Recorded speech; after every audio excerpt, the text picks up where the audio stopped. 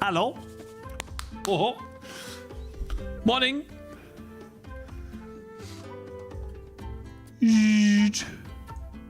Uh-oh.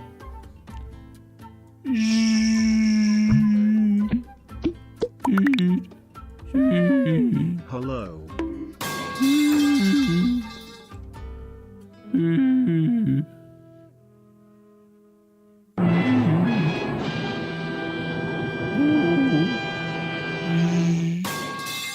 Bloop. Oi.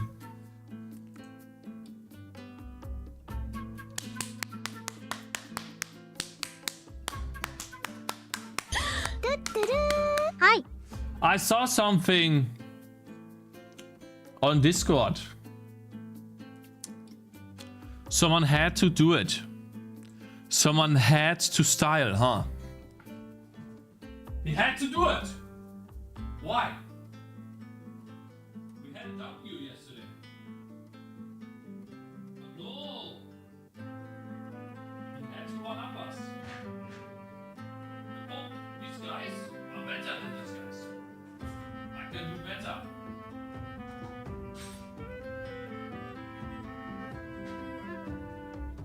Crossroads today, my brothers. Crossroads today. We will be able to do it.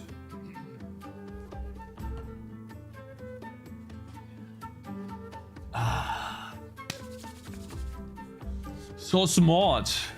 I will do Crossroads now, and then we done. Now do 3 over the same part. Now do 3 over the same part. What does that mean? Huh? 3 over the same part? Nani? I started giving gamedev advice. So before we do this, I wanna watch this, guys. We watched it yesterday. Or the day before yesterday, actually, not yesterday. We read about Jonas Tyrola. Context, where is it? We read about Jonas Tyrola's games. 20k wishlists, 60k wishlists, 200k wishlists. Spent... Where is it? Spent 6 months on this. Where's this? Don't they... is it not saying how long they spent? Anyways, 6 months on this, 3 years on this, 4 years on this. The money will come to you. 20,000 wishlists. My game has 800 wishlists after 2 years. To give you an idea. This sparked me, this inspired me to make my game more complete. A more complete version of my game. That's actually what we are doing. That's actually why we are doing this editor right here. Look at this, guys. I can build any type of road. I can add foliage really quickly. Build some really cool maps. I actually did that yesterday. So for example here. That's what I decided to do for fun. Now we have a map. I can save this. Save level. Now I have a second level in the game. Can also load the previous level. Array full. Okay, let's do that again. There's probably some other reason why that happens. We have this level. I can switch between this level here and dark marshes. And here we just want to have the path. The first path determines the actual spline. And then we can play this. There's still a lot more stuff to do, but I can now create unique levels. Good game will sell. More unique levels that I couldn't create before. And I think this... Now we could tweak the shadows and the lighting a little bit. This is a good level. This feels good. It's actually really difficult to play, guys. I tried to play and beat this level yesterday. I couldn't. It's actually really difficult. So yeah. This is... It was inspiring to see, nonetheless. So we now have the spline editor. Glad to be back to my favorite Vulkan and Godot stream. And his advice was to just make a great game. We read the article, TLDR, yeah, just make a great game. However, There's also advice he changed his mind on. And so continuing that, it's only 11 minutes. Let's just see what he has to say. I started giving game dev advice on YouTube 7 years ago. Hi there, I'm Jonas. And there are some things I changed my mind on. True. I thought it would be very interesting to look at those things and to also explain Yes. why I changed my mind on them. Yes. Please do that. Let's talk about Go. Here are 35 facts. Here's He was so young back then. That's crazy, brah. something. This will completely 3. Question for you. What do you think of the new AI-generated art trailer? Likely AI-generated arc trailer. What do I think of an AI-generated arc trailer? Okay, I've never seen that. Can you link that to me? Step process. This is how to make I have a really strong opinion about this. Let's start right with the elephant in the room, because this is my most popular game design video. In the video I describe fun as a mixture of reward and impact, so leaving traces in the world, especially lasting traces. Combine that with an appropriate challenge and slap a fantasy like a cool space theme on it. I'm very much a theory crafter, and coming up with your own theories is of course a lot cooler and a lot more fun than using an existing one. However, unfortunately for me, That's difficult to do. a guy called Cakez already figured it out in 1990. I want to share with you my favorite takeaways from this book, as well as some of my own thoughts. This was Oh in wow, this guy's 2018, reading so books. almost exactly crazy. 7 years ago. Experiencing flow is super duper fun. Nope, this is exactly where I went wrong, and you can see that I carried this belief all the way into this video. I used to think that flow is a contributing factor to fun. Now I think that flow is fun, with an equal sign. It's literally So basically, fun. What is even flow then? What does that mean, flow? the same thing. Cakez's theory also contains challenge, because that is very important. It's only What is flow? Like how you progress through the game? Been helping out with the game now for a year.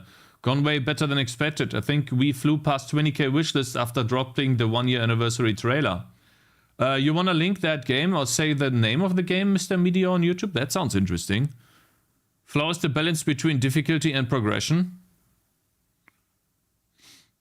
So basically, if you have a game and you can progress in the first 5 minutes, it feels okay. And then after 5 minutes, you're kind of hard stuck in a level. You can't progress. That is breaking the flow, the pacing, the progression of the game. And now you feel like it's... So, yeah, I guess it's called fun. Yeah, flow, fun. It makes sense. I see what you mean. Pacing, yeah. Basically, staggering game mechanics in a way that feels fun, but not too easy. fun if the player skill matches the challenge, otherwise it's frustrating or boring. Yeah. So basically, flow in a way, like, not a linear curve, but it's steep. But I think that's okay if you have other options of doing something, because I think in Dark Souls, or let's think Elden Ring is a better example, you get like this crazy... This is what you get in Dark Souls. You start very easy. Like if you do the tutorial, it starts like this. And then you get outside, and then there's the tree sentinel. This right here is the tree sentinel.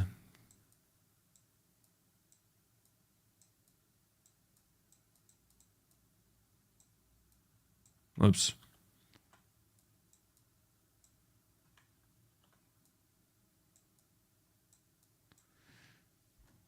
And like that. But you do not, like, so this part right here. Oops. Why can I not do this? I think it's like this. This is optional. You don't have to do it. It's an option. You could also go somewhere else. This is hilarious, the trailer. Okay, wait, you linked an AI-generated trailer. I'm gonna look at that after the video, okay?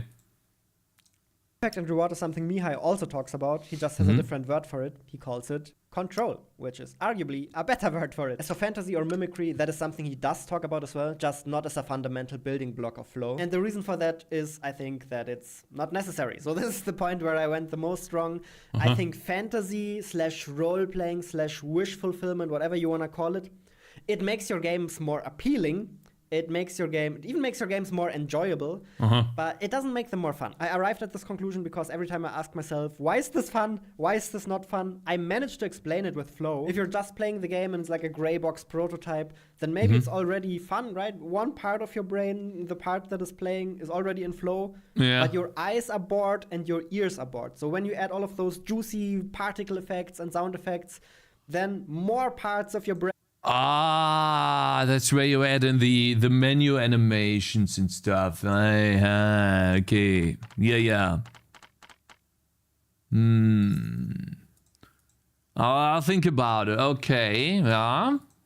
Are in flow at the Already same time, having which fun. makes it more fun. I have a lot more to say about flow, so a follow-up video is coming. The rabbit hole goes very deep. We can argue about how much sense it makes to argue about definitions. Enjoyable is any kind of reward. Engaging is flow without control. Fun is... Oh my god, that's just way too... This feels like a high school test or something.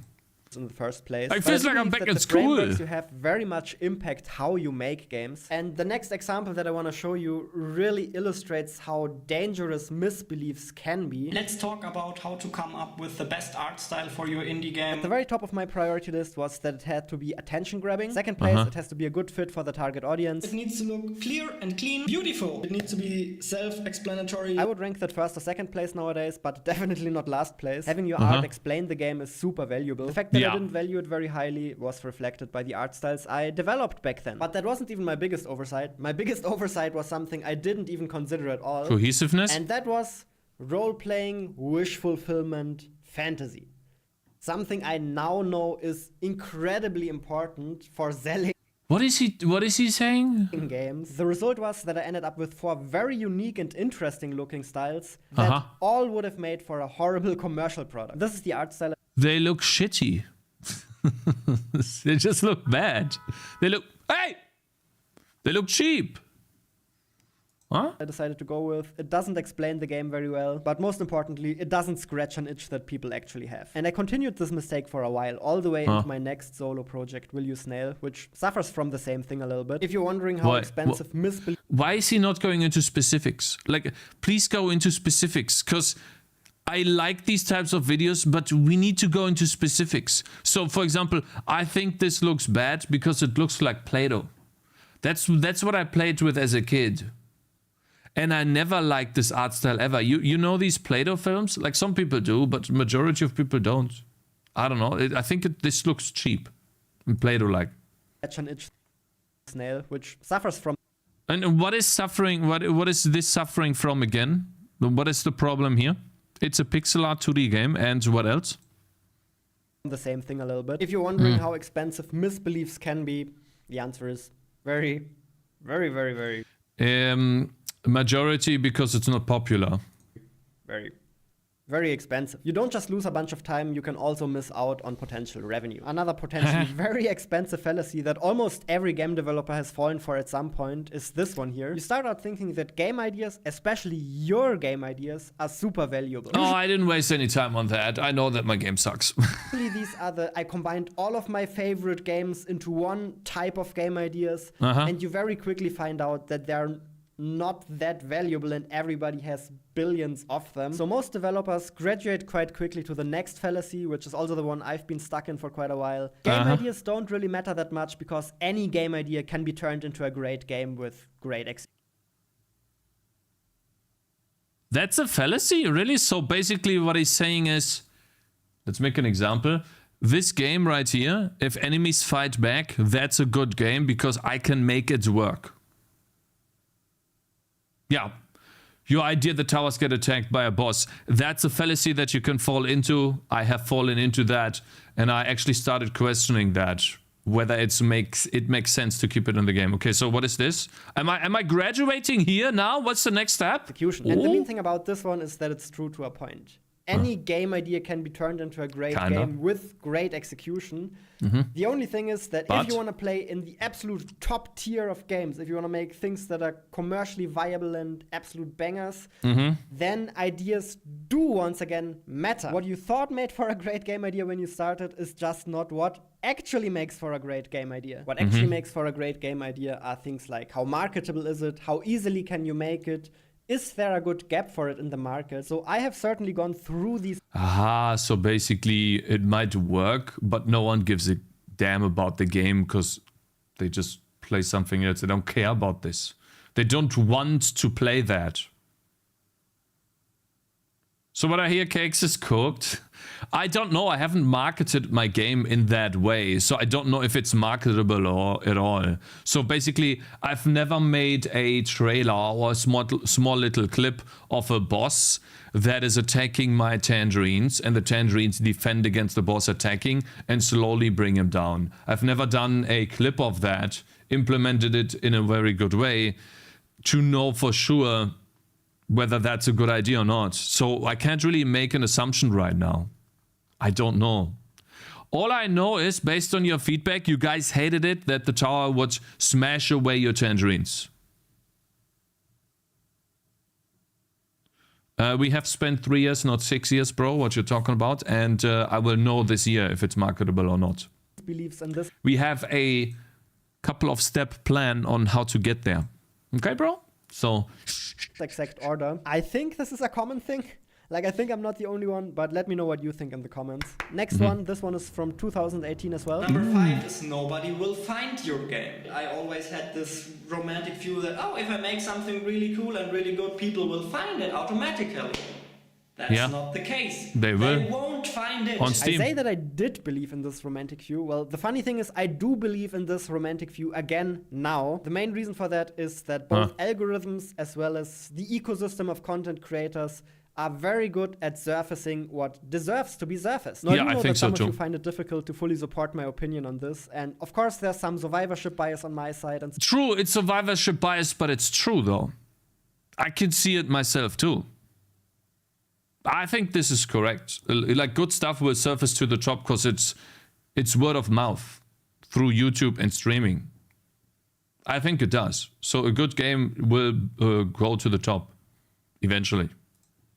so on. Just know that this is not as controversial as it sounds, and I even got an indie game marketing expert to essentially agree with my take. Yeah, we read the article. You know, that was the article from the indie game marketing expert. Versus promotion, like how much would you assign to each? A product is like 90%. So before you panic, Jonas told us not to promote our game. He's gone crazy. Of course you promote your game. Of course. Like, But you make I a never good said you game shouldn't promote first. your game. Thing is, promotion is important, but it gets you to like here. If you want to go the other 70 to 90%, then the only thing that can get you there is to make a more marketable game. It's not that marketing isn't important. That's what we're it's working just on. That's why we have splines in the game, guys. And I got a good message on Twitch. No glaze cakes, but I like the new art style with the curves. Thank you. Thank you. I appreciate it. That was the idea. Man, thanks, man. Bro. Hey! Exactly! It's not a paid chatter, it's the truth. Making a great marketable game is the best marketing. So while I mostly went back to that romantic value, I do understand it a bit differently now than I used to. It is not just very old videos that I've changed my mind on. There are also a couple of things in very, very recent videos that I already think differently about now. I define appeal as the quality that makes people want to play your game just from seeing a screenshot or a short video clip. So anything that attracts players into your game before they play it. You could say that it's sort of similar to the concept of marketability and therefore very, very important. Inevitably, I tried to come up with a framework that explains. So I think appeal, by the way, guys, appeal. You can gauge appeal by looking at your Steam page and how many wishlists you get. I think that's how you can figure out if your game is appealing or not. The number of wishlists you're getting. And on YouTube, we had someone that just got past 20,000. It's called C Beams. So I'll give you a quick rundown here. My game, is it here? There you go. If I go to, I can show you this. I have about 800 wishlists, 24 after 2 years. Now his game is called C Beams. Never heard about this on Steam. Has no demo out. Has a trailer, a couple of screenshots, Looks okay. Looks nice. It's not my type of game. I don't like space games too much. But that doesn't mean that it's not gonna be marketable. Okay. And so apparently these guys got past 20,000 wishlists already. How long has the game been out? It's like, so I'm very far away from that. So this game seems to have more appeal than my game. As sad as it sounds. So I've got to go back to the drawing board, make my game more appealing from the outside, so I get more wishlists. And maybe we can use a better example than just my game to compare to some random, what's it called, space game. We can take Bean Beasts. Bean Beasts has been on Steam for less time than I have, I think, and already has 600 followers. This guy is not streaming. This guy is not doing any advertisement at all at the moment. Yet he has 600 followers, which is 6 times more followers than I have. So you would assume that he also has 6 times more wishlists than I have. And to give you an idea of how little, let's see, Bean Beasts trailer. On YouTube, the game, look at these views on the trailer. 65 views, 2 views, 40 views. Basically nothing on YouTube at all, apart from one video where Asmongold played his game. But that didn't result in the 600 followers he has. So really crazy to see these numbers. And the growth seems to be steady as well. Pre-watched Mr. Beast? I don't know, Mr. Beast. I mean, 5 years. I think I've watched that. It's been a long time. Anyways, so more appeal than my game. Appeal is important, yes. Create appeal. And wishlists will tell you how appealing your game is. If you get no wishlists a week, then your game's not appealing. And Steam will tell you that. And you might need to change your game to make it more appealing. As a combination of presentation. That's why a Steam page early on is so important. Because it tells you exactly which route you're going. Not true? Fantasy. Give me an example. Wishlists can be bought. Now, you're totally missing the point. Of course you can buy wishlists. You can buy anything. That's not the point, though. By using marketing, okay, so maybe I need to clarify. I'm talking about the steady growth without much marketing that you get through natural traction on Steam. Any game page that you put up on Steam has Steam promoted itself. You don't do anything. Steam promotes the game constantly. And with that traction, you can see how many wishlists you get over a long period of time. That traction will tell you how appealing your game is. You compared the 20k wishlist as appeal. Yeah, but I'm also comparing Bean Beasts. I gave you 2 examples. Do you want me to give you more examples? Stardoys.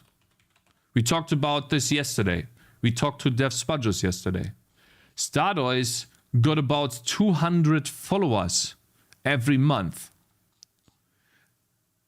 And he didn't do marketing every week. He got about 200 followers every month. This, he told us, was... What was this again? Next Fest or something else? There was a bump here. He did something in terms of marketing here. But this is natural growth. He got multiple hundreds of wishlists a month. To thousands. From Steam alone. So, like, I don't know why you're arguing about this. This is just common sense. If you have appeal, you get a lot of wishlists naturally on Steam. That's a good thing. Do you think he released the page very fast, or did he already have a marketable product? I don't know how marketable the product was. I would need to ask him. I have no idea. We can ask him next time. Sure, I don't know. Well, he definitely had a Steam page up here. That's all I know. How the Steam page looked, he probably doesn't know either, but he definitely had something already to show off. Yes, That's why you do a Steam page. You build a slice that is playable, different parts of your game, and then you put that up on Steam. And readability. This framework is great for a specific kind of appeal. Yeah, I know that appeal has a marketing, whatever, man. Listen, the more wishlists you get naturally on Steam, the more appealing your game is. Okay, like I don't know how difficult that is to understand. But what I think it it's fails common to sense. realize is that this is not the only kind of appeal, and there are many, many, many other kinds of strategies that you can use to attract players into your game. The reason why kids feel drawn to realistic toys, cool robots, doll houses is almost entirely fantasy and wish fulfillment. Like, I wonder how it would be like to be a grizzly bear, so I'm playing with a grizzly bear. But what about a toy like this? It's not like I've always dreamed of flying a helicopter and this is gonna scratch that itch for me. It's not. The presentation is cool, but it's certainly not why you would play with it. And yet it will still only take a couple of short clips to convince you that you do indeed want to play with it. I guess, yeah, it's kind of funny. So I think True. video games are the exact same way. There are a lot of different approaches you can use to make players feel drawn to your game. There are different kinds of appeal, and I think the best way to describe these kinds of appeal is with I want 2 sentences. I want to be that. That is fantasy. I want to touch that. I want to tinker with that. I want to explore that. I want to break that. I want to solve that. I want to master that. I want to find the secrets. I want to hear the story. Like in short, I was too ignorant of all of the different ways you can create appeal. It seems like there are a lot more than I initially thought. And these games don't get made by indies as much. And I'm shouting to indies, please make these types of games. These Which are types of where games? it's almost like Legos, where it's a box of Oh, crafting, survival, simulation, building, manage. True, yeah. Legos. You dump out the That's Islanders, by the way, not box of Pixel Legos, TD. and the Yeah. player can just do whatever they want. So I can even pinpoint what sparked these new ideas about appeal. It was my chat with Chris Zukowski. Look at Dwarf Fortress. That thing is enormously deep, but the graphics for the longest time were like ASCII art. I do still believe that appeal is something entirely visual. You have to convince people just with the graphics, with a video clip, or with a screenshot to play your game. However, it doesn't have to look great. It doesn't even have to fulfill a specific fantasy. There are more ways to do it. It can just look fun. We have another contrarian in chat. Let's read the message, shall we? Cakez is giving bad advice, people. Don't listen to him. He's not the geek you think he is. He only lets your game he will only let your game down. The one viewer on his game is just him trying to gain viewers. There's only one real viewer here. That is me, and everyone else is bots. Oh, I see. Fun to interact with, it can look fun to tinker with. There are more options than I thought. And you know, potentially this knowledge would have been a different alternative route to save Oversnova. But I guess we'll never find out because I'm never touching that again. That doesn't look good at all. So, like, what would you do, though? Like, it would be so cool. I like these types of videos, and I'm always gonna say it. Why don't you make concrete examples of what you would do differently to make this better? I think that's how people can learn something. Like, so, number one, point out the problem this has. Number two, point out part or the solution. Even if you don't do it. Again. Also, why would you do one type of appeal when you can do multiple of them? I think that's probably the best strategy. A similar misbelief that I had is that you need a hook. Your game needs a hook. Tell everybody about the one thing Oh yeah, some people talked about that.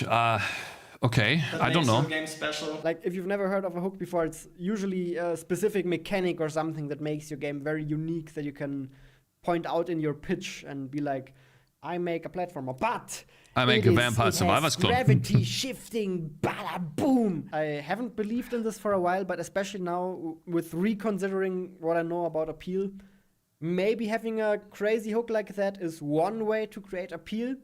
But once again, I'm pretty sure it's not the only one.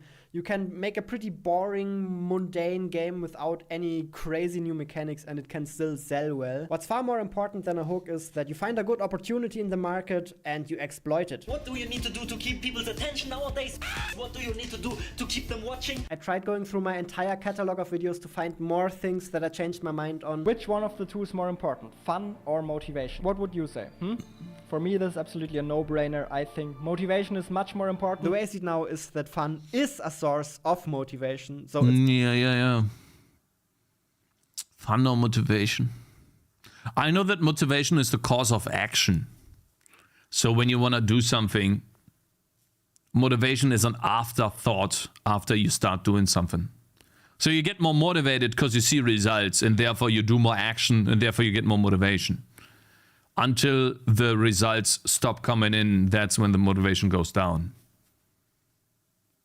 It's like working towards something too. So that's how motivation comes to be. When you start doing something and let's say follow your dream, making a game, you see results by putting in work and that's motivating, so you keep going.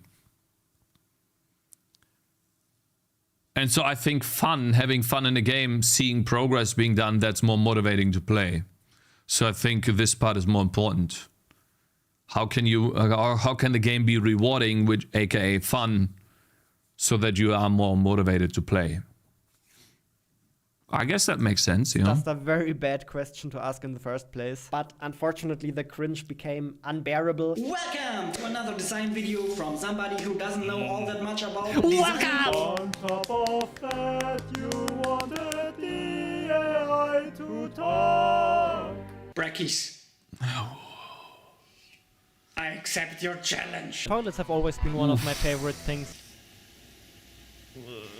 Bonus challenge. Let's see if Can you stop? I can't watch this, man. I'm dying. Please stop. I can't anymore, man. Please. I need a break. Wait. Okay. Too much zoomer, yeah. Oof. That was hard. You wanna see the picture that we hold on here? Okay. You guys ready? 1,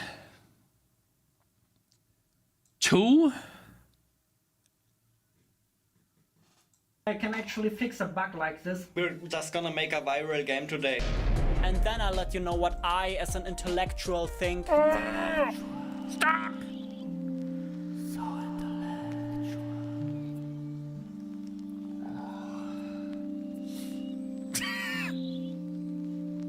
It was actually quite funny.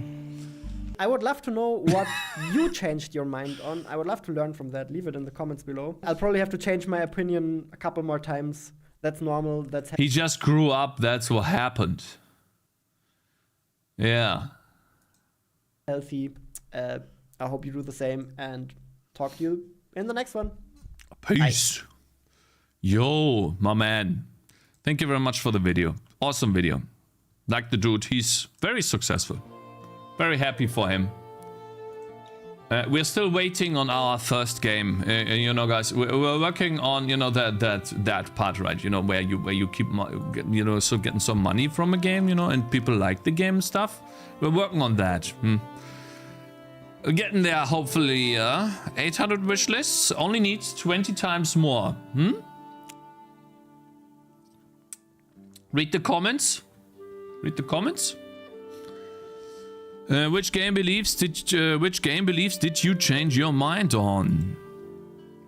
For a long time, I've watched some video about game loops, based a lot of my understanding of what makes an engaging game around that. But after a while, I realized that they are just overly rigid way of describing motivations within a game. So I just use that more as a model for the specific topic. Yeah, motivations. Okay, cool. So basically, how can you motivate someone to play the game? See, that's what I don't call this motivation. I call this incentive to play the game. Have you ever heard me talk about an incentive?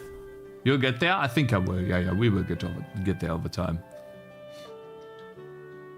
The oldest theme page on the web of Bean Beasts. From when was this? Thanks, man. That's crazy. Web archive. Like, how long does that load? Oopsie, sorry.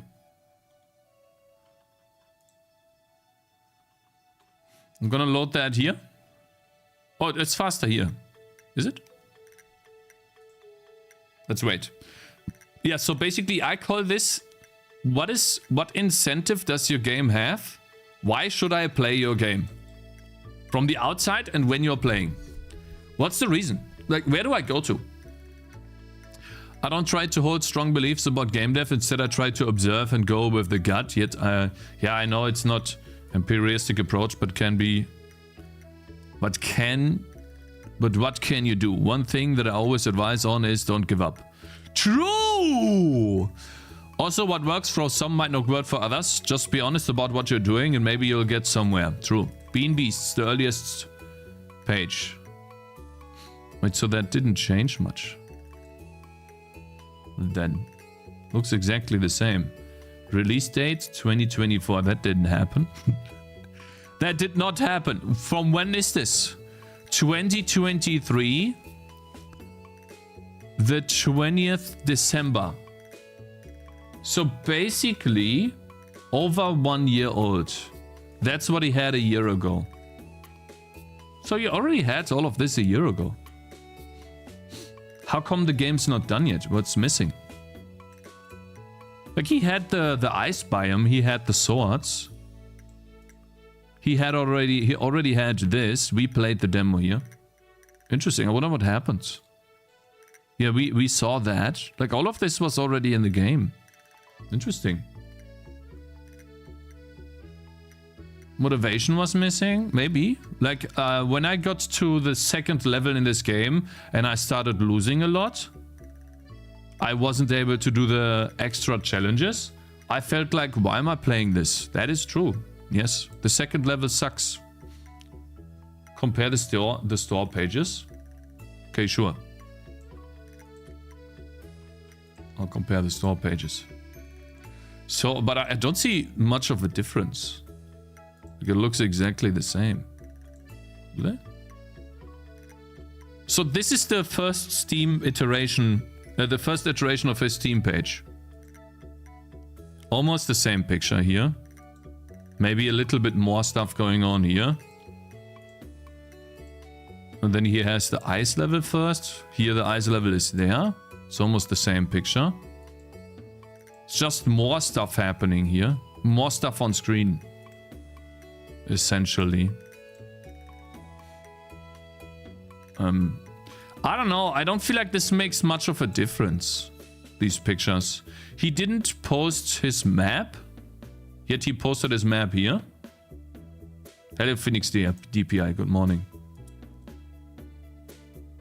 Yeah. See this, guys?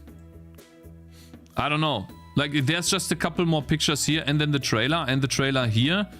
How does that look? Can I see this? He had 2 trailers there. Can we see them?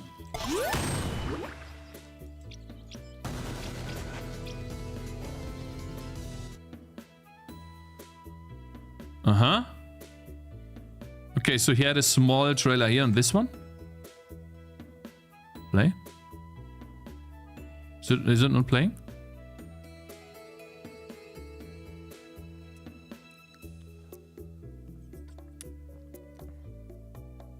This is the oldest one of Stardoys. Hi, I'm thinking of making a VM that can run both Java and C#. What do you think? Ignore? Hey, Tinspin, I don't think anything about that because I have no clue. I have no idea if that's a good idea or not, man. Like, more power to you. Hey, you do you, brother. Keep going. Let's go. Yes. Keep going, stuff. You might be limited by your Tangy. I can't watch this trailer. It doesn't seem to load. So I don't know what the trailer was, but I guess it was a teaser trailer. And then Bean Beasts had a different image here too.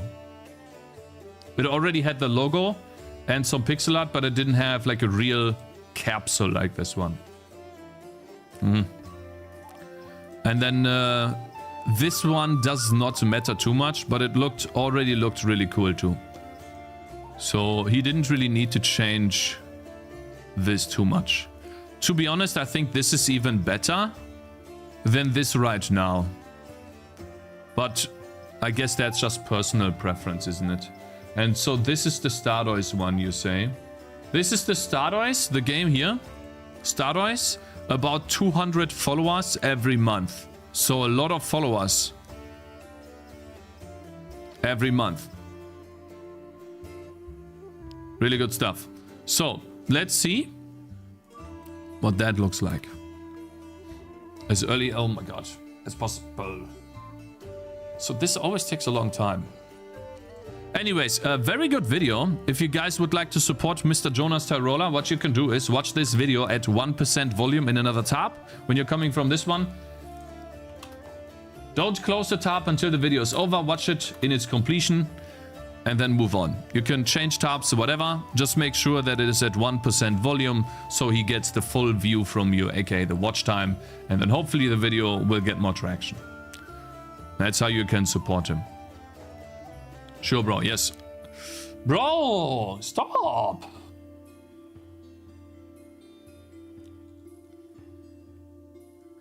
Yeah. This is gonna take some time, guys. Yeah, we'll wait. No one's doing that, little bro. I think some people are. You're wrong. That flashbang widescreen. Oh, yeah. The saying is that the least 10% take 90% of the time, so it makes sense that not a lot changed. In other words, you are fucked. I don't believe that I'm fucked. Why do I say that? My wish lists per week went up after I updated the game into this version, essentially right here. So that is a good indication that my game is getting better by iteration. I'm talking about dev time. So what you are talking about is the time I spent on my first game. And I agree with you that this is a long journey and it's been over 3 years. You're right. However, what you don't see is those successful games, Stardoise, for example, Jonas Tyrola's first game, for example. These people had years of experience before they made these games. So you are comparing someone that started game development at the age of 29. To some people that started in their teens. So I don't think that's a fair comparison because everyone has their own Werdegang. You're 35, I'm 34. And I started at 29, 30, somewhere around that. I started at 2020. And what I started with was not game development, but I started with making an engine. And so my Werdegang in English, not sure what that is called, is just completely different from what you have normally. So I'm currently, right now we are learning game development, and for the past 2 years we have been learning game development. I've made my first game after 1 year of developing it, and then I spent 2 years improving that game. So you can say that I'm 3 years into learning game development in a way. About 3 years. That map looks good, Cakez. Thanks, man. Thanks. Yeah, so we did change this off. I did change this off stream. I made it so that we can now edit the paths like this. Right? If I wanted to, I could make this map a little bit more easy. Stuff like that. And this is also where the enemies come from, right? So changing the path changes where the enemies come from. And so this will make it a lot easier in the future for me to develop different levels and strategies. Rather than having to go into a tile editor and placing individual tiles and then end. So basically, look at this. Look at the roads. The road here is really clean. It's a clean road. You can clearly see that this is a tower defense game. It's no question. It's easy to see. Now I'll show you my best attempt at a level of making it as clean as possible. This is a level I spent multiple weeks on and I always get the array full. It pisses me off. Why? Oh, it's because of the sample index, of course. Give me a sec, sorry.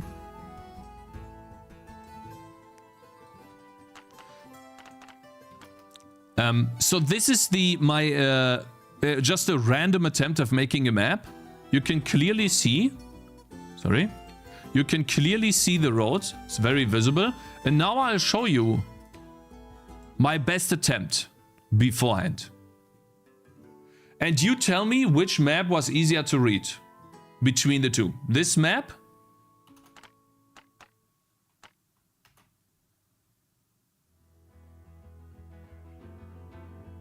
or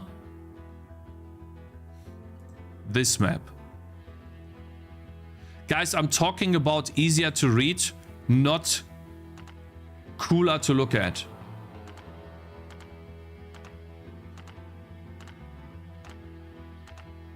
The loops are harder to read. This is easier to read, 100%. Both are good, but this is easier to read. You can clearly see where the enemies are going. This one looks bad. No, doesn't look bad. What you talking about?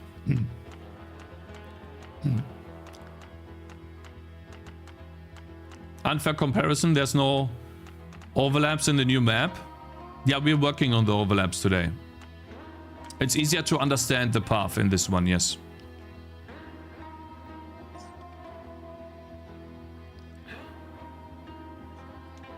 I can't do right angles right now, no. Right angles look like this. I don't know how I would do that. They are kinda broken. Like, look at this. Well, I kinda can, but I would have to code this in a way. This is coding. This is what it would look like. I need to code this in a way. I probably have to code a corner piece here. If I have a certain degree angle, that needs to be coded. The overlap makes it more confusing as the player has no way of knowing how units behave there. You need to cut the texture and procedurally add triangles. So what we are doing today, by the way, guys, is we will be adding in overlaps. We'll add in overlaps into the game. Cakez repost. The problem with the new path is that it looks 100% top down. No aspect ratio differences between horizontal and vertical parts. Easiest fix would be using orthographic projection from a 45 degree angle. Okay.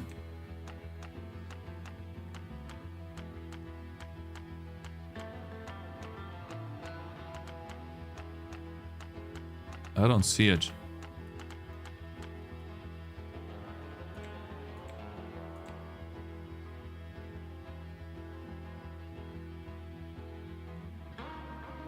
I don't see it at all, what you're saying. Like, if I compare these two, this is also a straight path. It looks top down too. I mean, it has to look down. I don't think you can get around that at all. I think that's every game, to be honest. Like, look at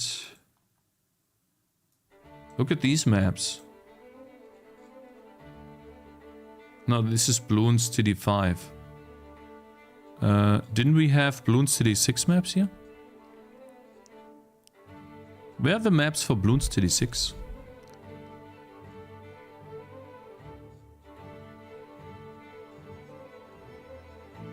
Here we go. It's the same thing. And here too. This looks a little bit better.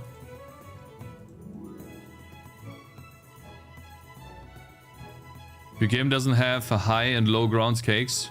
Good idea would be to introduce high grounds from which archers can attack. Maps too flat. No, guys, the map is not too flat. I'm so sorry, but for a normal map, this map is not too flat. You guys are nitpicking something that is not needed right now. I agree that in some parts you will need to have high grounds to make it look better. But right now, for a normal map, that is totally fine. I just don't agree.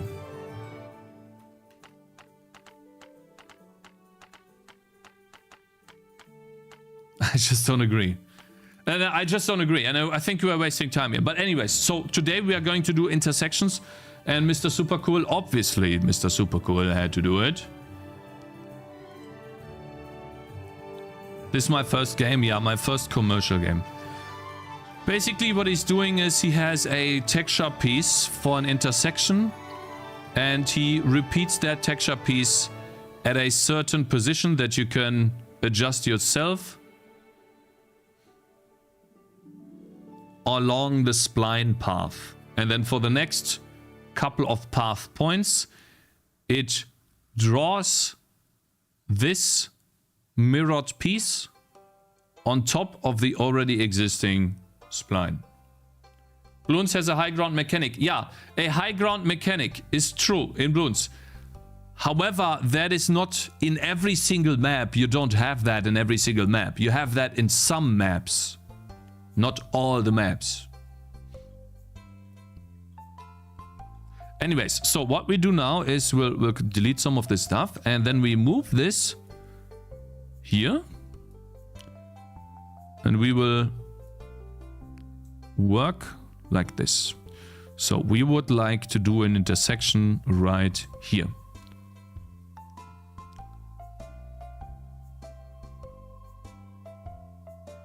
I think my suggestion is if Discord would give more control. Which suggestion did you do?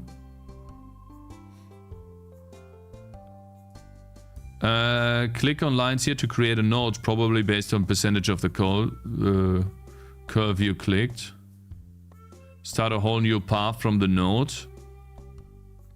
Click on another part of the node. We'll see. We don't need to have yes and no. Like, I see what you mean. I found that interesting. But right now, intersections is what we're gonna do, and then we're gonna move on. I think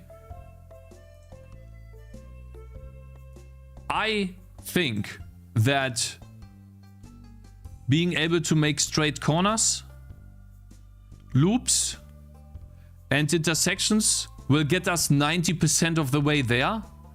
And then when we need something special, I'll figure out a way to do that special thing. But for now, this is 90% of what we need. Yeah, flying birds, all of this stuff. A graph would be more future-proof? I don't know what you mean. Otherwise, you can only make shortcuts with loops.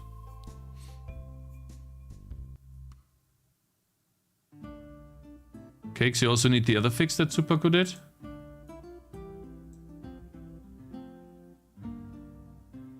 Huh? How did he do that? How did he perfectly do this? For him it might still be deformed though. He can't stop, yeah. No biggie. No, guys.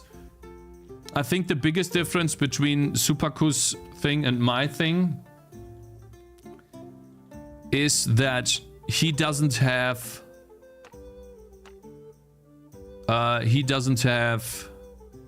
what is it called? He can draw this in a pixel buffer where the pixels can't stretch like this. He has only the pixels available, and therefore some deformed pixels like this don't even show up. If he had twice the amount of pixels available to him, then it would exactly the same as my game would look. Because you want to know something? I have the same. Watch this. No, it would. It would. Watch this. What are you UHMing about, bro? What you doing, huh? What? Watch.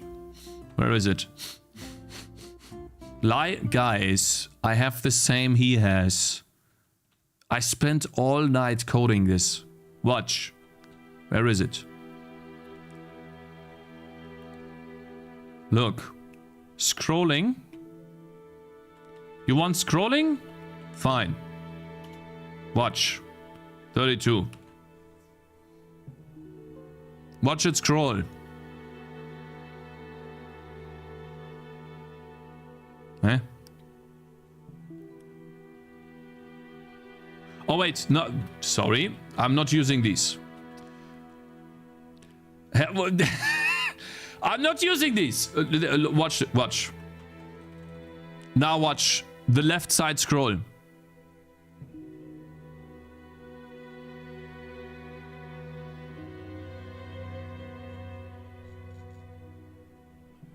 Never mind, I'm here.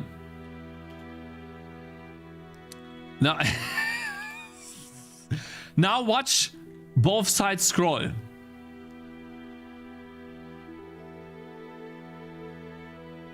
You see this? It already scrolls. I can already do that.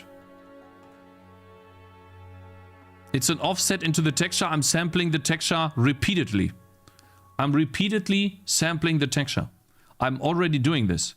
But when you have twice as many pixels available to you in your back buffer, then you will have some stretched pixels, deformed pixels, or rotated pixels that look weird. When you're taking a look at this corner here, and I can give you the exact piece that is. It must be one of these, maybe this one here. It's either this one, or which one are you using? Maybe you're using this one. This never happens. These two. You see these two straight yellow pixels?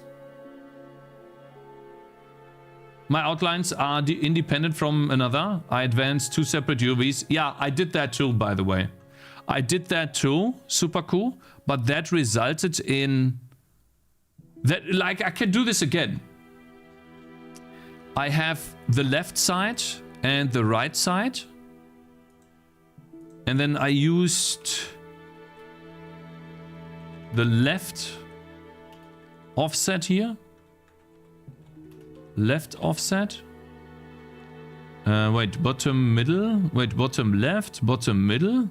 That would be the middle offset. And then bottom right. Wait, bottom middle left. Let me think here. Bottom left.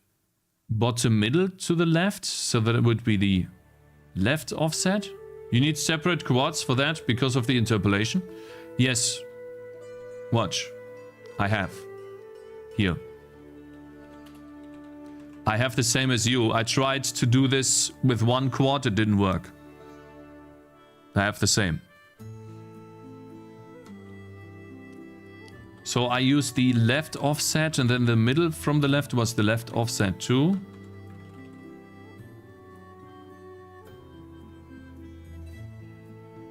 Was it the left offset though? Wait, bottom left. What am I using here for the first? Bottom left, bottom middle, top middle. Top middle. So then that is... Wait, I need to think again.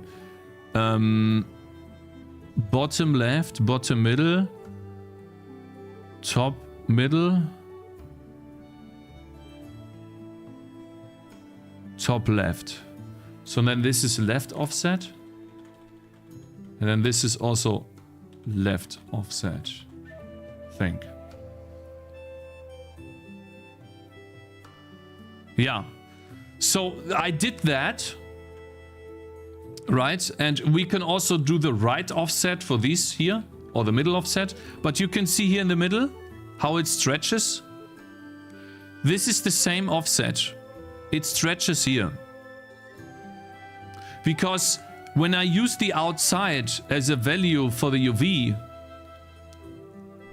I stretch it so much to the other side. Not for me. The reason why that doesn't happen for you is because it does stretch it here, but your pixel buffer is the pixels. It's stretching here too. This is stretched. No, replay the video? This is stretched though. This right here is stretched. This is 2 times thicker. Or is it before and after? Is this before and after? Because I don't know how to read the video. This is not stretched. I see. So how did you achieve this then? The after. Because this looks fine here. Do you just take the maximum? Give me a second, guys. My nose always...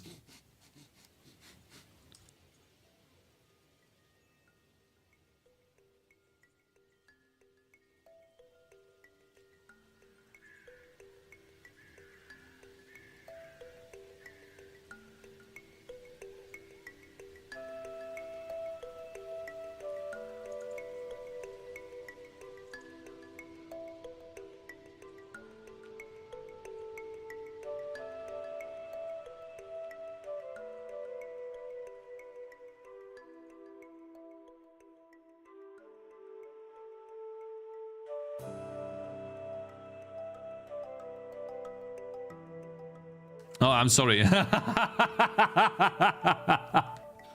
I mean, sound not working. Yeah, one idea. So yeah, like I thought about doing that too, but I didn't think about lerp specifically. I thought about doing an if check in a way, like if this one is bigger than the other one, or I'll try a lerp then. Cool. Okay.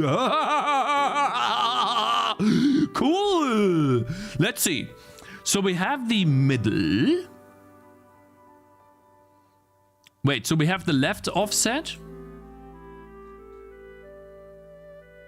We have the middle offset. And then we can do like a float final off. Does it even work? Wait. We need this right here. Copied. And then turn that into float. Left offset. Temp. TMP. So, we have left, right, middle. And then here. If we use left and right offset.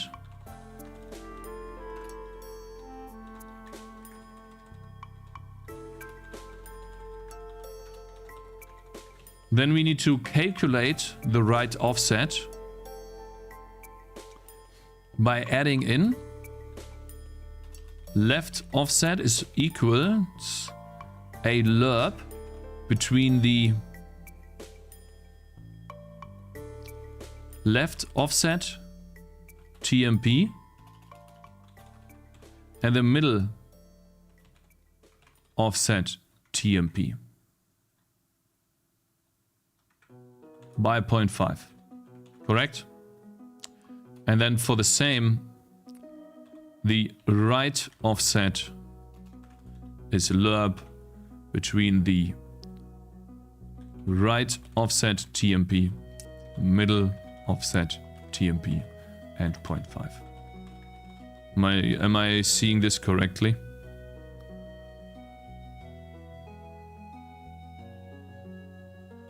Mr. Super Cool.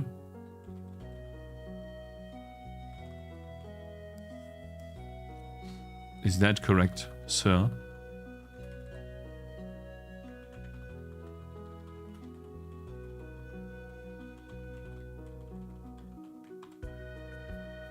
Let's test this.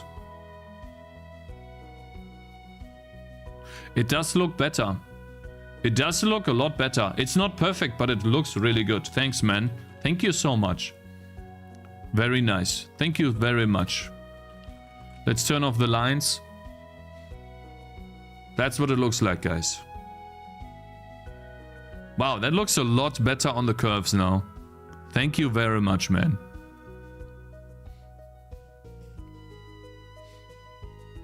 If you insist on generating the vertices of a polygon, this is called CPU tessellation, but keep in mind there will be many degenerate cases. So, but I can still not do proper corners, right?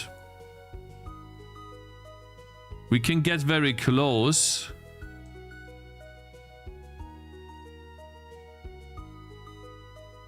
But that's as far as it goes, isn't it? Corner pieces have to be adjusted differently.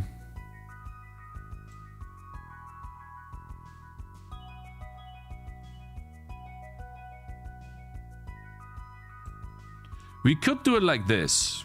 That's the best I could get to, but I would probably have to do something else. Okay, anyways, good stuff. Thank you very much, Mr. Supercool, man.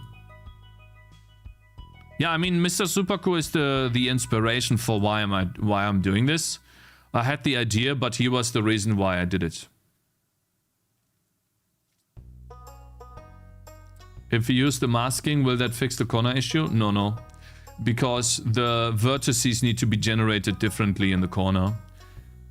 Basically, what you need to do in a corner is... Will the roads be broader eventually? Making roads broader is as simple as changing the texture, yeah? If I use a wider texture, the roads will be wider. You wanna see that? Sure. Look. You want this, by the way, for example? This right here? Look. What? Wait. Here you go.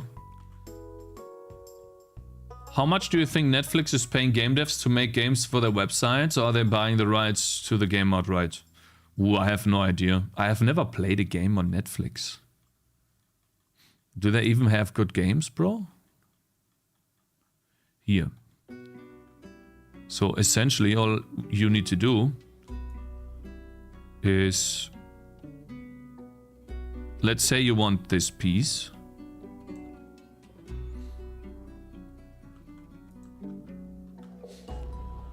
All I need to do is change the Atlas offset here. But then I also need to change the shader. I need to remember that.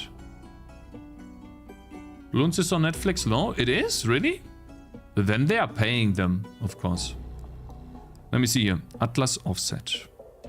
And then we get into corners, guys. Super cool. Thank you very much, man. Really, I do.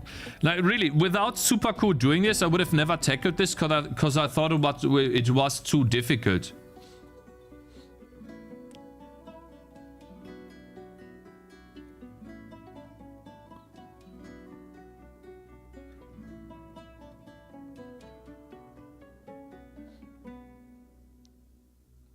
So this is just further down, right? Plus 48. And then this is, the size is 48. Now the thing is, I need to change the splines HLSL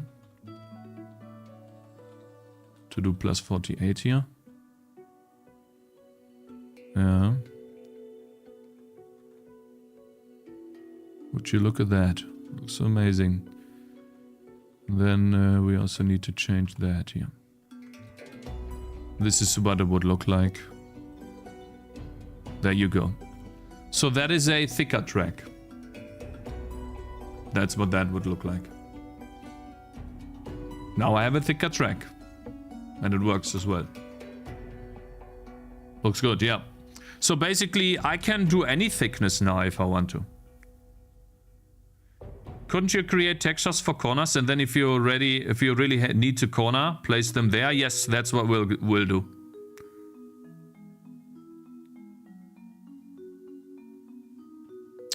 Now he comes with another one. Hiya!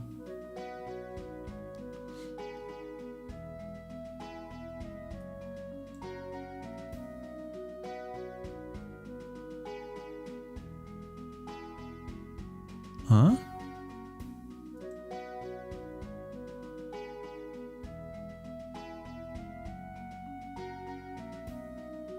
I don't know.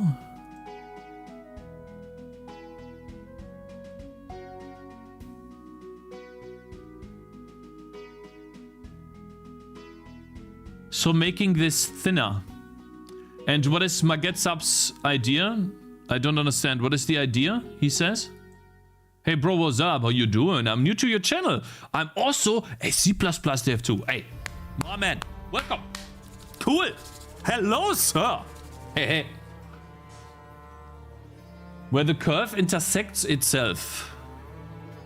Anyways, we're gonna do curve intersection now, guys, okay? Let's work on one thing at a time. And then we'll maybe do corners. Oi. This is already good. Thank you, Super Cool, very much for the improvement. Now this is almost pixel perfect. It is almost pixel perfect. We can now use this to generate a map. I really appreciate that you spent the time to do this. Now, you could please tell everyone that I did not copy your code, but I definitely took your idea and then implemented it, and you helped me out finding the ideas. For example, just now with the lerp. Of course, we talked about, you know, the different strategies, but I did not copy any code. You did. But yes, you were the major contributor for this happening, and I'm very, very, very happy that this works. And I do not understand what he means by... So to get more perspective? Guys, you want more perspective on paths like this? So basically what you are saying is...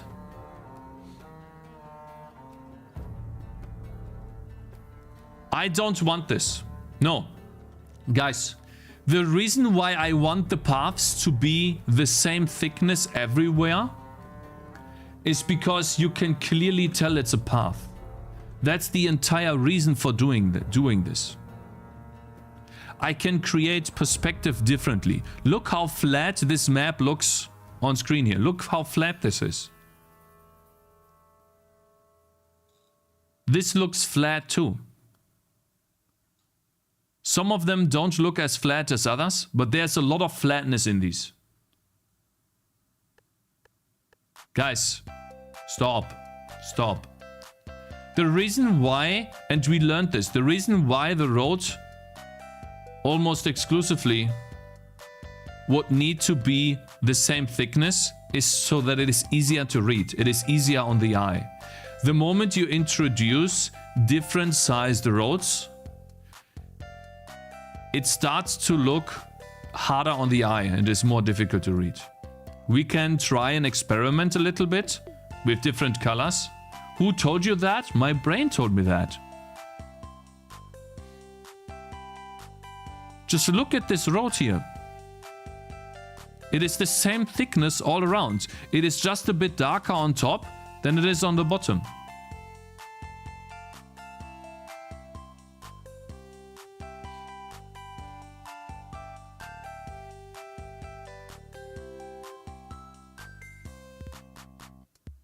If the roads were tiles, they would be okay.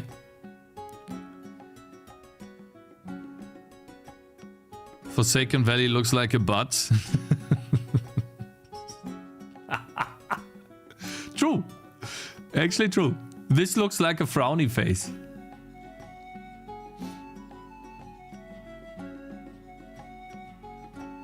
Anyways, the roads all have the same thickness, and you can create the 3D effect differently. I can also do post-processing on the images, guys. And again, the biggest driver for me doing this is balloons. They all have... Look how flat this road looks, guys. There's no perspective on this road at all. Look at this. This is a top-down perspective. Look how flat this is too. But it's tiles? What are you guys talking about? But it's tiles. Huh?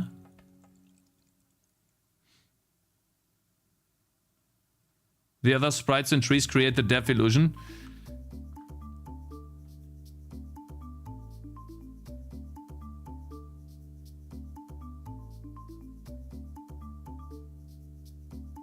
You also watch the monkeys from the top of their heads.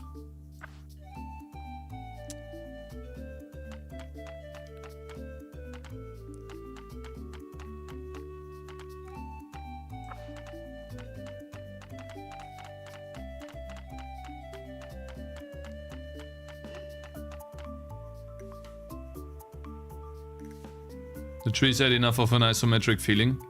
I think we don't need this. It looks fine. And I don't think, yeah, I think so too. I don't think anyone will say it will look flat. I agree with you. No, I just don't agree. I think the only thing that I agree with is the pebble. That I would need to have a proper texture for the pebble. And I already know how to do that. I decided against it because it looked kind of meh. Hi man, why does it look flat? Okay, stop. 10 letters, thank you very much for following earlier. Also, if we really wanted to have... If we really wanted it to look 3D... Or not 3D, but like top down... In a way... Then... I would just add normal maps. Anyways, guys, let's just continue. We're wasting our time with this stuff right now. It's more about the functionality than anything else. And I'll unpost notifications. Damn, this is actually looking good. Easily a let's mixed continue here, review guys. / mostly positive. Hello. Too many pebbles on the road, I think. Hello, yeah, on this one Cakez. it is. For sure.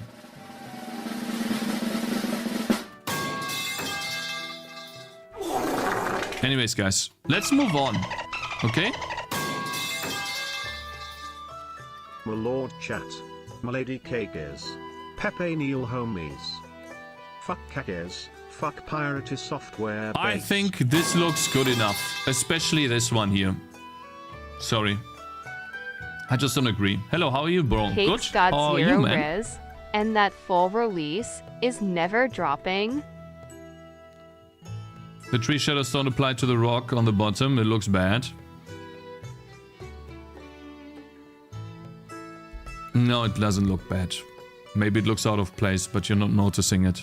Guys, we are working on something that is not needed right now. When will you finally do what you always talk about and stream yourself making a good game? Please clarify, because this current demo... You need perspective, but you can do it later. In big trouble. What is to say? Trouble, and I don't want to be in big trouble.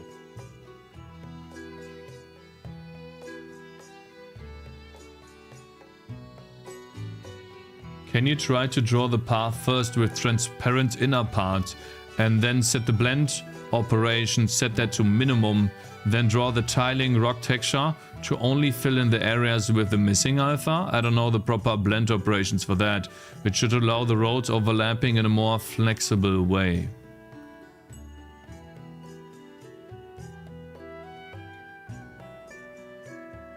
Uh-huh.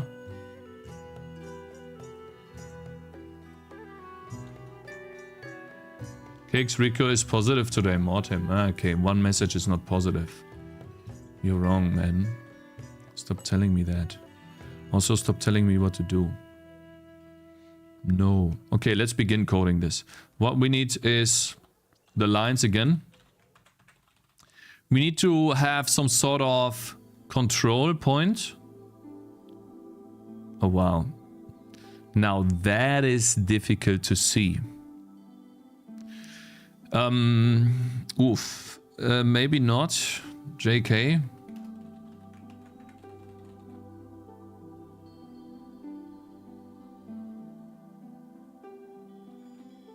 So we need 2 points.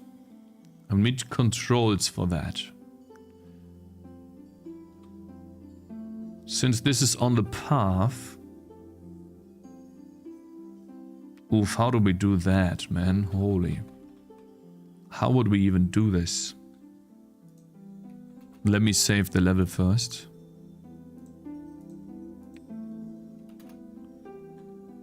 I think I need some sort of... Oof. How do we do that? We get all of the points on the path, and then when we reach a part in the path that is inside our, we need an interval first. So some sort of static float interval, or let's call this, how is it called? Intersection? Intersection start.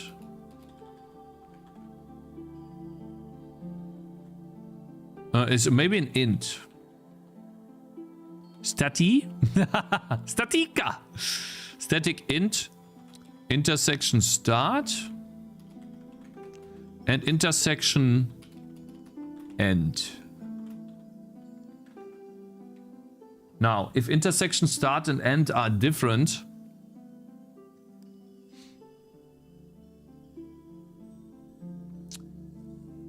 we need to figure out the point where the mouse is closer. How do I start an intersection? I need to have, when I go through these points,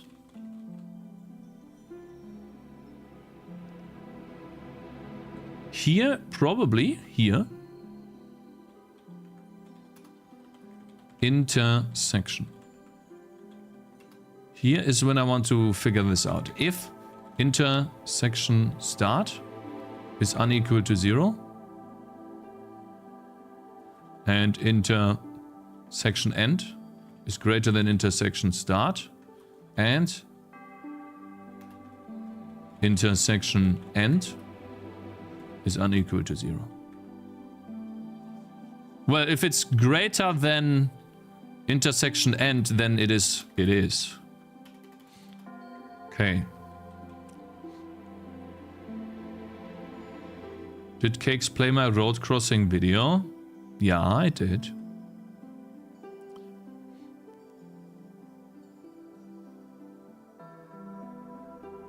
Now, we need to somehow do controls for intersections. What do I click, press, or do? Maybe if I click with shift on the path, if key is down, key shift, and just pressed action primary. Have texture ID assigned to a waypoint and starting from the waypoint select texture is used.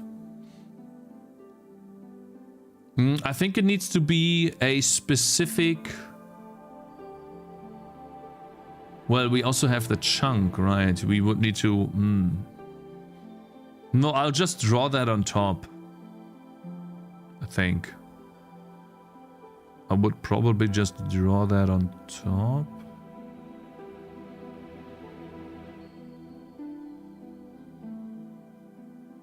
Something. Okay, wait. Intersection start. So basically, we have shift and we have just pressed the primary button. We need to figure out the point that is closest to... Am I so out of touch? No. Philip Alexander just subscribed. Hey, Philip, my man. Yeah.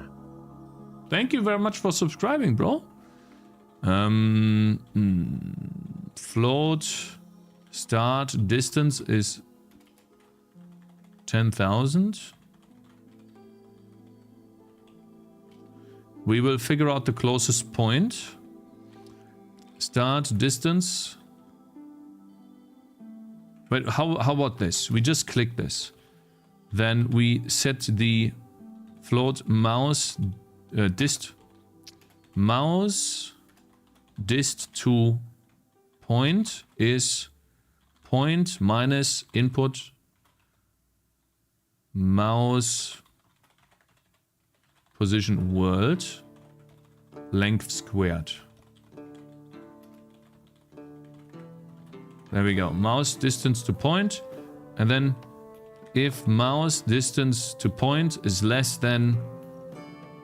what did I call that distance? Didn't I have like a distance thing here? Am I blind? Start distance, yeah. let's call this mouse distance. Let's call it shortest mouse distance. Shortest mouse distance. If it's smaller, then we set shortest mouse distance to point. And we do... no, I'm not being caught right now! Fuck, man!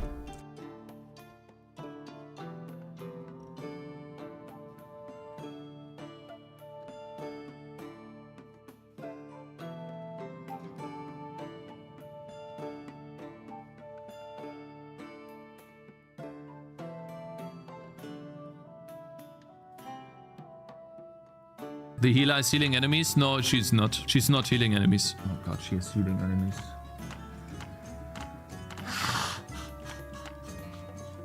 Oh no, it's another bug. Why are you doing that? Are you stupid? Bitch! That's a Daddy, chill. My dad needs my help for a couple of minutes. So I'm gonna have to leave you guys for 30 minutes in 15 minutes.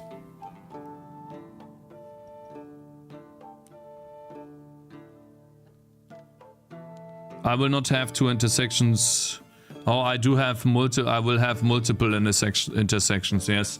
Let's do one intersection first and then we can always do more.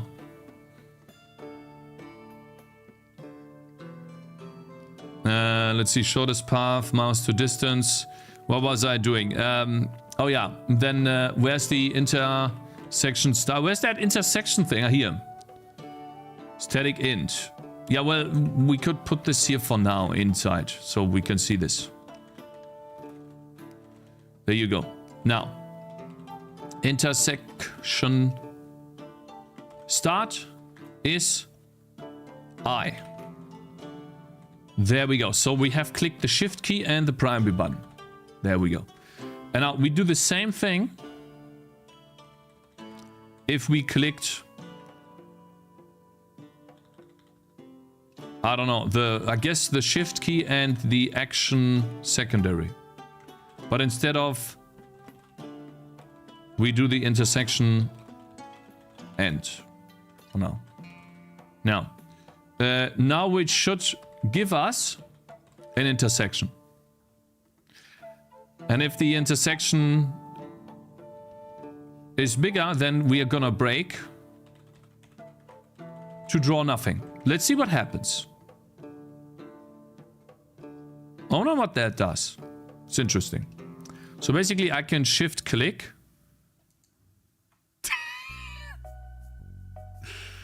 I see.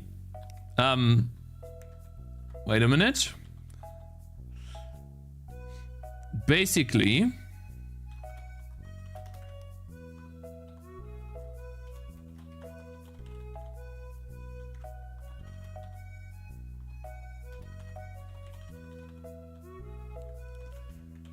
we missed that one. Perfect, ship it. This is what it should look like.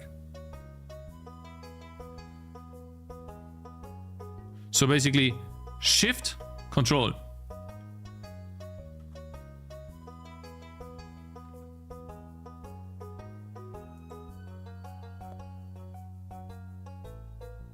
Eh?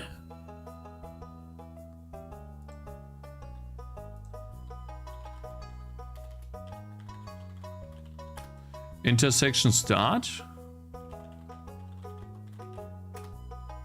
Huh? Okay, intersection end never happened. Maybe. Aha! Oh, it stops here completely. Why is that? Is my if check wrong? It should only break for this.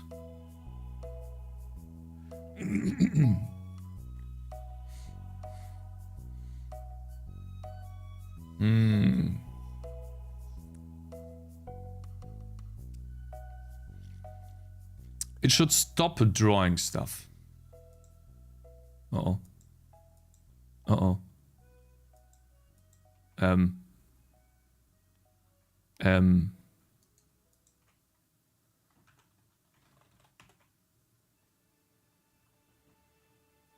Continue? Oh yeah, continue. You're right.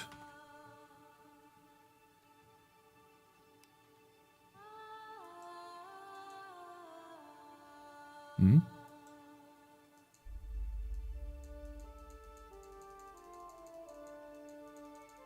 Hmm?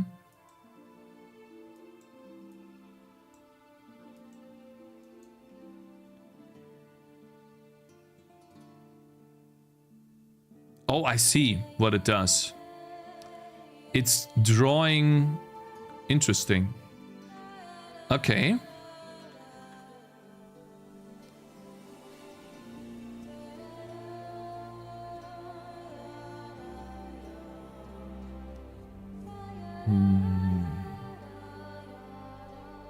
Oh, I know what to do. That's so easy, actually. This right here is not a continue. It just uses different UVs here. Left offset. It uses a different coordinate.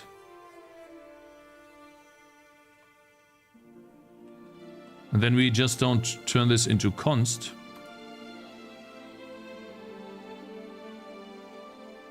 Wait a minute. Atlas position. We just changed the Atlas position for it to be a crossroads.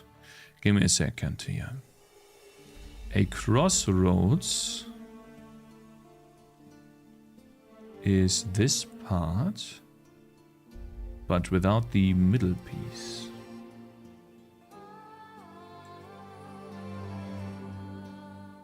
So we would need basically this. Wait, let's copy that. Put this here and copy that, rotate it. And then get rid of... Oh, I see.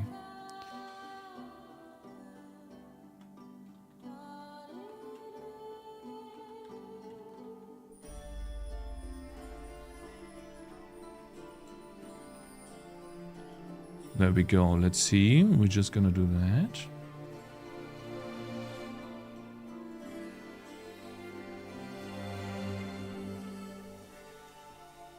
Ah, shit. Okay.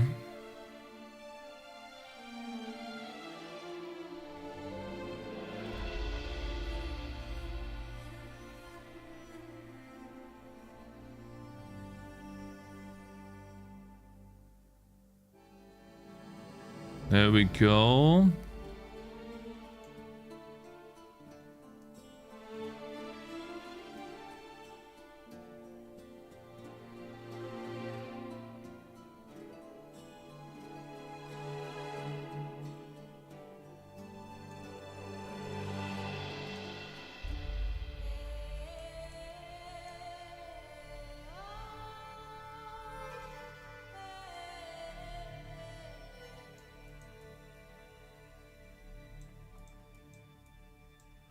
Yeah, I'll fix that later. I'm gonna make that look better, of course. But for now, that should be good enough.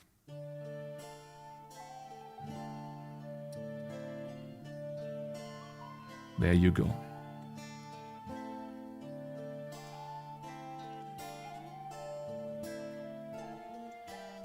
Definitely does not look perfect. I agree with you guys. However, that will be the best thing for now. Just for the demonstration. And now I might actually also have to cut this a bit. No, here. So that it looks like an actual piece, but we can always... Yeah, I'll make that look better later. Okay. So basically, all I need to do here is... Okay, wait, my dad just called again. Yeah.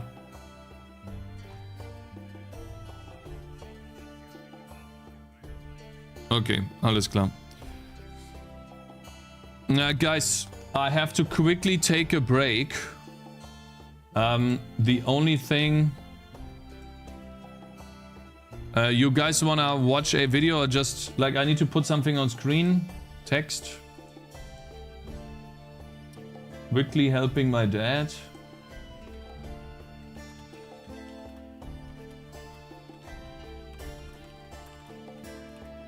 There you go. Put a video. Put on a journey video while gone. Link a video to me, guys. I'll put on a video for you guys if you want to. And no, I will not upload that video as a reaction, because that's not a reaction. That will just be something that you guys can enjoy while I'm gone. Discord media.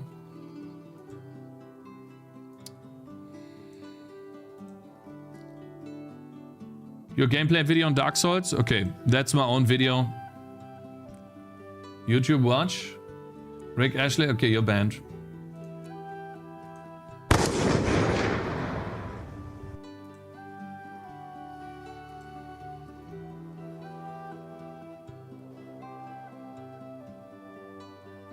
New YouTube meta? Yeah.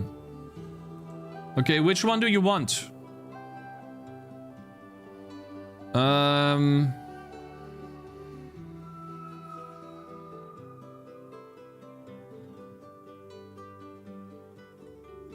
For losers in chat? It's too short. I defeated the boss.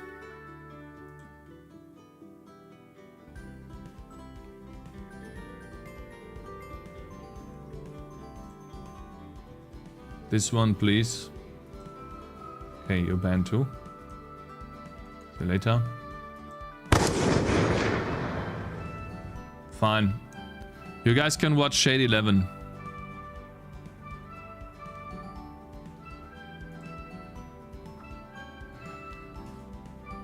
Be right back.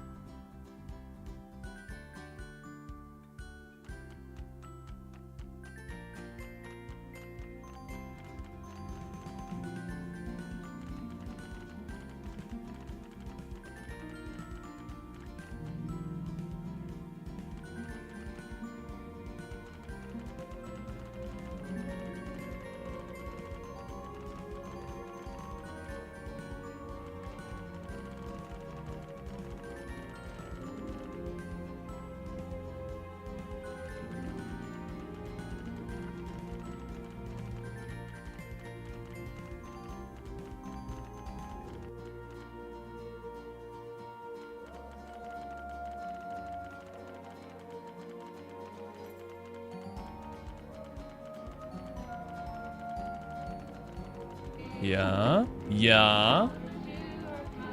Yeah. Oh no.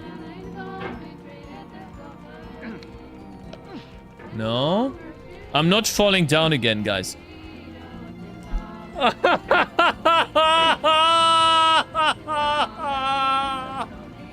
No.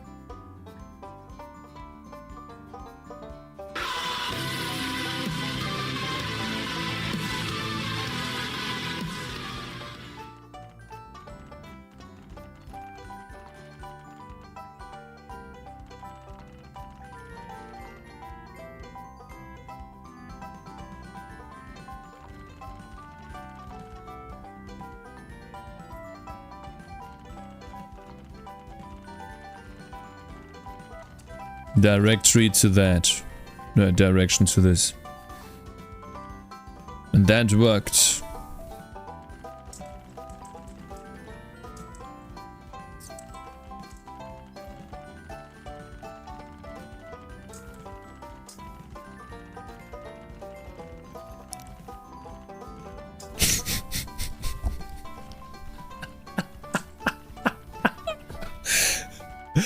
Oh my god, oh my god, what a day, man.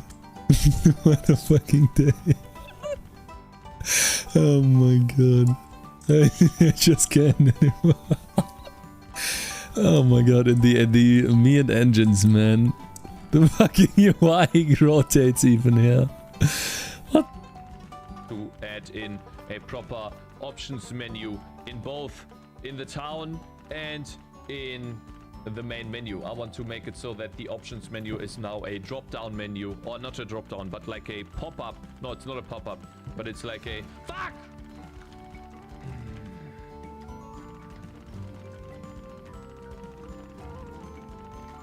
Imager before C++.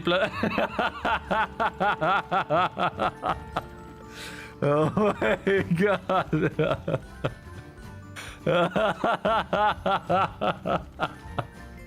Oh my god.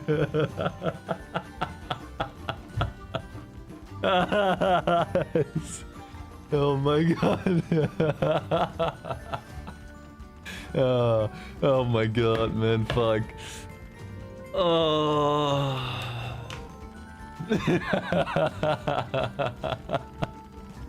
Oh god.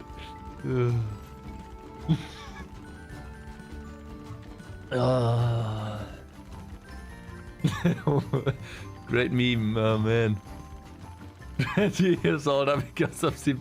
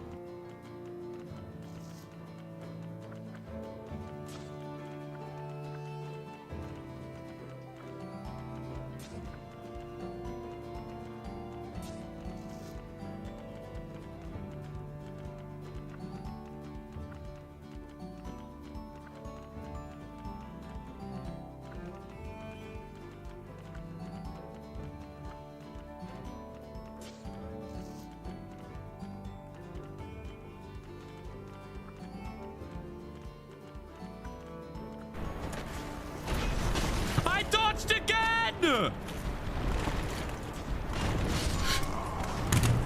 I fucking dodge! Tell me, this is bugged!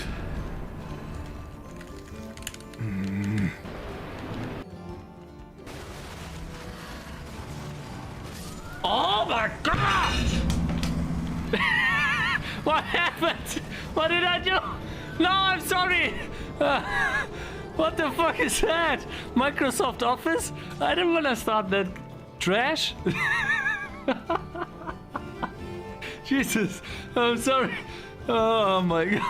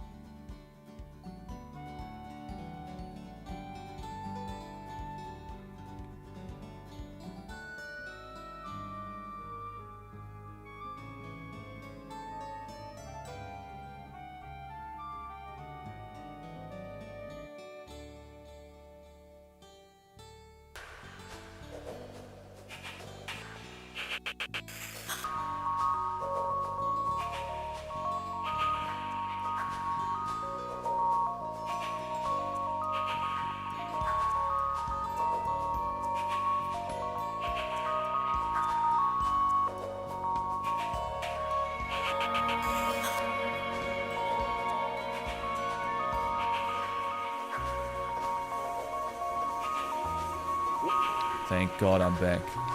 No!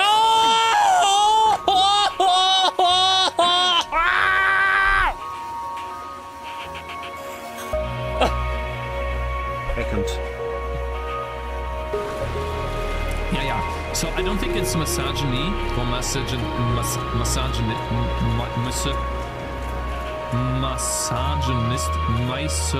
misogynistic if you do that.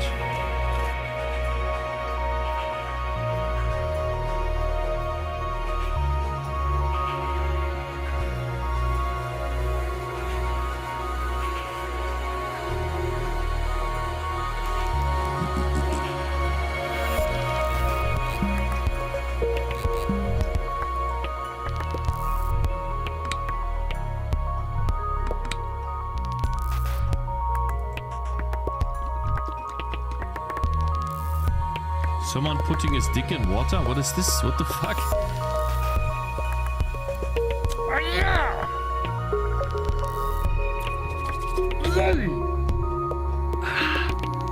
What the fuck? How can this application be so dumb? It never...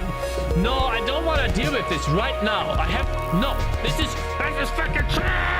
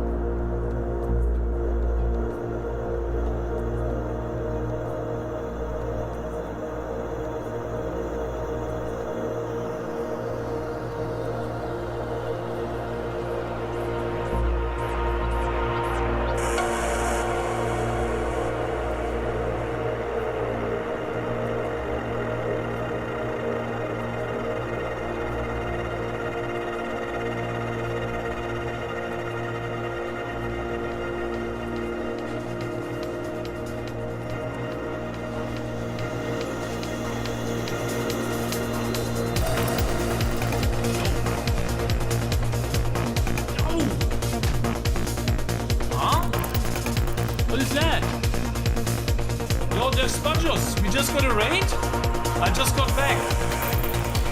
Sorry. Thanks for the raid, man. Found a good time to raid. Mirror's Edge OST? Why did that start, bro? You're demonetizing me.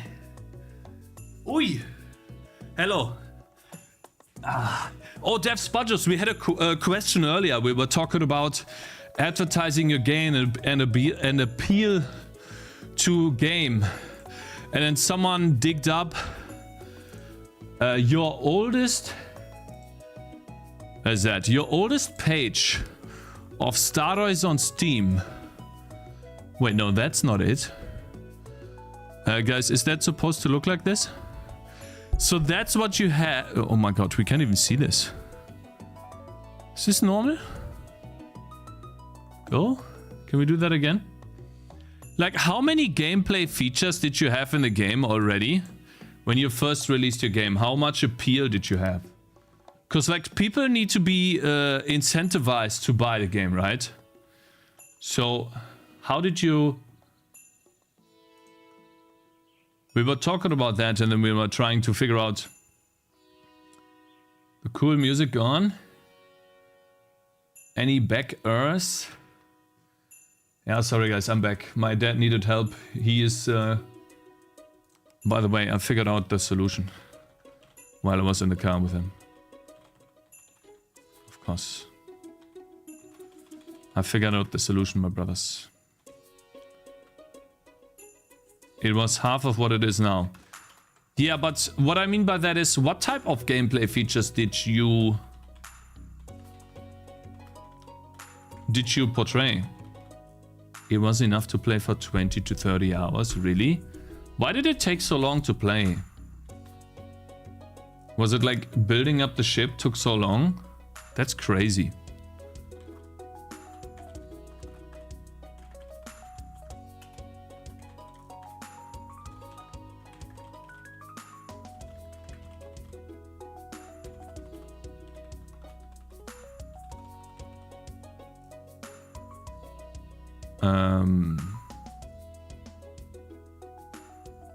Get damage. That doesn't work, does it? Because I need to supply the Atlas offset here. I need to change the Atlas offset. Hi, is he here? Or is that a video? I'm back now. Yes, unlocking stuff in the research tree, progressing, exploring the universe, finding planet terraform. And when you first released your game, did you release it with a demo version or not? How did that work? That's interesting. Like, did you ever have a demo version out or not? Oh, and also it's too dark in here, isn't it?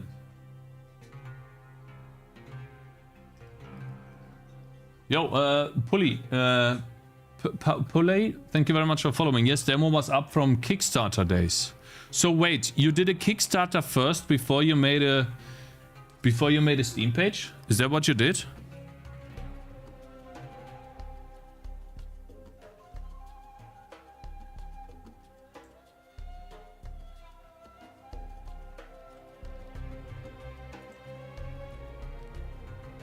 Steam page was up for way longer.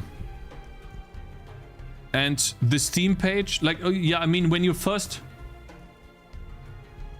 What you talking about really bad at first, man? What is this guy talking about, man? This is not... This was when the game was in early access, bro. This is not the correct one. What is this guy talking about? What do you mean it was really bad? You literally gained... What's this guy... You start with 200 followers in 2020. This is Kickstarter, you said, 2021. What do you mean? It literally took you... You started out with more followers because you had a game. Okay. In 2 months, you gained more followers than I did in 2 years. Meaning you gained more wishlists in 2 months than I did in 2 years. What do you mean bad? Huh? I mean, I guess judging by your standards, you had bad capsules and screenshots. Trailer. Did you have a playable demo? Like, when did you have a demo here? Did you start the Steam page with a demo, or did it not have a demo? How does that work? Man, what a great game. Are there cheat codes? The cursor's moving. People just don't wishlist CDs. Yeah, you can delude yourself into that. No, demo appeared together with Kickstarter. So, okay, so you had the game out for October. For almost a year. Less than a year, then you did Kickstarter. So here, you had a demo out. 2021, 2022. What was that? July? For 1 year later, and then you released the game. Okay. And you did a demo, you didn't do a playtest. What do you think about demo versus playtest on Steam? What do you think is better? Because you can do a playtest, right? It's something you can do. Okay, guys, I need to supply data to this thing here. We need to have some sort of buffer. Which is spline data or something. To tell you the truth, wishlists have to be counted in thousands. Anything below 5,000 is almost the same as 0. Sure. Like, you can say that, right? As a person who gains thousands of wishlists, okay? You can say that. I might even agree with you, okay? Though, you can still say that there's a difference between a game that gains 2,000 wishlists and a game that gains 200 wishlists. So that other game is 100 times more popular than the game that only gains 200 wishlists. Remove the beer back. Thank you, man. Thank you. Appreciate it. Yeah. Don't you agree? So, I'm still blown away by these numbers. My first game released with 2,500 wishlists, so I just don't understand that either. Sorry, I just... like, it's the rally game, right? What is it called? Rally... Story? Or something? Crash Rally? Story or something like this? Bloody Rally Show, yeah, bloody...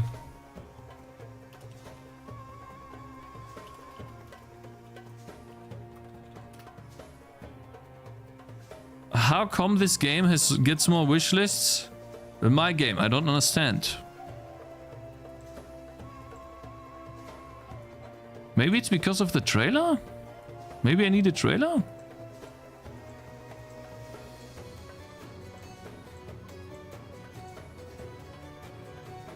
Better splines. Classic vibe. Maybe fun content, not only pictures. Make a very good impression. This game sold 3,000 copies in the first 4 years. 3,000. I mean, it's not bad. You once said that you get about 200 a month if it's on discount. You get almost nothing if it's not on discount. Is that correct still? You still sell some copies if it's on discount.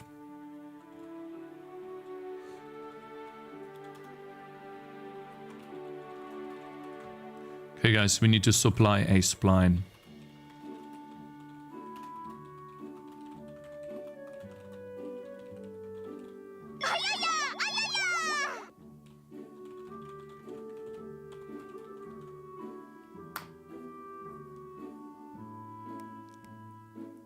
Kickstarter was a good source.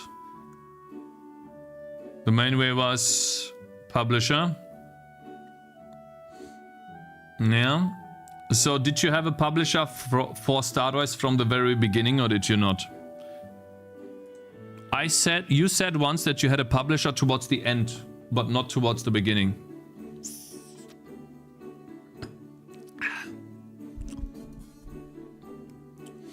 Hello Genussnymphikus, hope you're doing good, bro. You should remove the grass around the paths, Immo. Yeah, we'll see.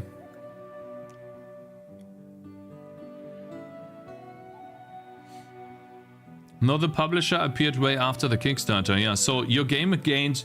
So that's what I mean. Yeah. This is natural. This is natural traction from Steam. Almost. My God. This is natural traction. And then I think this is because of the release. And you hitting the 10 reviews. And also your top publisher, of course. And now the game's out. Interesting. I mean, a sprite size. There we go. What else do we need? Spline data. What else do I need? In splines, we need Atlas stone offset. Then we need the texture coordinates, which we have. Atlas offset. And then the size we have here. I think we have everything that we need.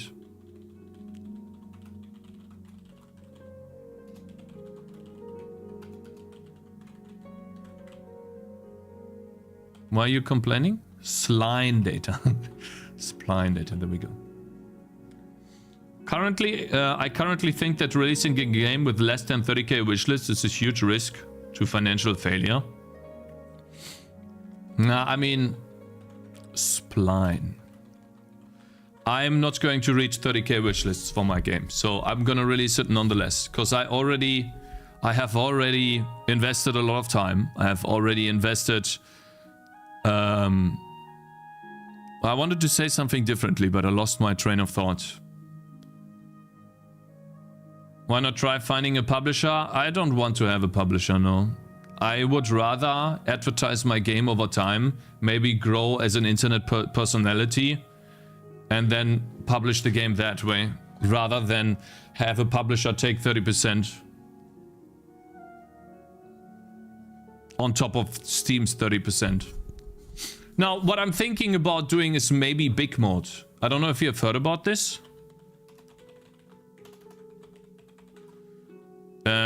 What is it called? Video Game Donkey. I'm thinking about applying here. Big mode. Go big mode. You can apply here. They offer publishing, funding, development support. A lot of stuff here.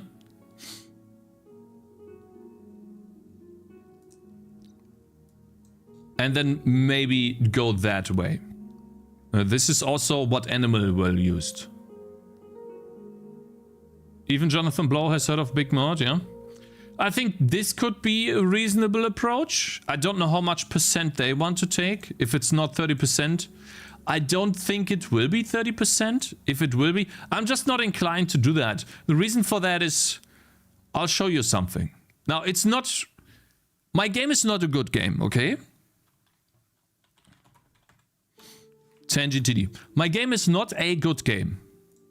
But what I have as an advantage is I can advertise it. Right now I'm not advertising it, but when I was advertising it, it did better than other games that did not have a following like I have.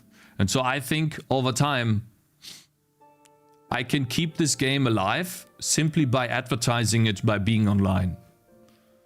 And so usually games don't have that luxury. So that's why I'm inclined not to have a publisher. Because it might just... Things might just change. Well, let's see.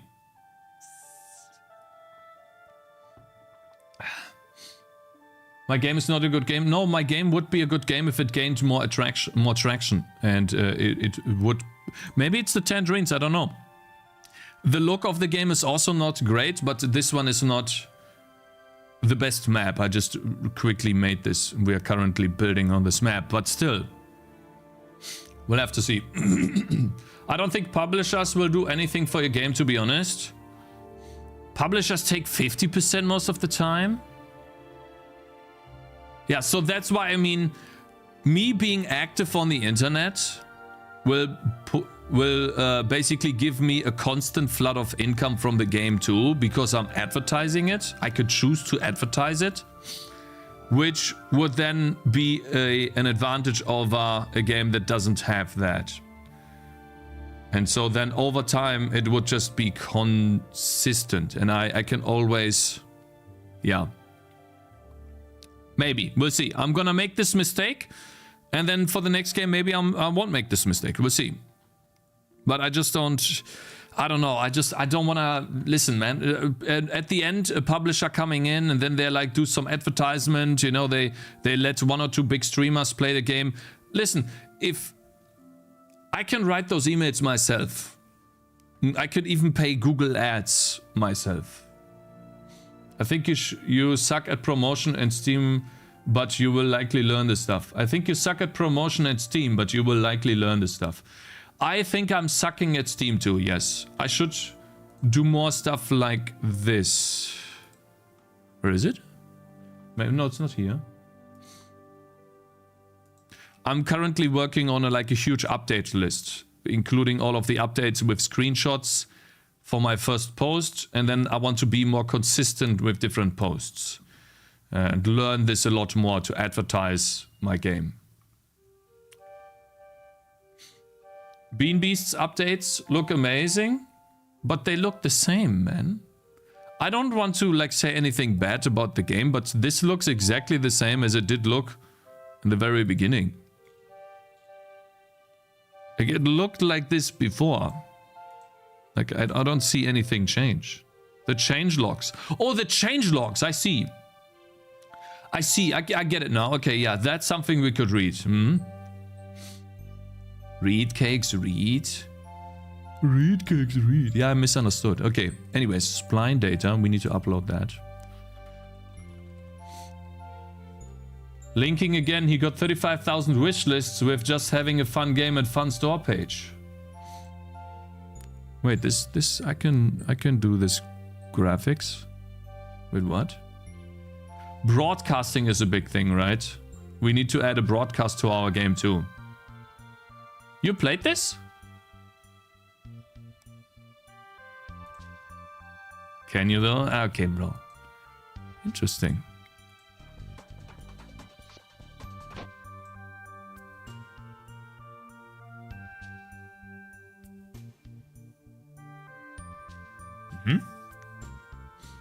It's from Steam Fest. Yeah, guys, we're working towards this. Again, listen. Very good stuff. Cool. Thank you very much for linking. I'm gonna put this on a list of stuff to keep in mind. Feedback. Steam. Here. Cool. Page.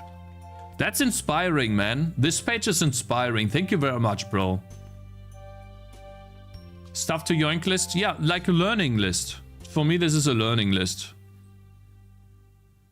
To be honest, the Tangy thing is probably holding the game back. Maybe. I don't know. Your game is cool, but I don't think Big Mod is going to fund the TD. We'll see. We'll see. Big Mod is not going to fund a TD. Big Mod is going to fund a game that is good. It doesn't matter what type of game it is. You could say the same thing for a puzzle platformer. You can't say that by genre. That's not how it works. You think it's better for indies to try to find a publisher rather than the self-publishing? Yes, but that means you have to make a game that publishers will want to release. Give me a second, guys.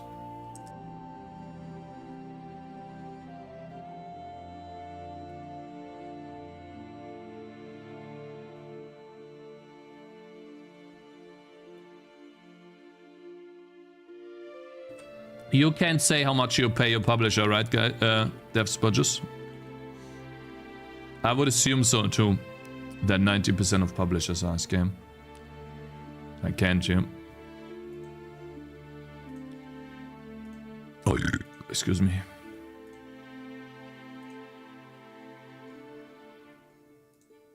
Buffers, there we go. We need a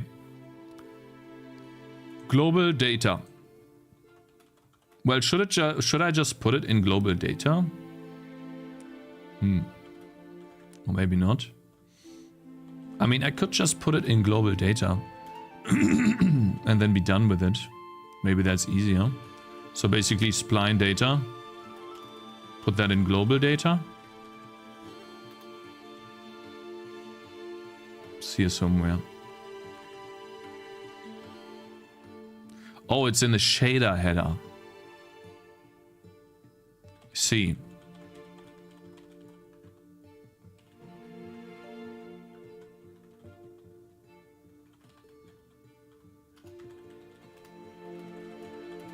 No, it's possible to do this.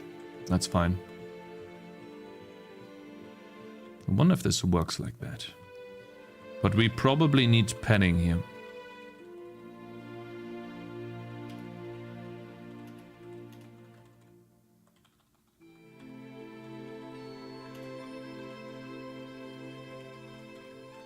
Then this should work. And then in the direct renderer we have access to this.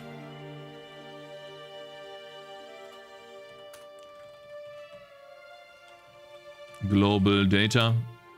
It's right here, buffer. Go into splines, pixel shader. Pixel buffers. We just add that in.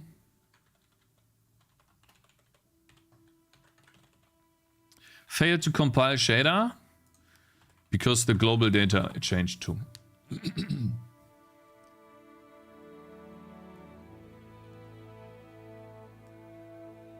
The I got scammed arc would be very funny to see from Cakez. 30 to 50% usually the range.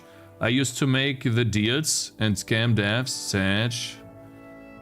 Oh wow, you're one of the bad boys. Ooh, yikes. Cringe. Fail to compile shader. Why? Redefinition of global data. Redefinition of global data? Really? Aha, okay. Already had global data available to me here. Ooh, that's nice.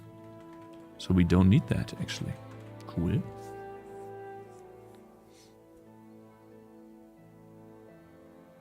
So, I don't know. I just don't like the idea of having to share my money and responsibility with a publisher.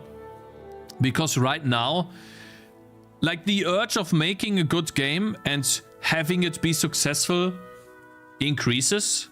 But not to a point where I want to link myself permanently to a publisher.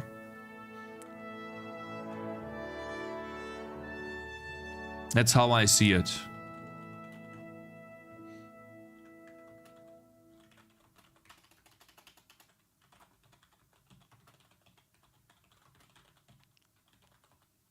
What is it called?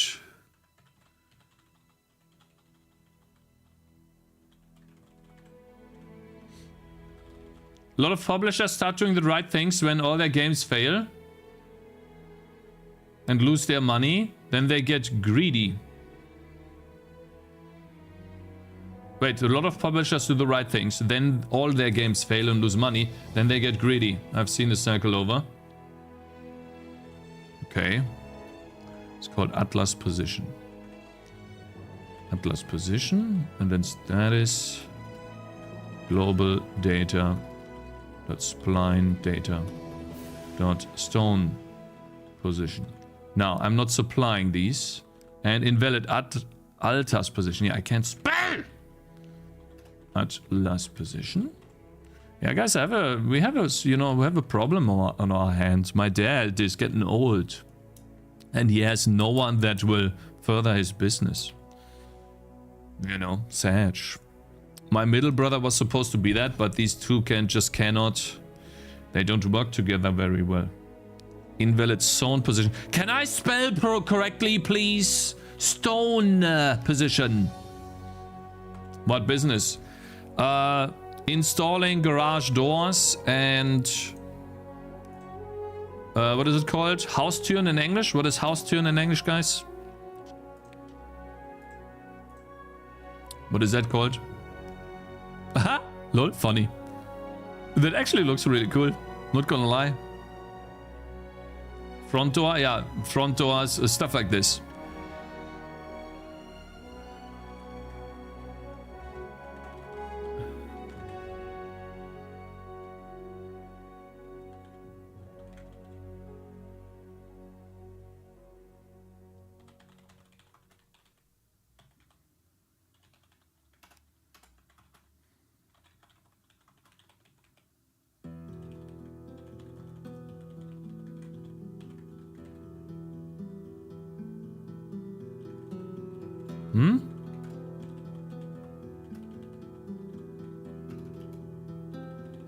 There we go. Time to make a door installer simulator game. Continuous legacy, yeah. Okay, so we have the roads back. Awesome. And then the stone position is 2 40 for 16 and then plus 48. I think it was. Plus 48, so it is 288. I think my game will start gaining traction when I have more stuff to show. And I have a trailer. I think a big part of what's missing for my game is a trailer. And I can only make a trailer when I have different maps and different biomes. It 100% will, yeah, I think so too. So we will have different maps, different biomes. Yeah, I spent a lot of time making the mechanics for this game. The mechanics are nice. They feel good to play. They need to be fleshed out, of course. And the only one of the biggest downsides, I think, might actually be the tangerines. I don't know. It's cool that we can get weapons and armor pieces. But how cool is that really when you could do the same thing but with actual humans, right? What is more relatable? Monkeys are relatable. Are humans, are tangerines relatable? It's difficult to say. Right? And it's also, we might have to think about polish as well. I like the tangerines. Yeah, me too. It's not like I don't like them. But I'm just talking honestly here. What? Maybe character design? If a character design sucks, then it will suck whatsoever with human or even with even a nude elf. But it could also be a misconception. It's difficult. Wouldn't it be cool if there are 2 paths? Yeah, we'll do 2 paths. Gemcraft works with sparkly rocks. Yeah, it does.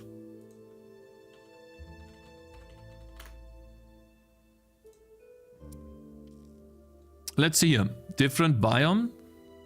In 2 images. Another different biome. Another different biome. Top down. I mean, it could work. It could work. You guys are right. I think I'm overreacting. This is good enough. Way good enough. Way, like, if I get somewhere near that, like, I'll already be in heaven, man. For sure. Definitely. Yeah. So right now my game has like a player a day. Hopefully we can get that to a couple more players a day. I don't think it matters. Many TDs are just shapes or actual towers, yeah. I think there's a recursion decision making issue, which is that most decisions are based on speculation without validation. I wouldn't do a U-turn in the game at this point, especially based on maybes. You're right. Yeah, I agree with you. 100%. Yes, I agree with you.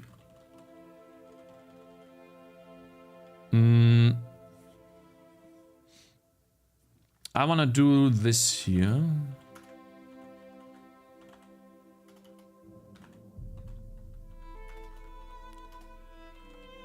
And then get the Atlas position as a reference from this.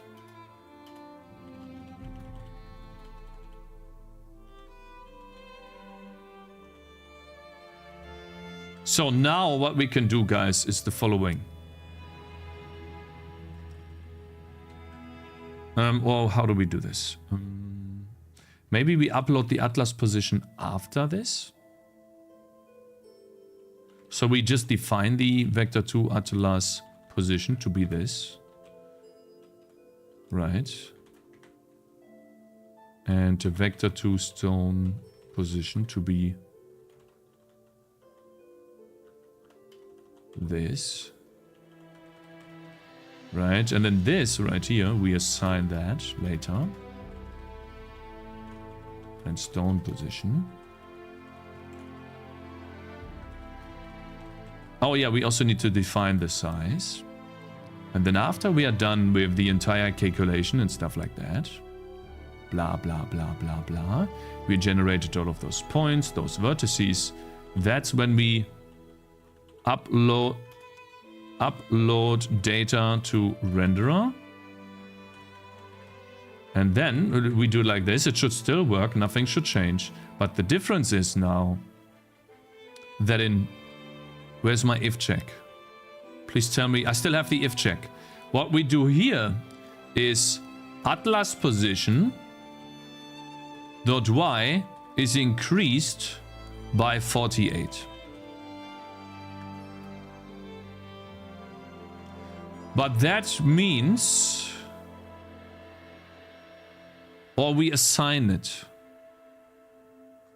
Wait a minute, atlas position is defined at the very top. Where do we use it? We use it here.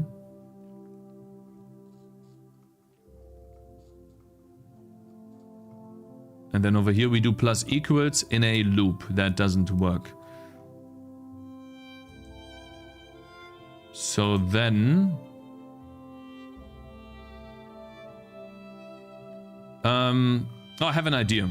Atlas position. And we have another vector too. Cross position, which is 240. And then 416 plus 48. I don't know what that is. If someone wants to do the math, how much that is. Actually, I can do it. It's... Wait. That's 6. Then 5, 7. Right? Or 6? Either it's 466 or 467. How much is it? Okay, I can't do math for sure. Like, I'm terrible at this. Whatever. How's this 0? Hey? No, wait, it's not. It is 64? I love Cakez, dirty dog fucker, no soap, no skill, no original ideas, balloons, steal a bastard, 64? no clue, no Hey, knowledge, my Mr. no Travis games, Roman! released, no good taste, Hello? no code, dumb react, Andy, fuck Good off, morning. stop streaming, How you okay, doing, chat. man? What's up, bro? How are things? Things are looking up. We have a game plan to follow to hopefully gain more wish lists per week. It is one of my last tries to make the game more appealing to people on Steam. And following this, after we are done with this, we will make a decision on how we continue in the future. If I release the game in the way it is, say, okay, well, I failed, but I have a game out. I'll try to make it better over time, but I start selling it and I move on to the next game. We'll see. We'll just see, right? And maybe I'll do another tower defense game. I don't know. This will have to see. bloody mess just shows why you'd flop in any real but yes, job. things you are daft moving. idiot. You've got the foresight of a blind bat. Always stuck in... No one cares, bro. No one cares. Now, where was the spline editor? Where the hell is here? So atlas position.y is cross position.y. Now watch this, guys. We have it now, I think. Watch. Shift.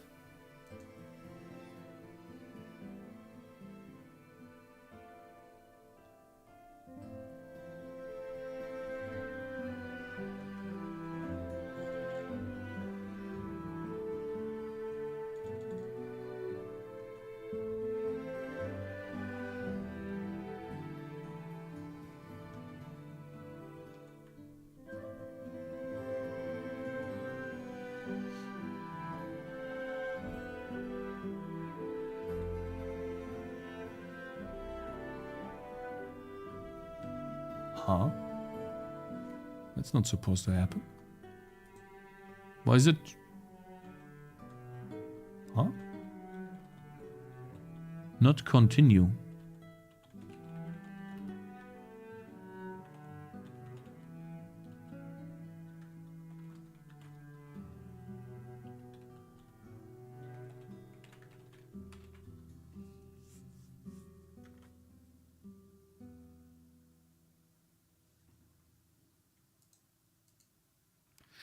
Hey, why is it changing everything?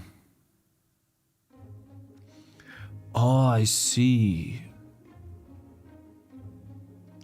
Because it's not on the vertex. The atlas position is not on the vertex. It is in the global data, and I can only change the atlas position one time. Also, I didn't update the texture atlas. So it looks like that. Now it should work, yeah. Now we have the cross here. Everywhere. We have a crossy path. And so I need to change my vertex data to include the atlas offset. I mean, I have padding in the vertex, so it works. We have two... Yeah, we have this. We can add the... Yeah. So vector to atlas offset works when we don't have padding. So there is no difference in data being supplied to the shader. We just have to supply the atlas to the vertex. And then supply that in the shader too. So over here we have texture coordinates and a float to atlas offset. Can it be any array offset? It can be any offset, yeah. And then in this here we do o.atlas offset is vertex.atlas offset. And then we use the atlas offset from the input.atlas offset. Then that will be nothing. It failed to compile the shader. Why? Terminal. Invalid subscript. Atlas offset. Alters. Why can I not spell, man? What happened today, guys? What's going on? Invalid script is... Oh my god, bro! What do you mean? Atlas. Alters. Bro, Alter. Alter, what's going on here? Huh? What more? Vertex. Oh my god, what is going on? Huh? Wait. Huh?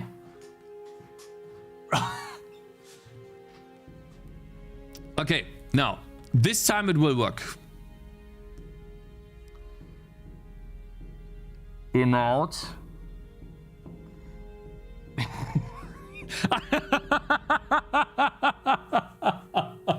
The next one is in out? How many typos did I make in 10 words? Somebody clip this, please. I need to make a video of that. What is going on here? In out. Where's in out? In out. Input. Thank you. Okay. Now it works. Thank God. Okay. Good stuff. Not enough angry yelling for short. Atlas offset is atlas position. So we're basically doing this. Clip for Cakez, thanks bro. Appreciate it. No, like the clip will remind me to do it. I'll get it from the video that I'm recording, but it's like a reminder. Thanks bro. Can't believe it. Like this, I think these were the most amount of typos I had ever. Like, I've never made so many typos like this. There's got to be something going on with my brain. Like, what are the most typos you guys ever had in your life?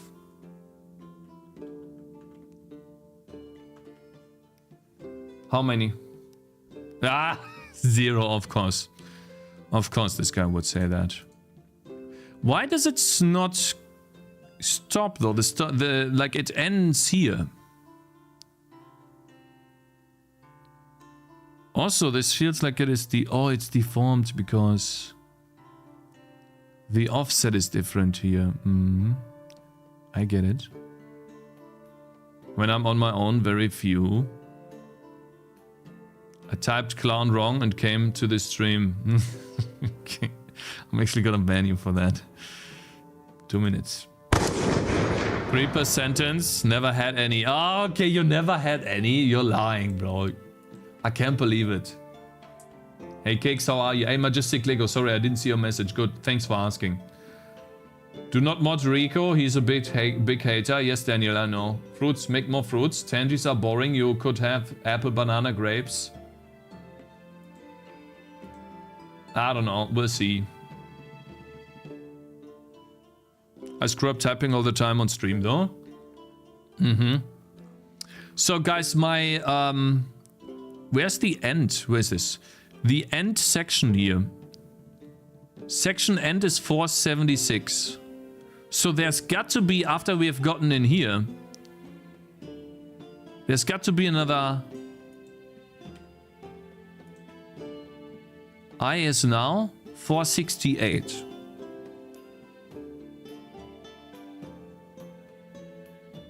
Oh, I see. I'm changing the Atlas position. And it's already changed. So basically, instead of using the Atlas position... Also, like... I'm gonna lose my mind. I'll lose my mind. Click on it. Sorry. Const. We're making it const. Then we get an error.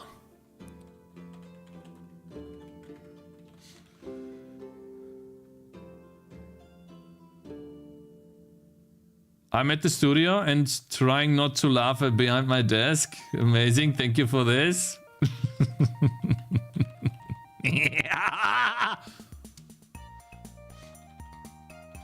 Back to texture quads. Or let's call it Atlas offset. Is Atlas position. And then we set the Atlas offset to the cross offset if it's in there. If not, we use the Atlas offset. There you go. And then over here, instead of Atlas position, we use Atlas offset.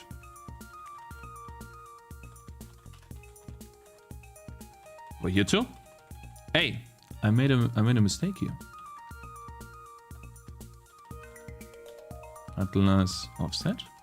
Guys, we'll get the game into a place from a terrible game. Hey, TCAP. What are your thoughts on OpenGL after you have seen me struggle? What do you think about it? Care to comment? I asked you the other day too, but you just left like a big asshole. Comment!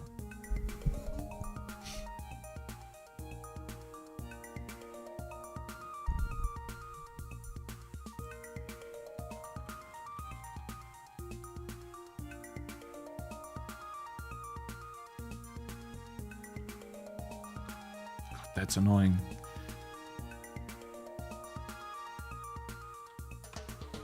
Okay, guys, I think now that should work. Please. Eh? Bro, what you talking about?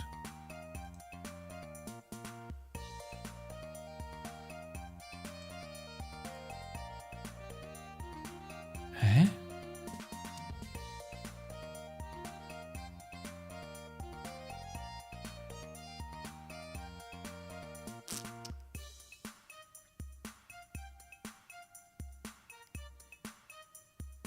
What? It happens when you're tired?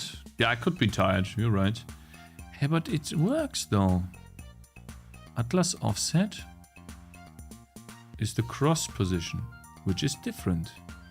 Uses a different offset here. X is the same. Y is different. So then Y and the intersection end is 475. Why is it not using a different texture here? I don't understand. It uses the same texture for these, even though it shouldn't.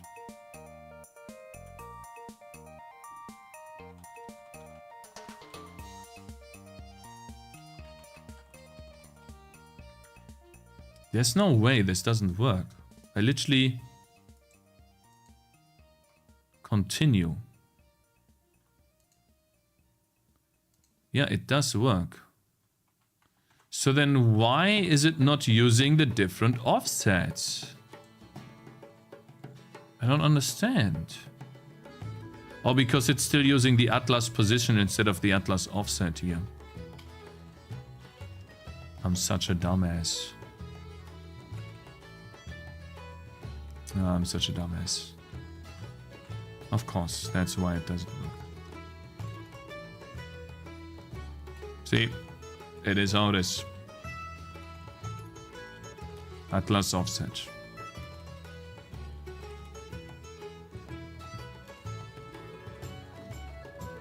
Cakez is famous. Gingerbill posted his YouTube short on Twitter. Hey, he did, yeah.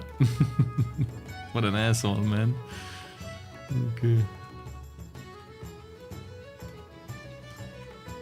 That's where the views came from, I see. This guy's younger than me and made a child programming language, bro. This guy's insane. I want to have his brain. Like, maybe he can lend me his brain? Asks a question then ignores the answer. Sorry, OpenGL is kinda dark in some aspects. I'll probably try DirectX 11 for the next game, but your massive skill issues make... okay, bro. Can they stop, please? Can you stop, please? Yeah, so, and on that note, don't you want to upload your game to Steam, bruh? There we go, finally! Goodness, we got it done. Awesome. Now we can work on shifting. Now, when we do this part, we also need to make sure that we're using the other offsets, not these. So, oh my god. Okay, so we need to make sure that these are replaced with offsets of 0, I think.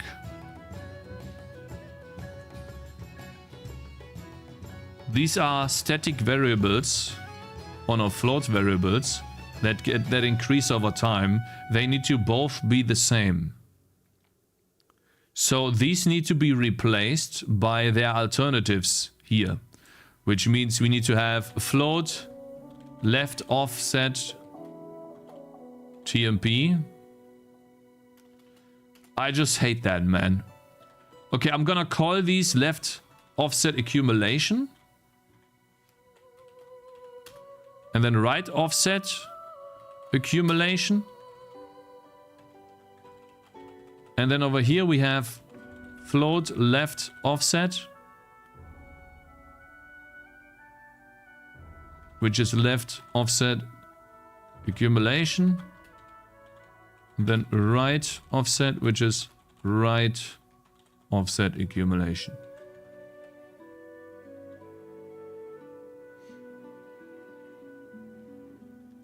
Do you think it will take long enough to develop the game that Cakez has time to become good at coding? I think I'm good at coding. This might look bad for you, but this is a very specific code that I do not need to abstract at all. I just need to have this code work for Splines, and when it works, it works. I don't need to touch it again. I might need to tweak it a little bit, but I don't need to touch it and import it into another engine. This is specific to my engine. I can use it as a base for a new project. Who cares, man?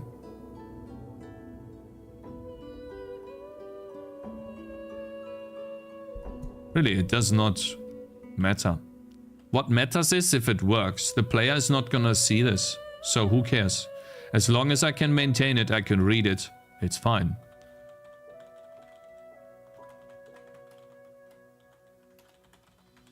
So left offset is 0, right offset is 0, and then the length.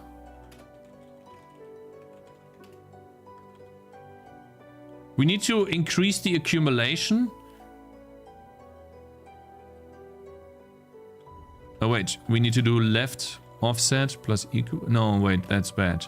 We need to increase the accumulation and the left offset as well.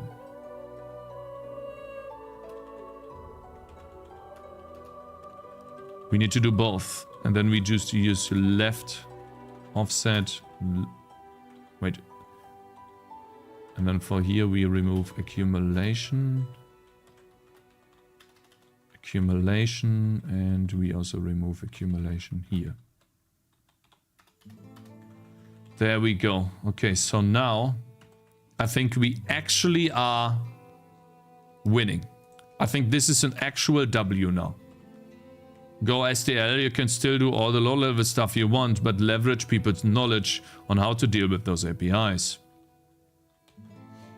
Cakez, I spent some time stepping through your Vampire Survivors code, debugging it in Visual Studio. Thanks for the resource though, but I was wondering, how do you manage game-related data?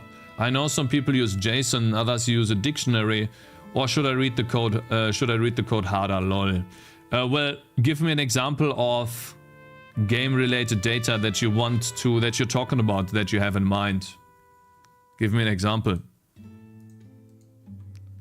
Oh. I see. Shit. It does work, but it's not accumulating it in a different way.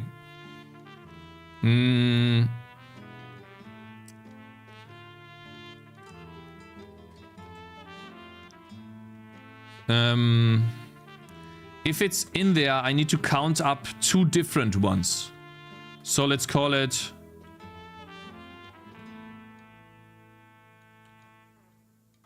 God. Cross.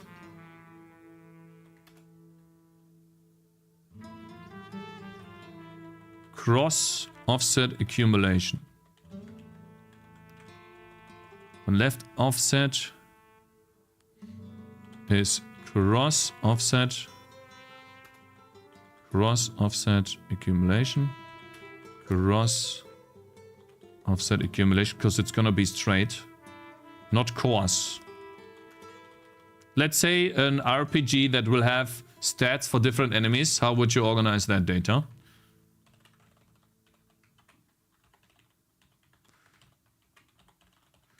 I would do it maybe in a JSON format type code, in code first, but I think the most common thing is to have it in a JSON file, because then you can just reload that JSON file when it changes and re-import the data. I have talked about this with other game developers in the past, and the most common way to do that during development is to have a JSON file on the disk during development. I said that actually already. Sorry, I don't want to repeat myself. Why is this chair so far down, man? Am I too fat? I need to... Wait.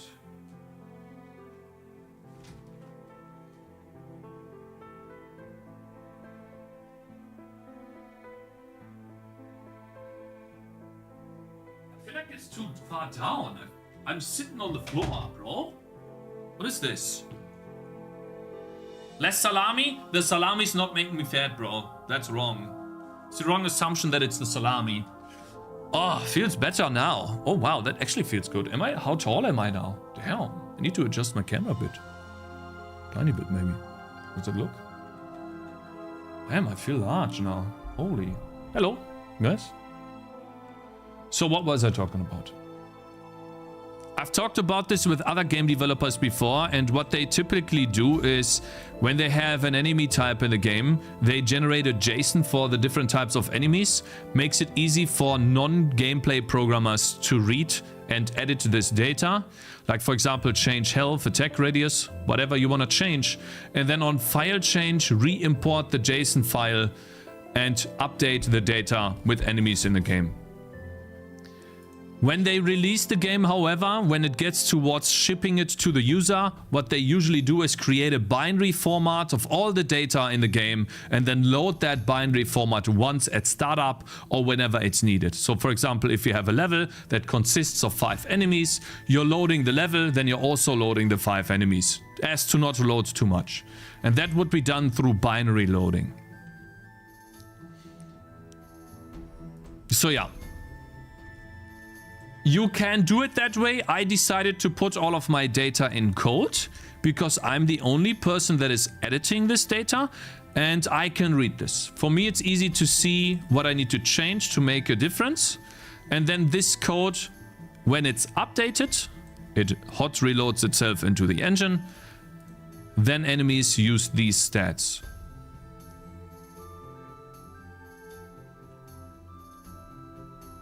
And so, Kichika, what did you talk about your game? What did you say about that? Don't you want to upload your game to Steam at some point to get some feedback? Resistances. Yeah, is that badge? Is that written wrong? Raise. Okay, bro. Who cares about that? Who cares about this one here? Okay, we're talking about something else, bro. I'll research those topics to see what to follow. What to follow would be to just do something and see if that works out for you or not. Ultimately, the user doesn't care unless you give them the ability to mod your game. If you don't want that in your game or you don't need it, you don't think it's possible to do it even, then don't spend any time on it. Just do what works best for you, what's fastest for you to finish your game. Get your game out on Steam. Yeah, there is no right answer for this. You are correct, sir. Doesn't really matter. Can I now please go back to this? Okay. Light offset, cross, and then we do left offset. Gets increased. And then we also need to increase the cross offset. That's probably from the middle. Wait, cross offset accumulation plus equal to lerp. What am I generating here? Left offset, right, or middle offset? It's just middle offset. Oh my god! Sorry. The general advice is to do the opposite of what Cakez. Okay, bro. Fine. Okay, let's see. Oh my god!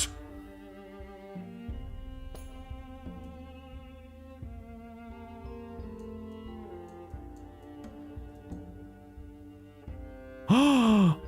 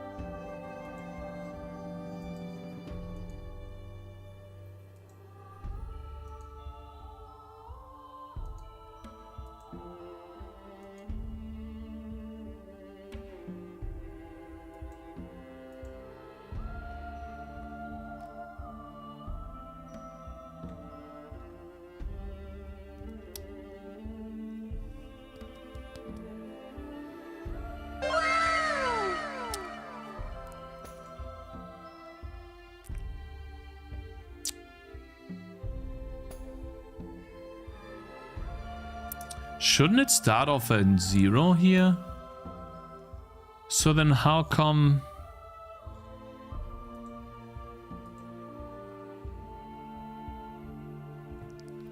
How come, like, I don't understand this. Nice, nice. Yeah, we're getting close there, but I'm still doing it wrong. It's supposed to... It already has an offset here. It should be 0 though. That's what I don't understand. Oh, I see. I'm always doing that already. I get it now. This if check. Wait a minute.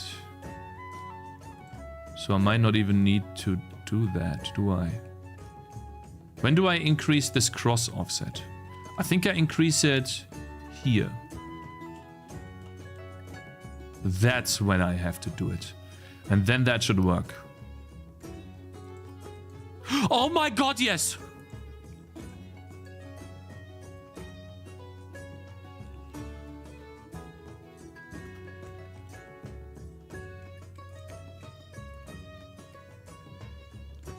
You really wanna break it a little bit, right?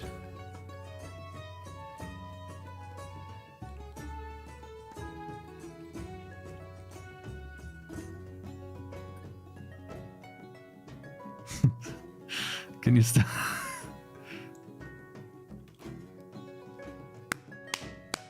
It's not perfect.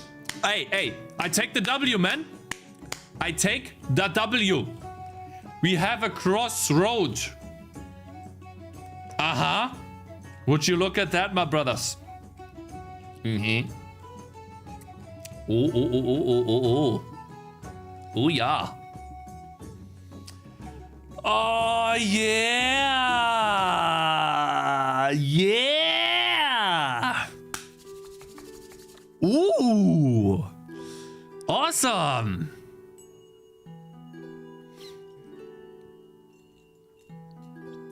Now we can play the game.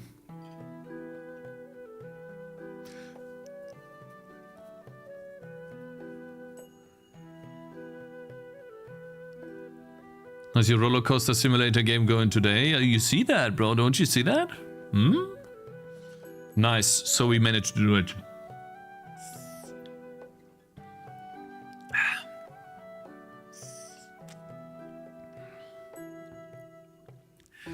Now, I don't know why it's so pixel perfect for Superco, and for me it is so chunky. Maybe because I need to decrease the chunks. Let me see here. Chunk size. But it's already 8. I don't think 4 is a good idea to do.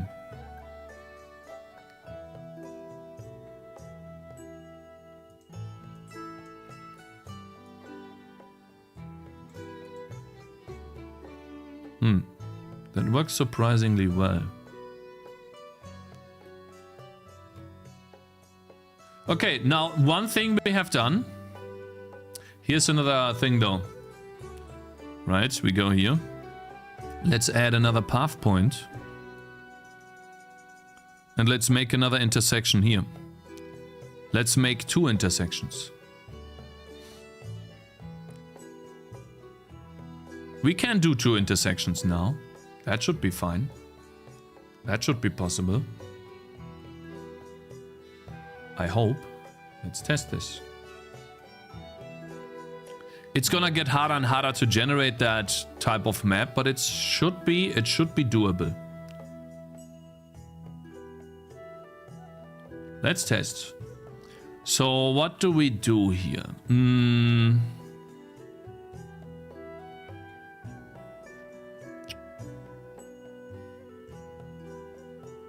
Try going through the same intersection twice.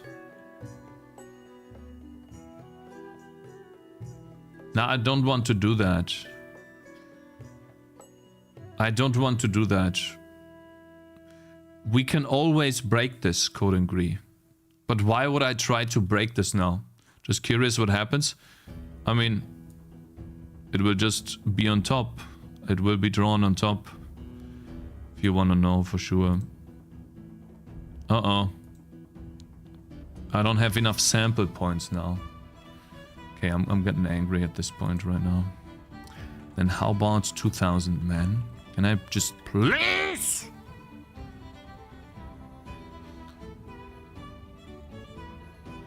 Well, maybe we shouldn't be doing 100, right? Sample points, how about we do 80? Nice little wiener. True, true. Dayscraft, thank you very much for following. And Kung Fu Pennas, thank you very much for following. And P4 Unlay... Pauline... My man. Thank you for following.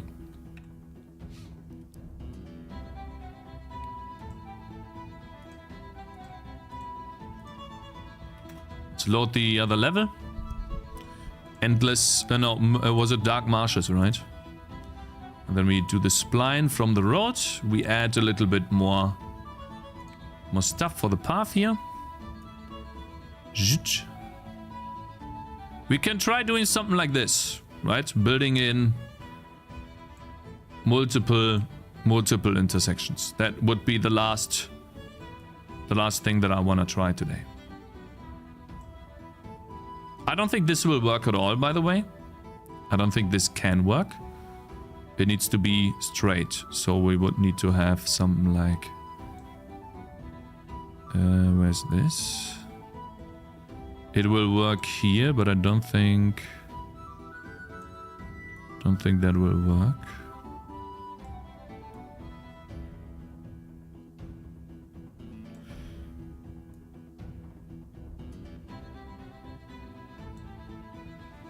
Well, it won't work perfectly, but we can just see what it looks like.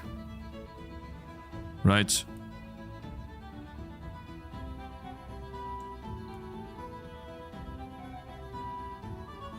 Let's try to do 2 of these. These 2 here are what I'm interested in.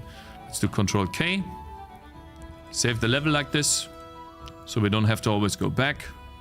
Let's see. Okay, so we can do this already.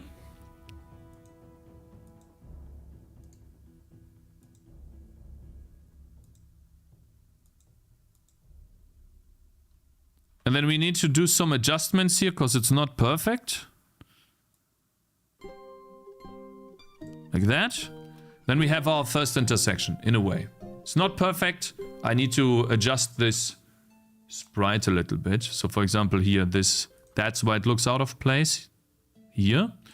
And this is also a reason why it looks out of place.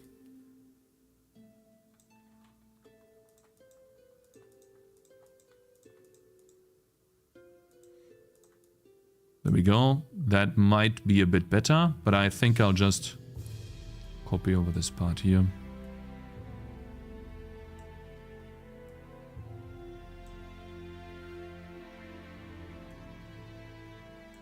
Or not.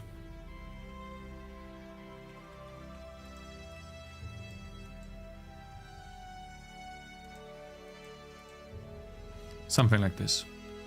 Looking pretty good, bro. Hey, thank you, who am I? I appreciate it, man. Yeah, now that looks much better. No. Shintai84 is gifting 5 sub to the community. Appreciate it. Oh man, Shintai, bro, thank you so much. See, Shintai, bro? No, that was an Acropolis, right? Who said that we should do such an intersection. We can now do these types of intersections that Necropolis AD wanted to do as well. Thank you so much for the support, bro. Like, this is what... Where is it? Huh? Yeah, I can do loops like this. Sure. That's possible. Looks bad? Who cares? Like, people will not notice this at all. Yeah, like, such an intersection is now possible. In a way.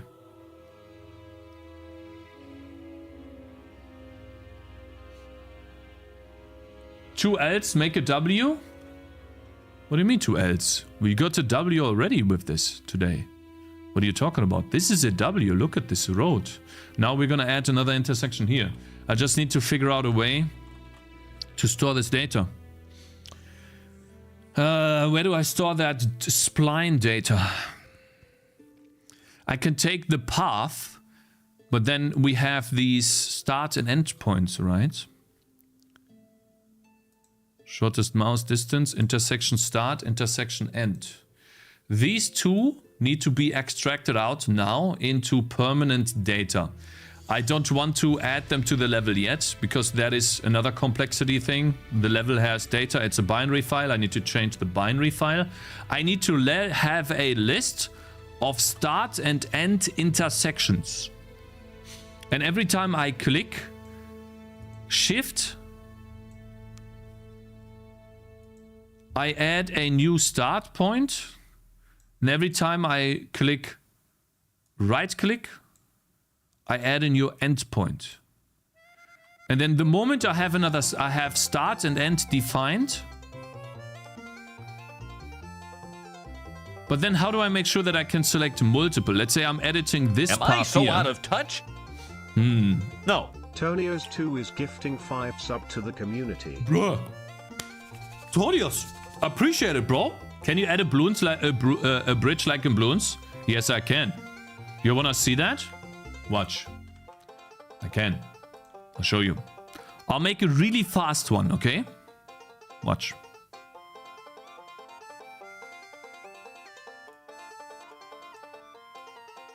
I appreciate the support. Thank you very much for 5 subs, man. Big W to Tonios in chat, guys. Come on.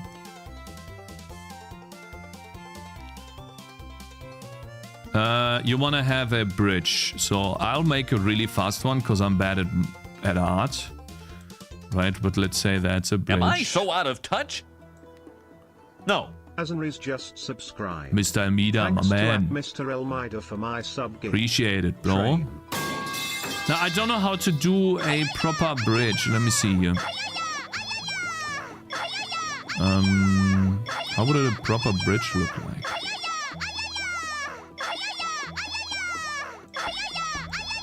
Oh my god.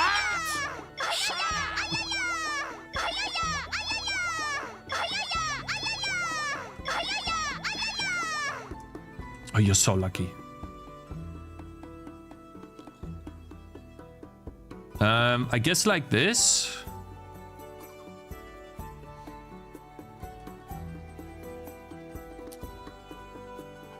I don't know what type of bridge. Maybe it's easier to make one sideways. Like this.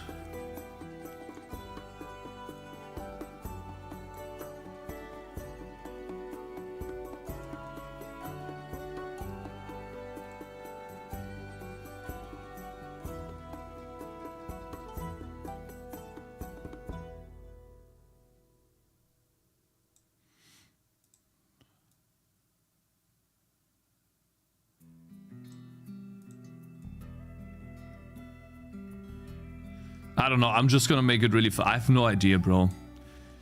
I haven't even thought about doing a bridge, but something like this, bro. And then I would go into the... I choose the wrong tree, but yeah. Oh, wow! Damn! I mean, hey! I'll take it. Hey, I'll take it. Would you look at that? Huh?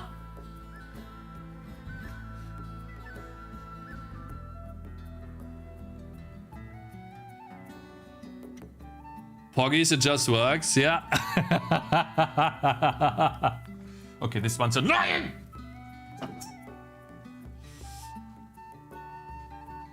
Oops. Mobs won't walk on top of it. Yes, they will.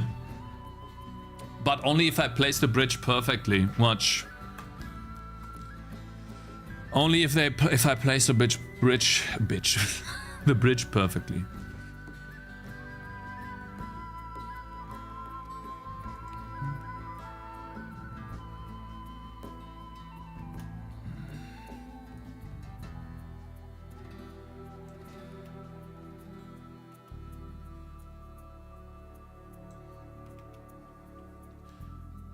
They will walk perfectly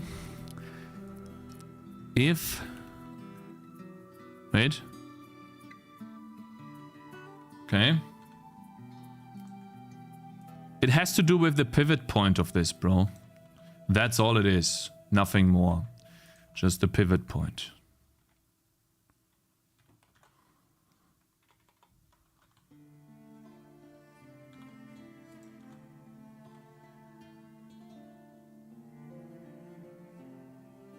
Something like this. Again, it requires a little bit of artwork, but it works. It can work.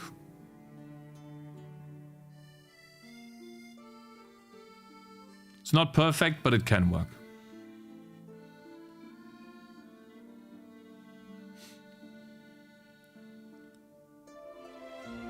Anyways, guys, let's continue. This doesn't really... like, I would have to experiment with this a little bit and stuff like that. Maybe have a two-part bridge, stuff like this. It's possible, definitely possible, but we don't have time for that right now. What we have time for right now, let's get rid of this, is to make this second intersection. 2 intersections. How do we do this? We have 2 start and end points. And then each intersection needs to have a shortest distance. So this is basically a structure. Struct intersection. And we have this data in there. And then we need to turn that into an array of intersections.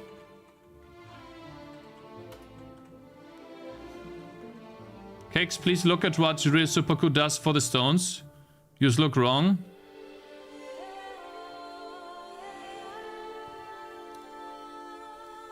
Fine, where is it?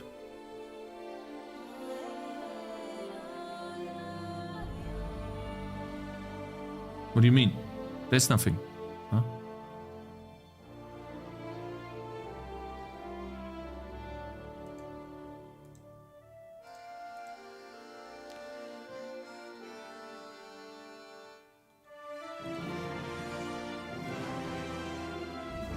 Can you just stop styling on me, man? Can you stop?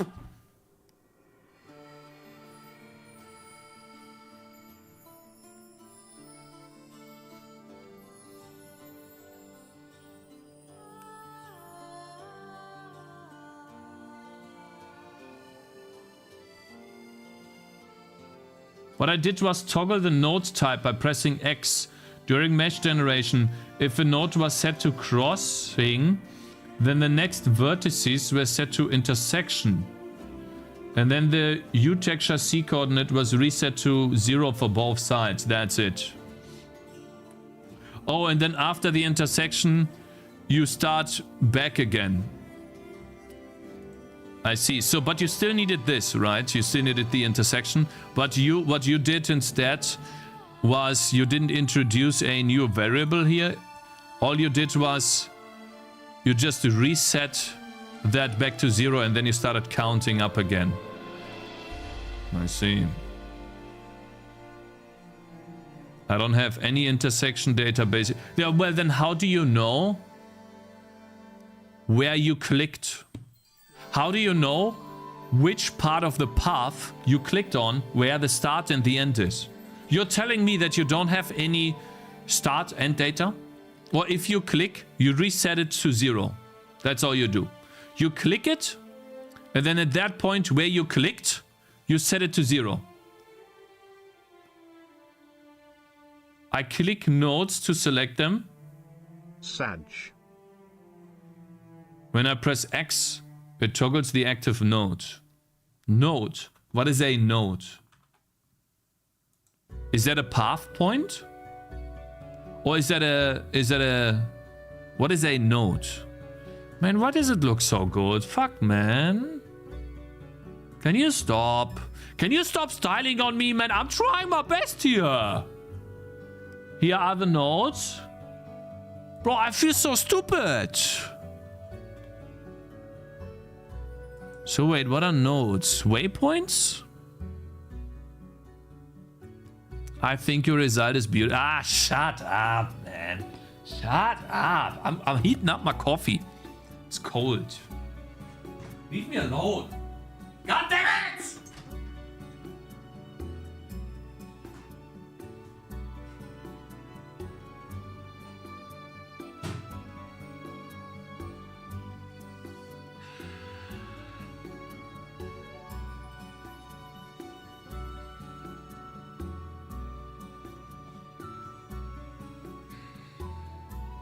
Wait, that's not long enough.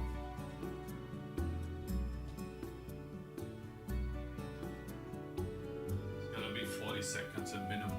Otherwise it's not. Guys, I'm eating sweets now. Fuck this, man.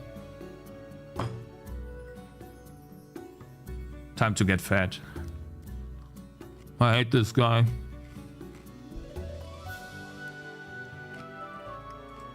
How do you even make it so perfect? That it's like...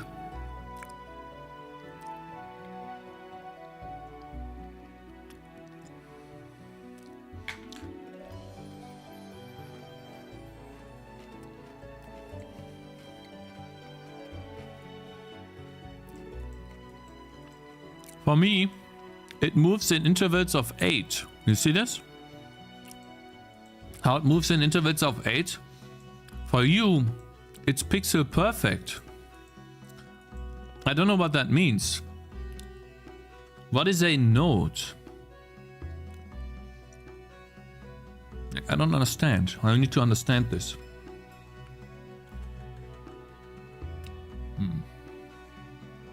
Let's say we have this here. Node is a path point. Yeah, but let's say these are the path points here. If I have them like this, you also have nodes in your path book.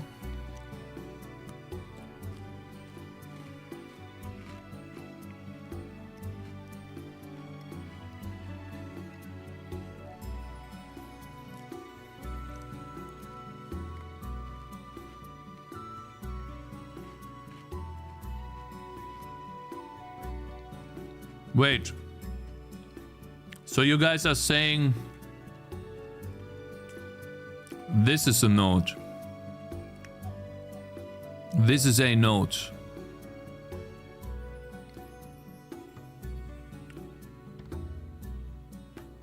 He's moving these nodes. Affirmative, I see. And then how I'm gonna make that node smaller. Like that, I guess. And so you just have nodes that are shorter. Like that. You just have more nodes than I do. And therefore it is easier for you.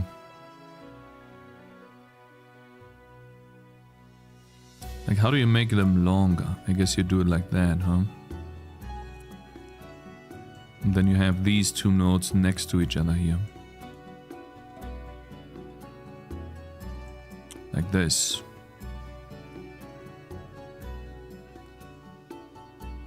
That's...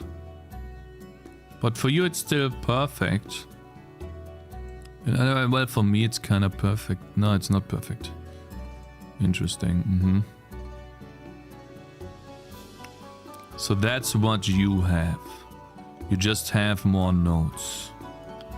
And then when you want to have an intersection, you just move these nodes next to each other so that you have an easier time doing those intersections. So you do that between nodes.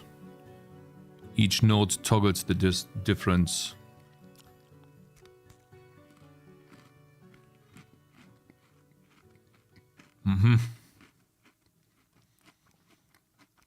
I see.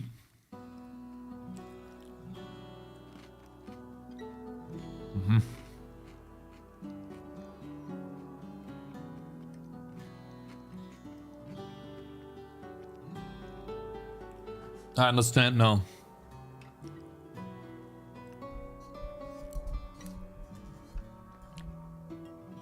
I don't want to calculate the intersection programmatically.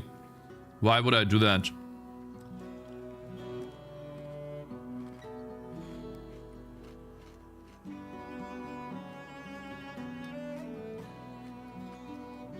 I'm gonna sit here next year, man.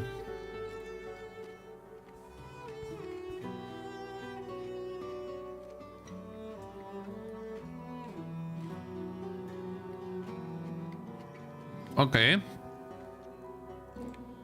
So basically you have more points. But the limiting factor for this is that you need to have points like this. Otherwise it won't work. You need to have two nodes next to each other for it to work. Yep. Okay. I get it now. Doesn't look too bad. For some reason, the path looks broken though. I see now it doesn't. Interesting.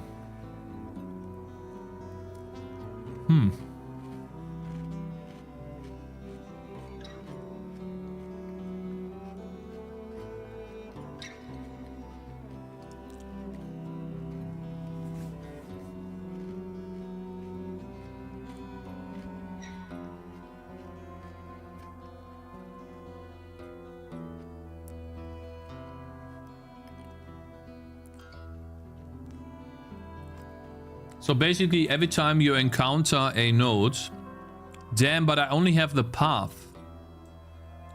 I only iterate over the points. I'm not iterating over the nodes. God damn it.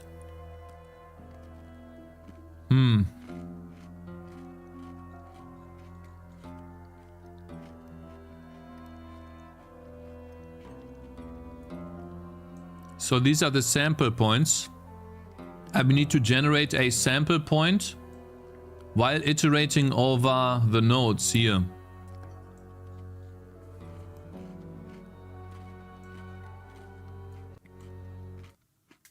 Here.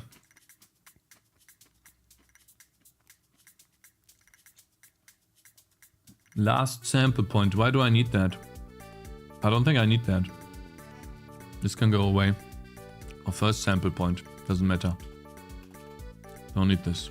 So basically here is where I generate the points. And for each point, I don't even need to add that to a path. To an array.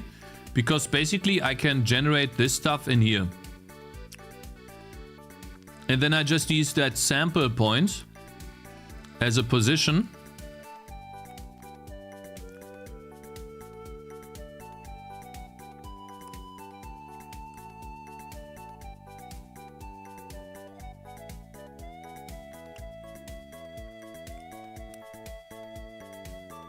We already have your idea implemented, bro. We already have this. If I want to, I can generate something like this, bro. I don't need to implement your idea because we already have it. I don't know what you mean. I can make an intersection here and an intersection here.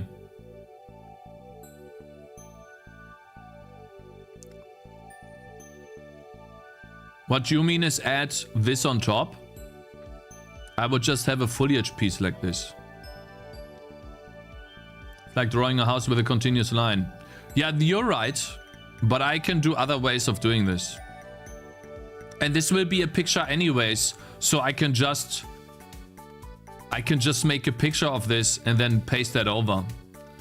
This background image will be a picture. Ah, shut up. Fuck you. Shut the fuck up! This does not suck. Okay, so then it's easy, I think. Let me think. If we do this...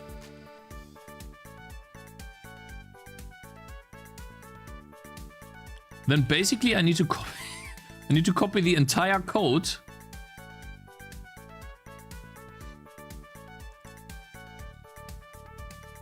Goodness, I need to copy the entire code. No, wait, so I need to copy this. I don't want to reset this. Basically, I want to put the code here. The start position is not defined. We don't know the start position and the direction. So the first point that we generate... Well, the start position is the waypoint position. That's easy.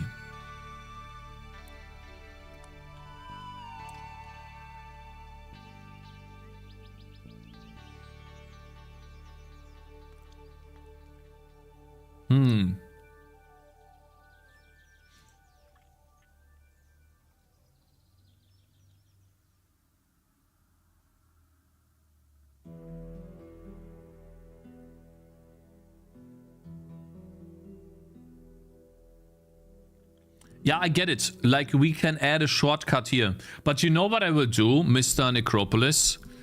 You know what I will most likely do for this? Rather than making an actual road like this, I will most likely do something similar like... Let's say this is the map in a way, right? Something like this, I don't know. I will most likely add something that I can draw on top here, like wooden planks. I would place by hand some wooden planks here, and sometimes they are used and sometimes not. I think that makes it more interesting than just this. You know. So yeah, anyway, so let's move on here, guys. There's multiple ways to do this. There's no real right or wrong when it comes to this. There's just many different things that you can do. And so right now we just need to add multiple intersections, and when we are done with this, we can finally move on. All right, so start position is probably that's just the waypoint position, the first waypoint position.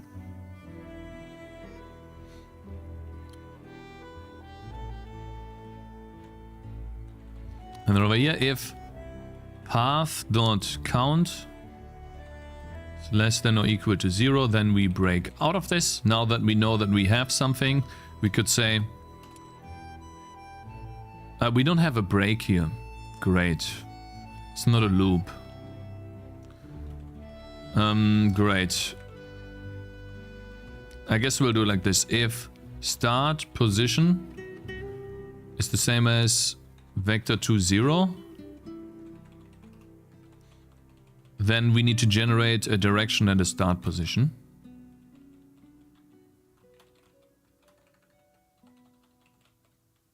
And this can be done here.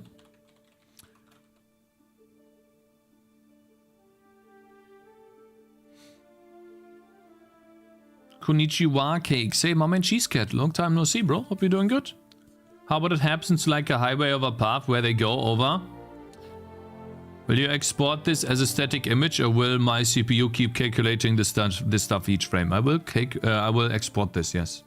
And B1, and thank you, Neo Morphet. Thank you guys for following. Hello all. Hello Alex on YouTube. For the fun of it, but we find different things fun, I suppose. But you can likely find the intersections and use point to underlying spline to make a new spline to draw the intersection along. Yeah, I could do that, but listen, man. It's fine like this. Since it will end up as an image, I would consider just manually placing an intersection quad that the same way you do map decorations. You just have to support rotations and potentially disable sorting.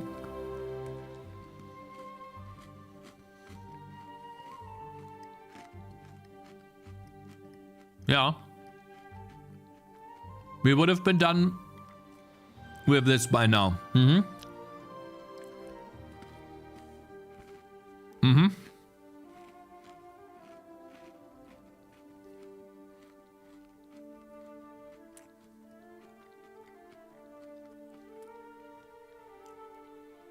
Looks like you can only handle 90-degree angles.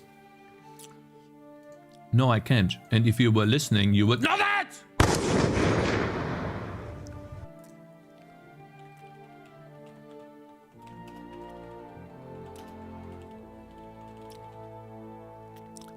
What a stupid dummy!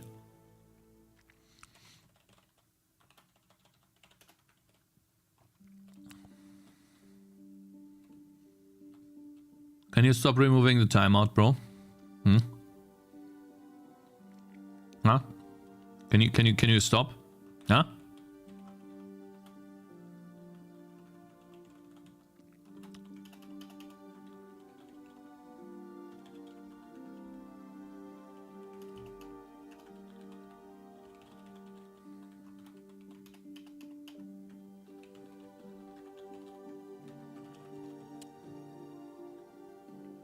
There we go.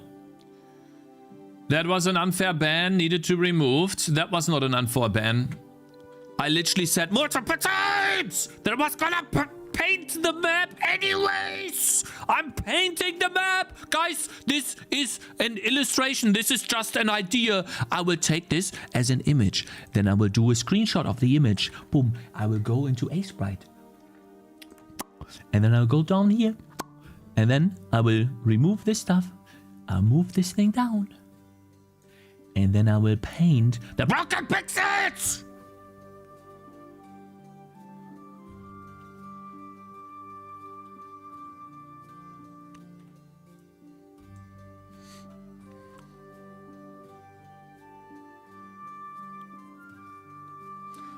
Oh my god, this guy's...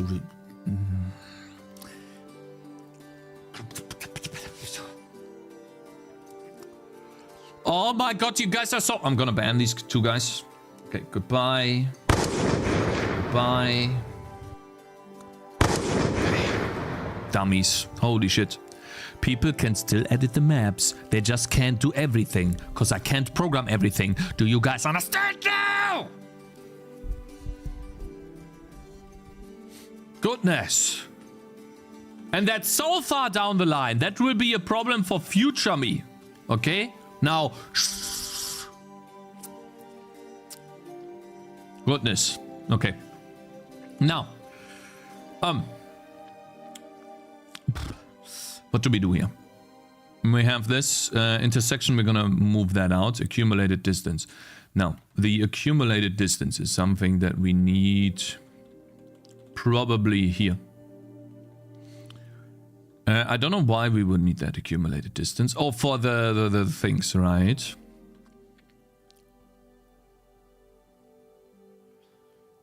And let's not do that. Next point. We have the previous and the next point, yeah. Then we need the length, and then we do all of that.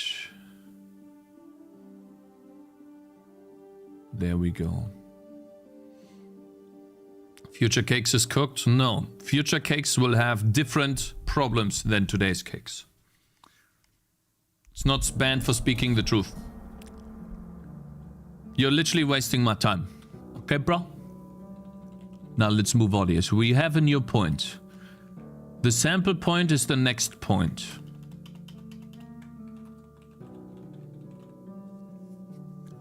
And then we need to keep track of a previous point. The next point we just generated.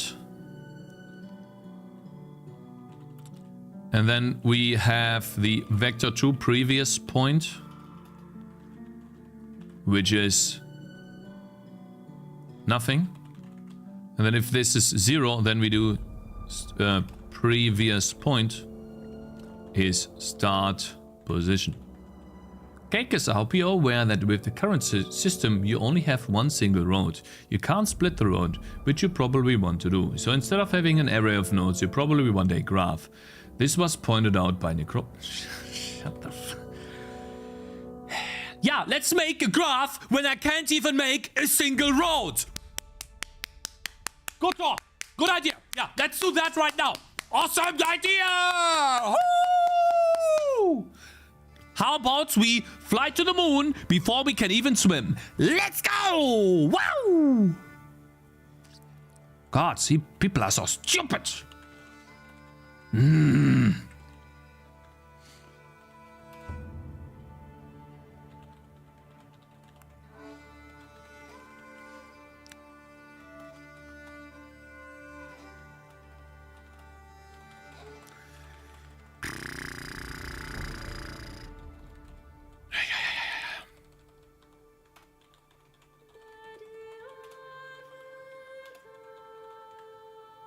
How to market a game on Twitter. I mean, 3 out of my 4 latest posts don't even hit 5 views.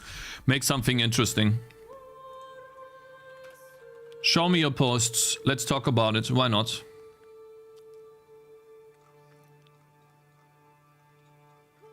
It's literally that simple. And get Twitter Blue if you think that will push your views. It sucks, but that's unfortunately how it is.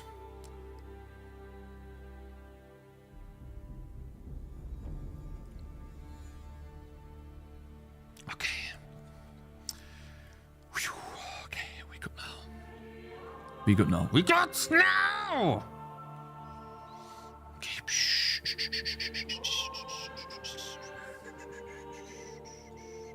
Ooh. Okay, and then over here is the previous point. What is this? Draw UI line. Edit splines. Oh, start position. Oh, start position is point.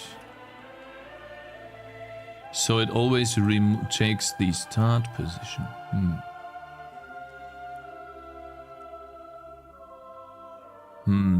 Sample point is next point. Let's see if this even works. Does it draw it twice now? Index out of bounds. Start position 0. Oh yeah, of course. We don't have points. We don't have this too. Of course. I love that your library is named Schnitzel. Hey, that's from chat. Twitter is bait, only works to connect with other people in this industry, not for reaching gamers. I don't agree with this. And these guys don't agree with this either. What is the chill game that we had on Twitter, bro? What is it called, guys? Glade? Something Glade. Tiny Glades. This game was advertised on Twitter. Heavily. Look, tinyglades.x.com. Penis Glade. What are you saying, bruh? 1 million views.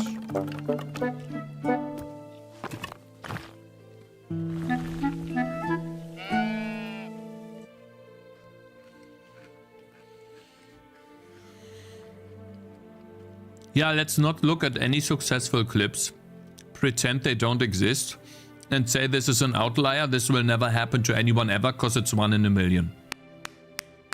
Good stuff. Very good idea. Yeah, let's just not do anything, because it just won't work at all. Good idea. Yeah.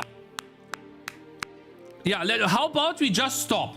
Good stuff, man. Very good idea. I like it. Let's see. So, Spine makes games. What do we have here?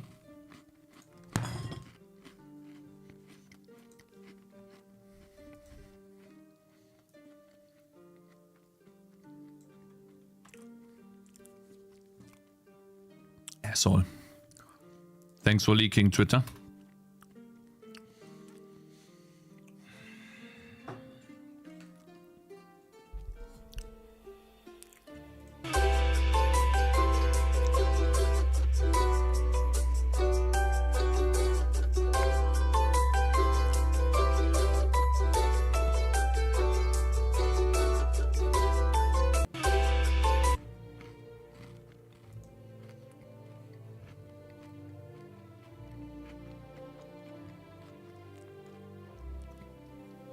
I think this clip doesn't work is because you're not showing your plant collection. Do you have a collection? That would make the collecting people, you know, get a high. It's just literally planting. What is this?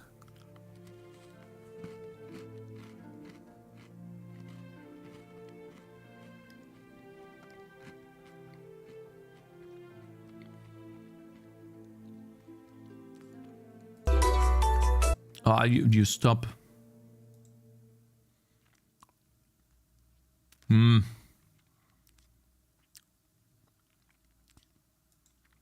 If it's all about decorating your house,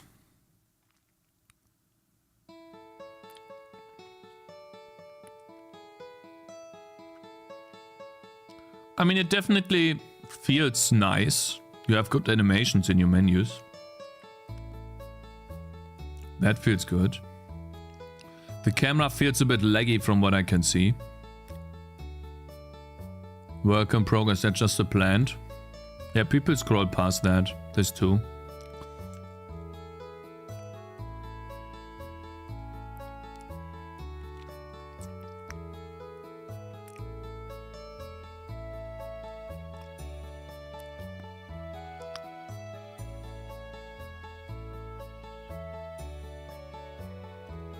Like, that one's a bit better, yeah. So you're showing what happens to it over time. That's not bad.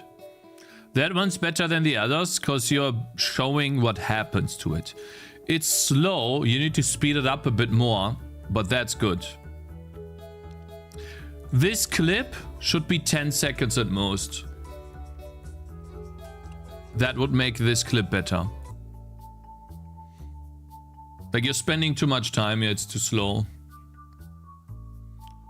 Show the plant, show someone putting dirt on it, then show this, then show day 2. This is already too long, or maybe speed this up. Yeah, that's way too slow. So that one's a good clip, actually. So now people know that you're making a game about growing plants.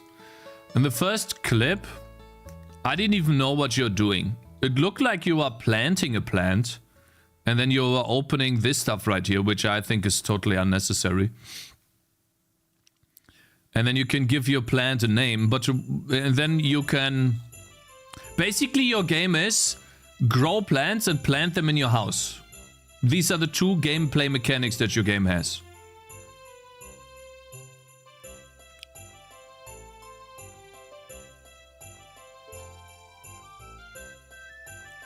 Decorate your room, yeah. So you can do this in one clip. You made 5. Could be a gardening game. Yeah, but it's not a gardening game, it looks like. So yeah, I don't really have a big opinion on this. I would scroll past this because I'm not a casual. The art is, I guess it's okay. Looks okay. I don't know. It's simplistic art. The colors maybe a bit washed out. The green doesn't look too appealing. I mean... Yeah, art direction could be improved for sure. The colors look a tiny bit washed out, but maybe that's okay.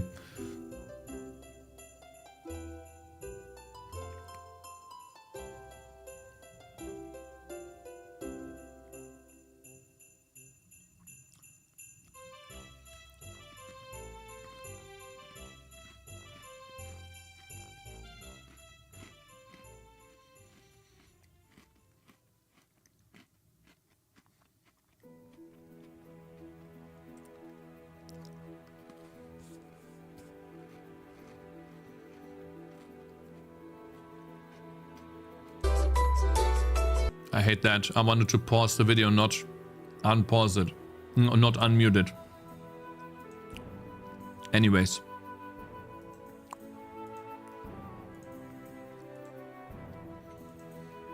So why does it not work? Where do I get out of bounds? I totally lost now. Oh yeah, this. I love the cozy vibes. Yeah, it's a cozy game for sure. But right now the only thing I can see from the game is you grow plants and you plant plants. Decorate your house. How do you get the plants? Do you buy them? Is there some sort of currency you have to manage? How does that work? And I think that one clip, the first clip you did was the best. Just make it faster, because it shows the entire game. Could be like you have a plant, you water the plant, it grows over days, and maybe you can put your decoration in there too. That would be 10 seconds. Then you already have a decent clip. It might get 100 views. Which is good for a new Twitter channel, by the way. 100 views is not bad. You have to realize that most YouTubers who start making videos, they get like 1 view, 2 views. Okay? Try that.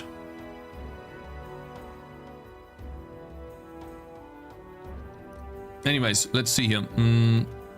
But other than that, you need to experiment, and you don't need to...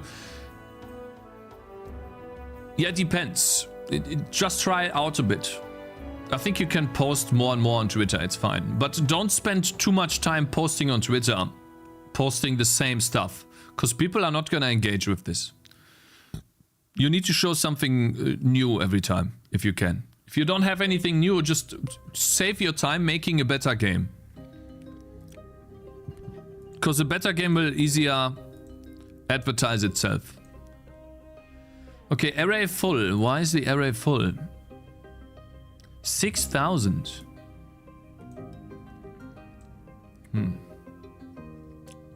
Why?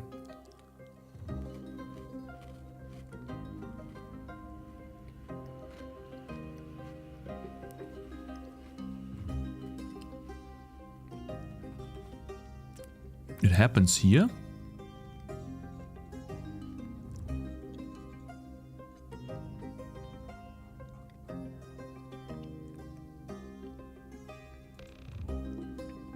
$6,000 is too much. Shouldn't happen here.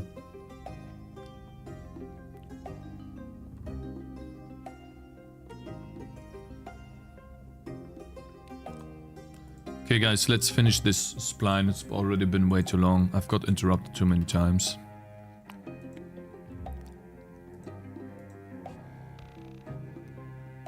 Okay.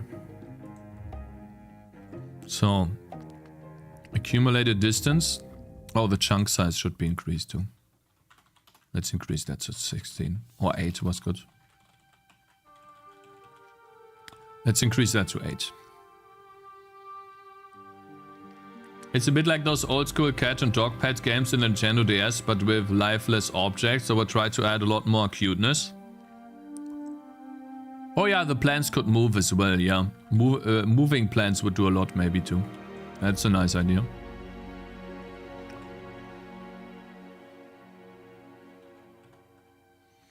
Alright, let's see here. So, accumulated distance is now 10, which is more than 8. So what happens here when we do this? We generate something. We don't draw the lines. We generate vertices, and then we set the accumulated distance to 0, and we set the start position to the previous point. We should probably set the start position to the point, though.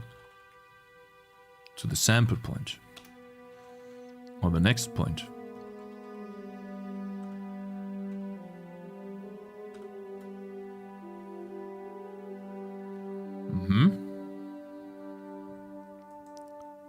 Next point and previous point. Oh, we never set the previous point.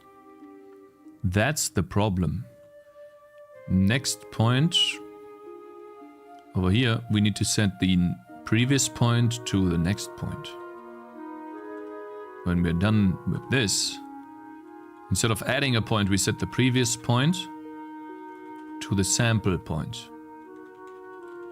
That's why it drew 6,000.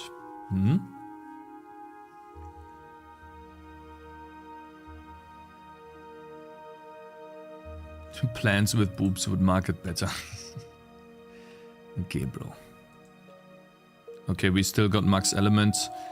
Once we get past the max elements block, we should be able to finally see a road. Come on.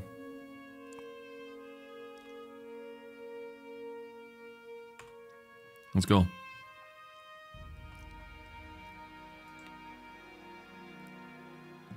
Hey.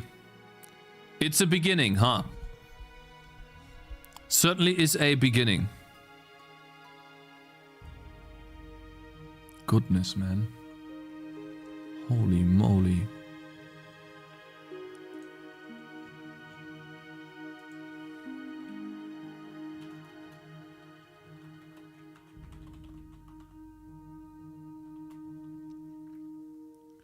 So this is what it looks like right now. We are doing half of it correctly, and the other half is incorrect. Not bad for like an entire switch on how we calculate that. Hey, It could have been worse. You saw yesterday, right? You can get many weird results with this. So we need to figure out why some points are broken. To me, it looks like it is using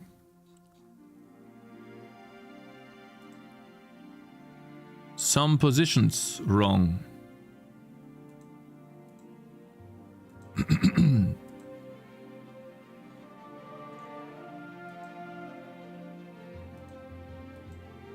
Uh-huh.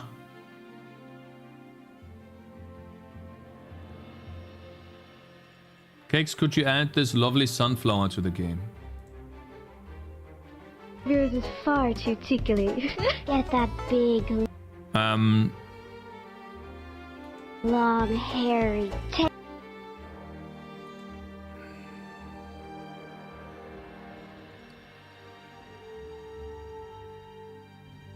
No.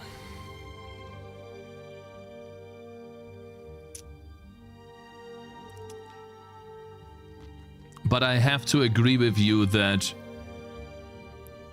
it's a Nintendo game. How bad could it be?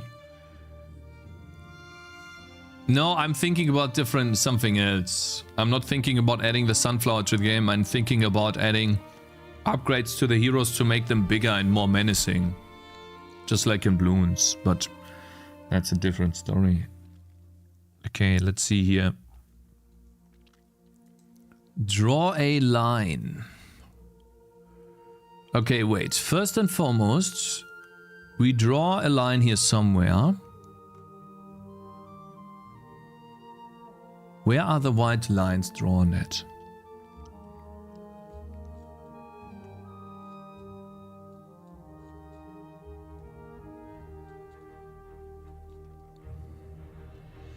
Here, start position, previous point. When it's drawing these lines,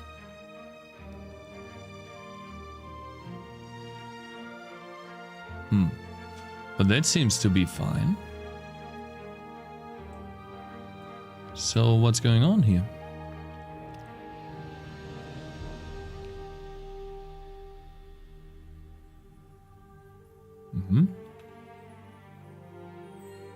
Previous point, start position.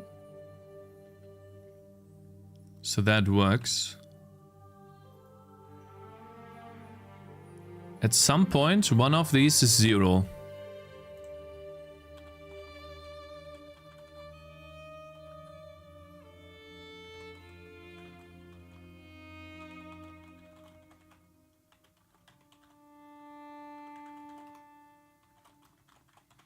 We're gonna do it like this.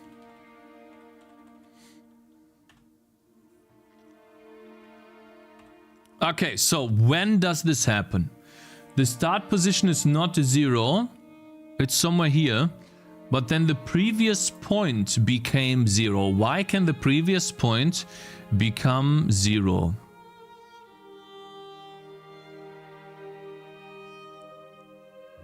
Because we changed the waypoint? Aha. We did change the waypoint. I understand. So basically,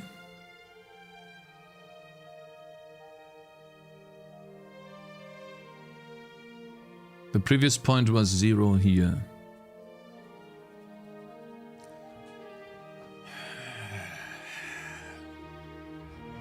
Guys, I think I need a different chair. I have a feeling that my chair just, it sinks.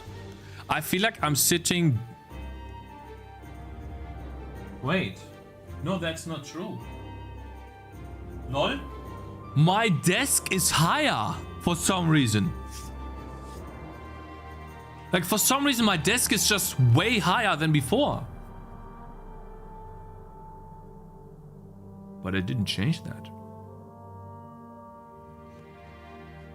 Did your wife troll you? I don't think she can lift it. It's really heavy. Huh. Okay, so the previous point is the problem, and I'm pretty sure that is also the problem why these are deformed. We can get this done, guys. We can get this done totally today. Let's go.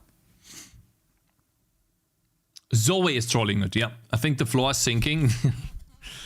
We can do this, guys. We can do this. Believe, believe, believe, believe, believe.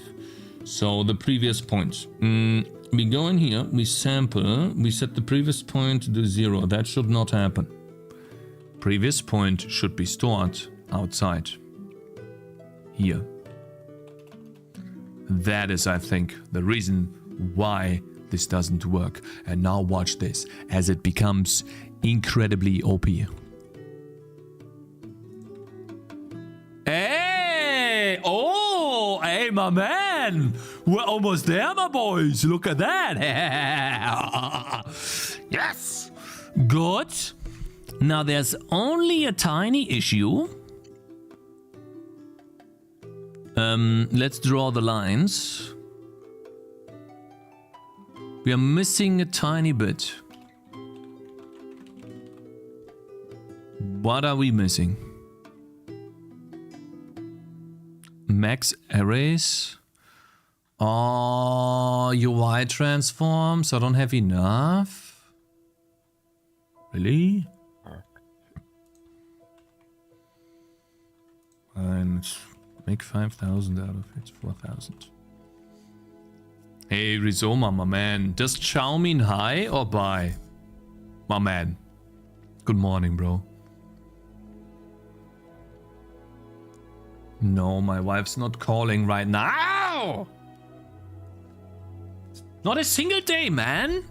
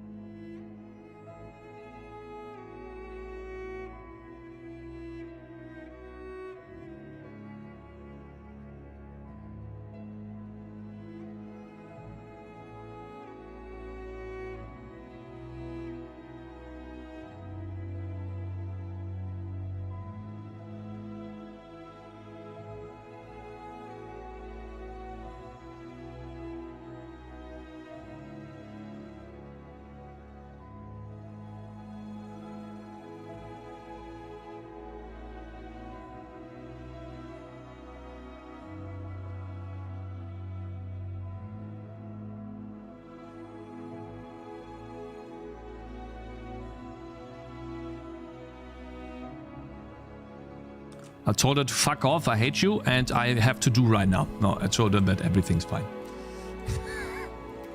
Leave me alone! Okay. Load level. Uh-huh. So it looks like if we ignore the red lines, which the red lines do not have the offset in there yet.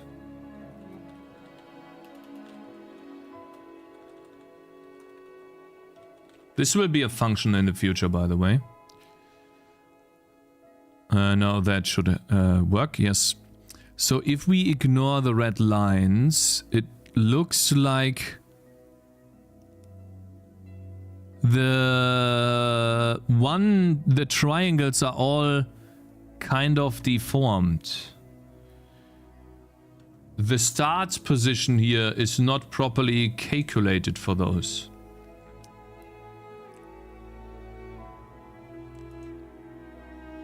The left position uses the previous point. And then these are using start points. And here's the previous point. So here's a problem. I think that here's where some of this stuff is wrong. I need to look at this with like 2 pages. Otherwise I can't see it. So what it was before was this. And then over here, it says start position. Now this should be fine. And then over here, it's the point. I think this will be previous point, next point, next point, point. Point. What is the point here? Point is the current point. And then next point is the point that comes after that.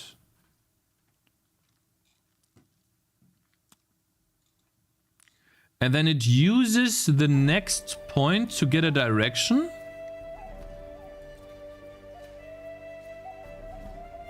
But then this should be the sample point. Which is the current point, isn't it? Wait, what is the next point here? The sample point. Okay. And so, wait, if this is the sample point, then we need to use the previous point here. Wait, oh god, I'm confused. So next point is here. Sample point is here. Then previous point needs to be here too. And here too. But I did that. That didn't work. Maybe it's the start position here. Nah. Oh, that's annoying as hell. Oh, that is annoying as hell. Oof. I think this should be the next point. Oh, that sucks. That's so difficult. I should call next point point. This is the point here. I should call this the point.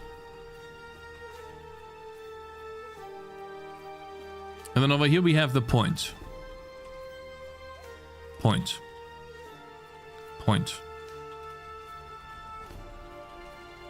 And then over here, that's also the point. There we go. So now that we have this, we need to figure out the next point.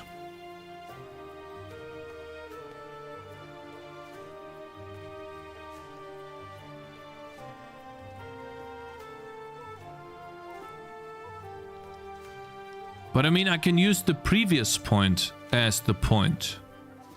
So basically, we can do vector to point is previous point. And then point, next point, is sample point.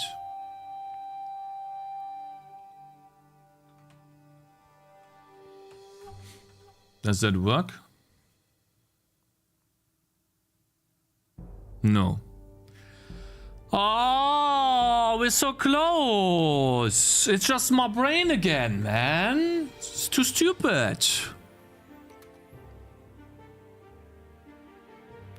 We have like a difference here. Maybe it's the start position that's breaking it. This start position. Waypoint position. Shouldn't the start position in this one be the same? Wait, the start position is the beginning. Wait, then maybe here the start position should not be the sample point, but the previous point.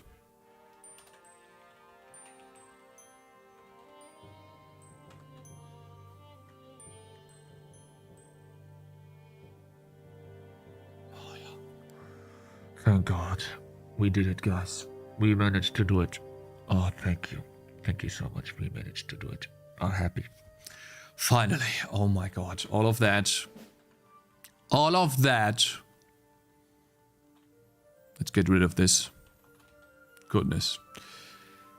That was some crazy 5-head stuff that only Superku can manage to do, man. Goodness. You know that the Superku did this in like a couple of minutes? It's like, ah, let me quickly code that. Done. That's how it worked. While watching a stream, eating a pizza, and watching TV at the same time. Easy. Super cool, the super brain, yeah, 100%. Yes, it is. Where you from? Germany.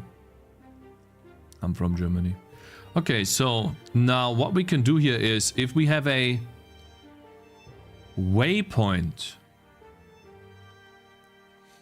and that waypoint, if waypoint dot indicator type is the same as, and now here's where we let's do 0. Here we take an ID. We can say indicator type cross. Then we reset it back to 0 and we switch.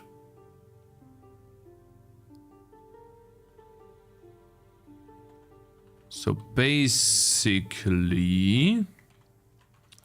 if it's indicator cross, if we have a cross, then we set the accumulation of left and right. Left offset accumulation, we set that to 0. Right offset accumulation, set that to 0. And we set the... and this is where we need to remove this stuff. The Atlas offset. This needs to be extracted out to here.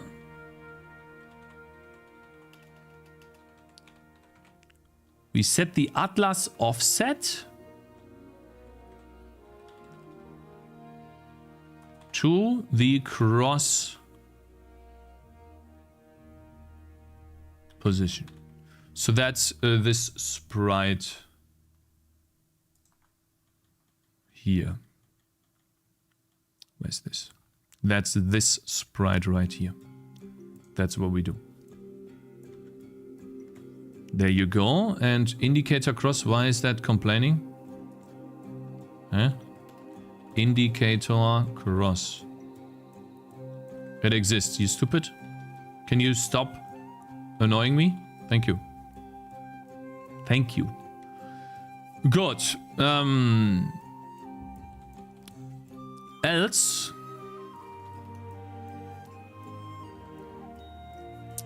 the Atlas offset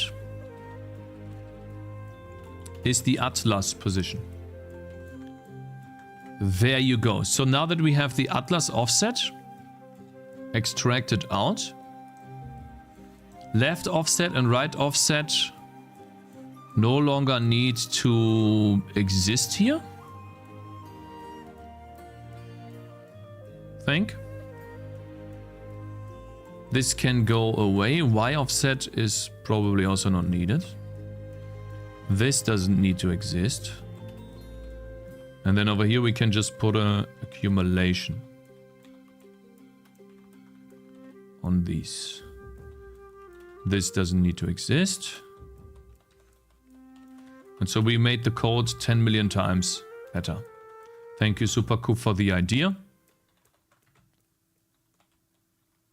And now, it should still function the same way. Nothing changed. By the way, the only thing that changed is the first part here, so that's still a broken thing. But what I can do now in the path is I can, if I remember correctly, shift right click. Oh my god, it works. Oh my god, it works! Oh, okay. Okay. Yes! Okay. Oh yeah! Let's see. We put this here. And we put this guy here. Like this.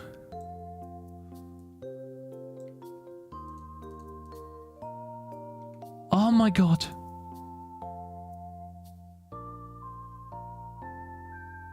Holy.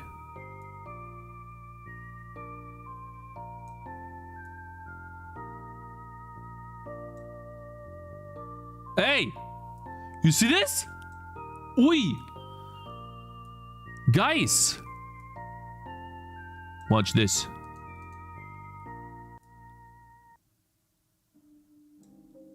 Huh? Wait. Yeah.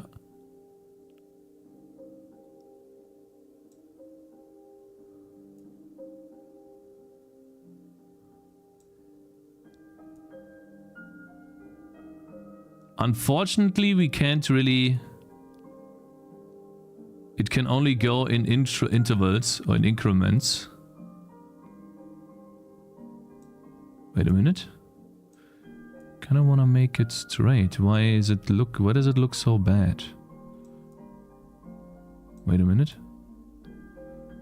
There we go. So we would need to change this path a little bit to accommodate that. Right, so there's where we have to do some changing.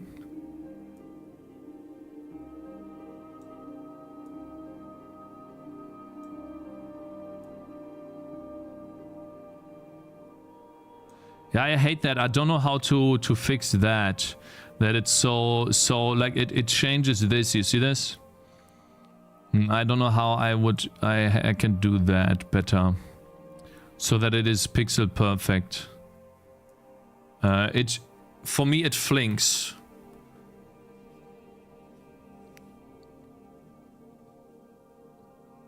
Good luck making this pixel perfect. The way to make this pixel perfect is to calculate the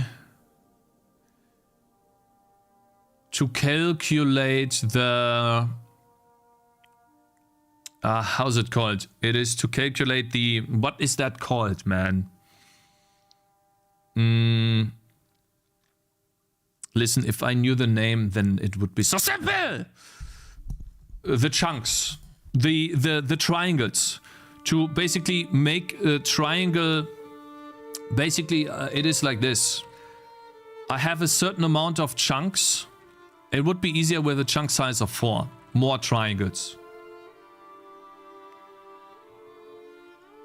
More triangles make this easier, because then I have a more fine-grained step, if that makes sense. It doesn't fling as much.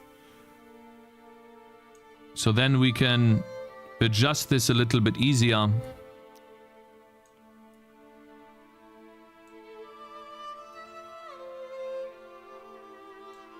Without having to worry too much about breaking it.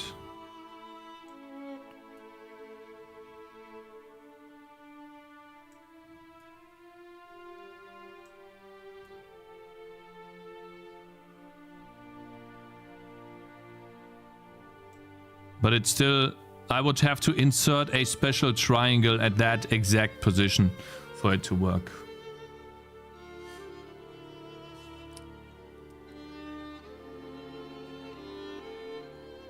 But it's good enough, man.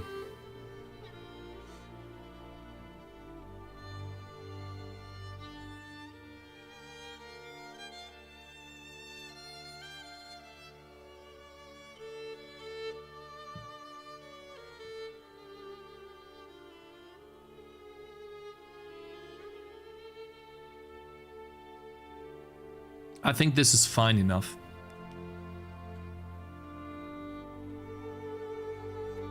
You can always make this better, of course.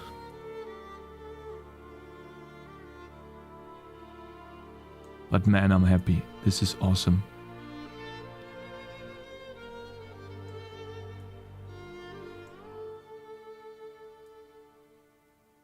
The only downside is this stupid, like it's moving this. Pisses me off. But yeah, otherwise it's good. And then this needs to be a bit more like that, man.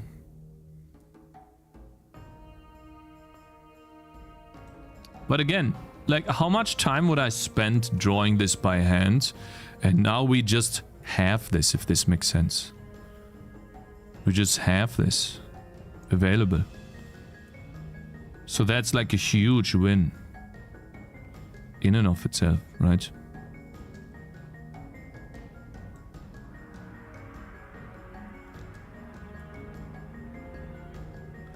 How much time would we spend with this, you know?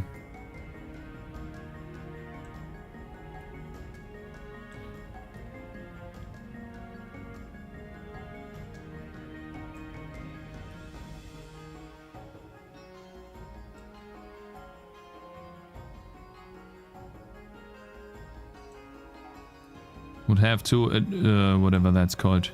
Yeah, look. Now we just adjust this a little bit here.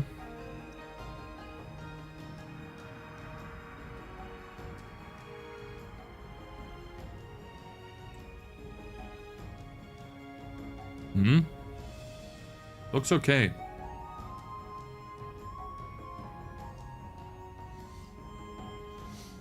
What's the advantage of this, let's say, over a tile map? I have more options to generate a road faster. The idea is that I do the following. Let's say this is what I want. Now we need to define the, let's see, screenshot.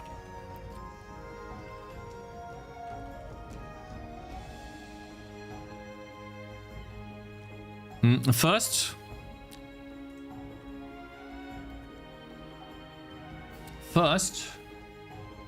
let me Control K and then also save this. I don't want to have to do this again. Let's make a git commit and push. Git add. Git commit -m Tangy TD version 0.5.7. Spline editor almost done. Git push. Oops, git push. The reason to do this is to make it easier to design special maps. Oftentimes in a tile set, you are unable to design something like the following. In a tile set, you have fixed amount of tiles, and it makes it really difficult for you to do something like the following. Where, let's say, you have a path. Oh, wow, that's...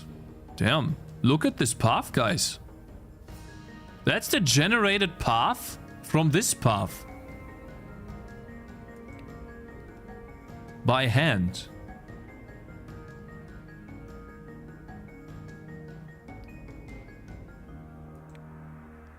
So let's load something. Unknown level version, that's fine. Load something here. We don't have a path in the game. So we can make one.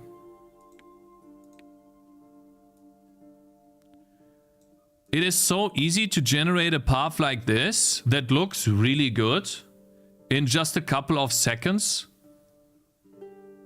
Instead of having to draw a tile set that has this curve. And so now I can go ahead and make a curvy path as much as I want to. Without having to worry about accommodating this in a tile set. And then also I'm not spending time drawing this by hand. So this is so fast that I can think about the path more than thinking about placing tiles. And so it becomes more about the gameplay that the user will have, or the gamer will have, rather than the act of making the map. And on top of that, this type of stuff, when people see this, gamers that play tower defense games know these types of lines. They know exactly, aha, so this is a tower defense game. They've seen this on other levels before, and they immediately make the connection. And so yeah, this is a tool for me to make interesting maps faster, and the first step of getting into an early access version on Steam. First step of many, which is multiple maps. So being generic, Mr. Cakez, no uniqueness. So here's a fun thing. Bloons TD1 had straight paths. Straight paths. Much like this. A feature of Bloons TD2 years ago was, or was it 3? One of the two. 2 or 3 was that you no longer have straight paths only, but curved paths. They transitioned, yes, because it was easier to make more unique maps. So in order to become unique, you need to allow yourself more options, more Lego pieces. Tile maps are a more limited solution. The only benefit is it's pixel perfect, but nobody cares. It is pixel perfect, but we get to pixel perfect by extracting what we just wrote, the code. We extract this out into a function. Spline editor, here, there we go. We take this entire thing, extract it out, now it's gone. With the comment, by the way.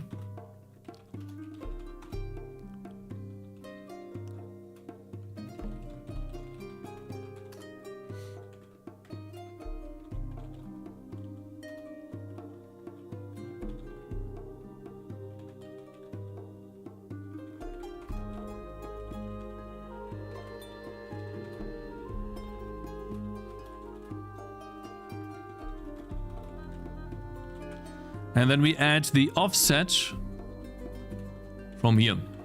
Now, if I delete all of this, the game still functions, but I can no longer draw a splines. Because I'm not calling it. Nothing happens. Okay. Now I need to go back to the point where I have taken that from, which is somewhere here in update game. I think it was below the unlocked rendering. Update cameras. Then we do all of the buttons. We do the update console. Loot table. Unlocked rendering. Great. I think it is before unlocked rendering. But I don't know. Did I take it from here, guys? Hello, Haskas. Please write documentation on how to edit these paths, because in a few months no one will remember these key combinations, and it looks like opening a chest in Gothic 1, stand in front of the chest and holding right mouse button left, right. True, Haskas, my man. This guy knows Gothic 1. Splines are more versatile. They can represent everything a tile map can and beyond. Exactly.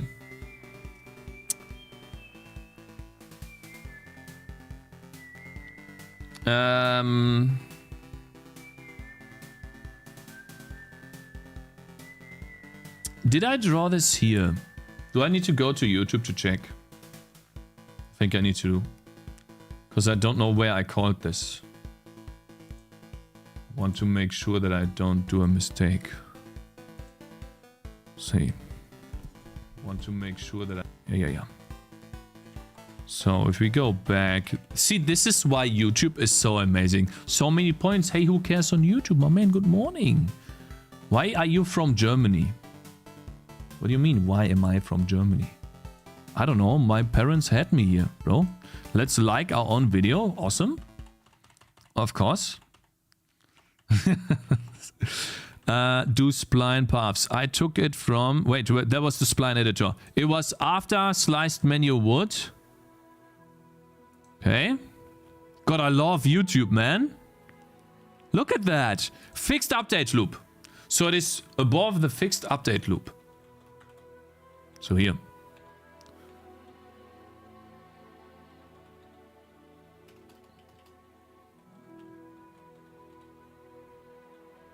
Draw spline paths.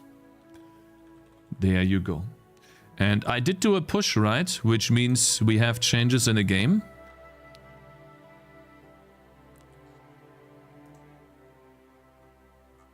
There was one piece of code that I would like to add in. Can you stop? Yo, I meant Slim Duncan and Andy Parker and Brown Hounds and Neo and B1. Thank you guys for following. I need the offset here. The calculation for the offset is what I missed. There you go. In this case scenario, I want the offset to be here. Now, here's the cool part. And then to do, put this in a better position somewhere.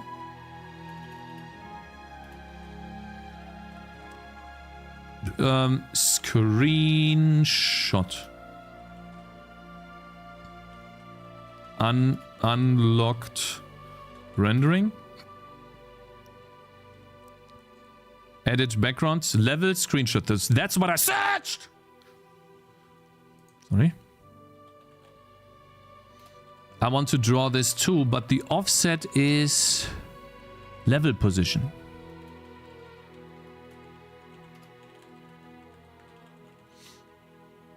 There we go. This is where it all comes together. You guys ready? Now we can draw the splines again.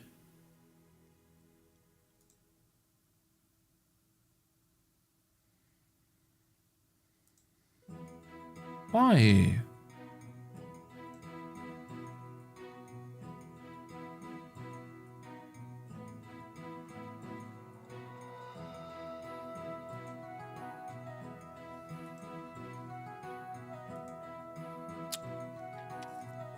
Oh, it draws the spline path. I see. Okay, wait. We need to draw the spline path in the unlocked rendering of the game.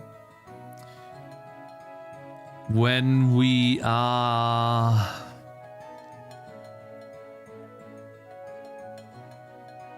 Oof. Update editor. I guess we'll draw... I will do it like this. We say, well, the offset is game offset here. We draw it in edit level, and then in edit level background, we draw that too. Actually, that's the tile editor. Screenshot, we draw that too at the level position. And then we draw the splines when we are in the level too. Without an offset. So nothing. That's what we do.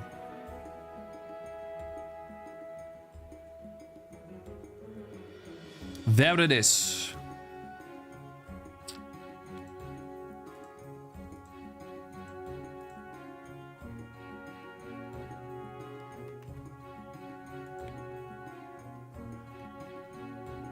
This is the path generated. Now, it's not affected by lighting yet, but it will be in the future. This is the path generated and the level background pixel perfect. Now, what I can do here is take a screenshot of this. Like that. And if I want it to be pixel perfect, which, you know, we will be, I will paste this here. And I will get rid of the black stuff. We don't want the black border. And then we will start pasting the levels at the end here. So we would begin with this. And now we have a... Oh yeah, past perfect in English. Look at this, pixel perfect. And the only thing I have to do is fix some of these edge cases here, like for example this. Maybe do a little bit of work on these edges here. This seems fine, maybe don't do this. I just have to do a little bit of cleanup. And we're done. So I could even do this. Look at this. Where's the sprite? And then if someone uses the level editor in the future, I will give them options to do the same thing. But we'll see how I do that. This will be a problem again for future me, not now. Look at this. Copy. Paste. Paste. And we are almost done with this. That's the level. Done. How long was that? 10 minutes? Now, obviously, there's still a little bit more stuff to do here on the sides, right? You need to correct a little bit more. There needs to be a bit more stuff that we need to do. But hey. For what you're talking about, 4 hours to implement the feature. I just prototyped it in 10 minutes. I'm done after 10 minutes of doing something. I'm going to render the entire image as the background as an image, not as a spline thing. No, when I distribute the game with the levels including the levels. Then I will render this background, and on top of this background, I will render the trees. The entire tile set is over 1,000 draw calls. Over 1,000 draws. If this level had smoother curves, it would look better, Immo. Yeah, like I can do that now. You know, that's the cool thing. If I want to, right? Let's use one that actually has smoother curves. Like, let's do this. Instead of doing the loop though, because I kind of do not want to do the loop. Let's not do the loop here. This is exactly what I wanted to. So this is my level. That's what I wanted to have. Like, let's pretend that we just made this level, which you can do really fast. Then I'm just gonna make sure that we are definitely over the bounds of the level, and then for here too. In a way, I need to fix the start for this, but yeah. Let's save it. Save level, yes. Isn't the vertex count a bit low on the generated spline mesh?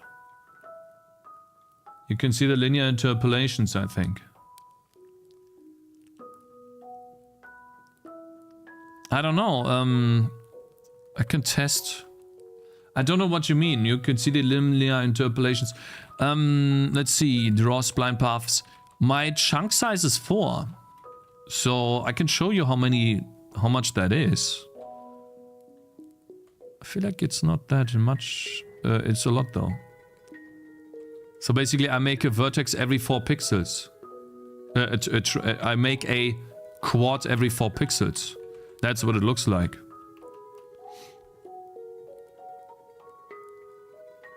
I have a lot.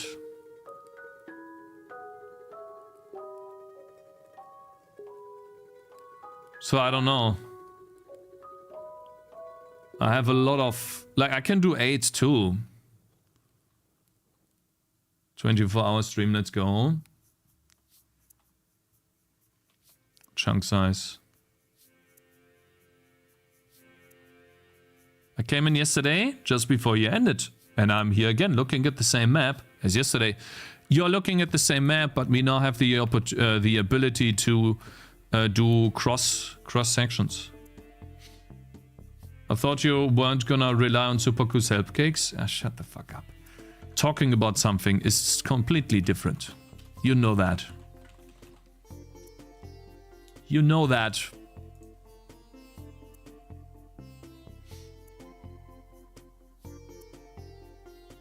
So then it was this. So then it was the splier rendering misleading? What? So yeah, I can do less, but this is about as much as you have. I think the reason why this is stretched is because you can't make it perfect. And also super cool, for me it is stretched because I have more pixels than you. You have pixel perfect.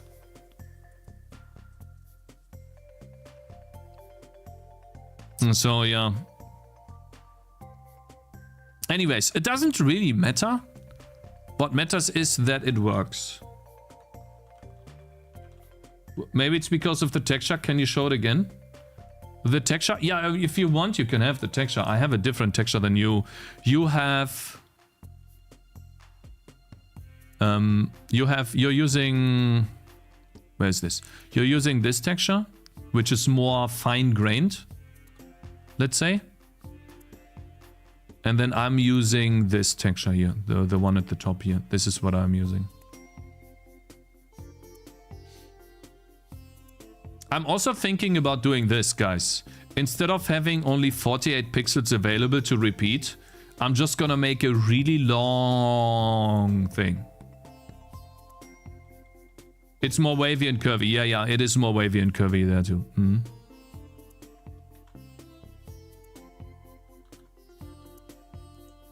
Anyways, so let's go back to the code really quickly and then turn off the... What is this called? Turn off the... where's this?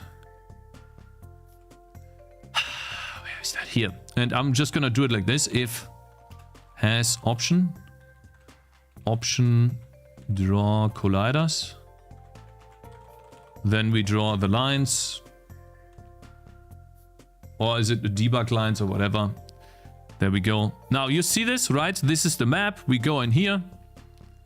We make a screenshot of this map. Obviously, this is a simple one, right? I haven't done any...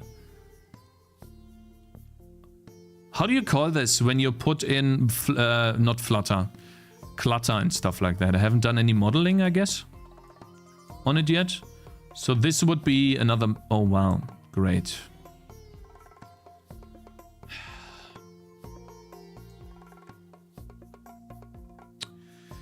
I'm gonna lose my mind today. G.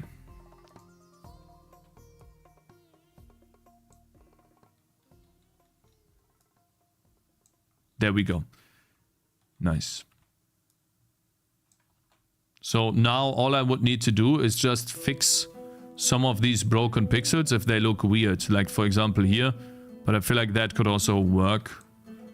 Maybe make it look like this. Looks nice. And then, you know, basically fix any of these broken pixels. You can spend a lot of work on this. Don't have to though.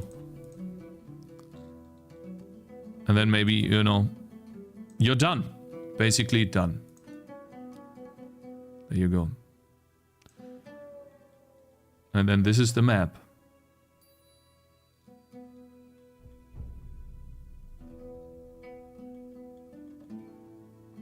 Pixel perfect. Decoration. Yeah, thank you. I haven't done any decorating. Yeah, true.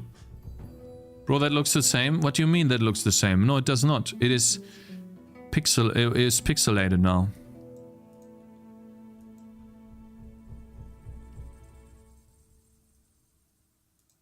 So yeah, you can spend more time than you need to on this, right? It can be a lot of work. Obviously, don't have to do that. And for a first pass, this would be more than enough, for sure.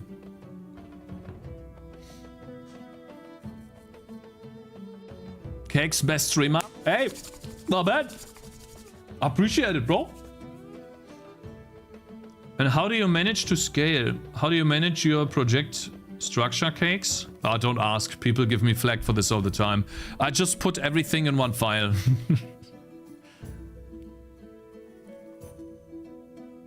You could try a straighter texture as well, just to see how the result would look in the game. You mean less curvy? Sure. It's easy, actually. This is the curvy one here, right?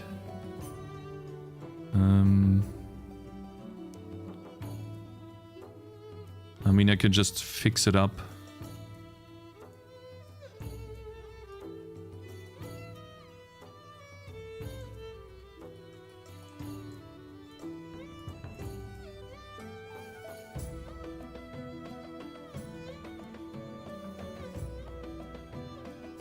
Not actually that easy though.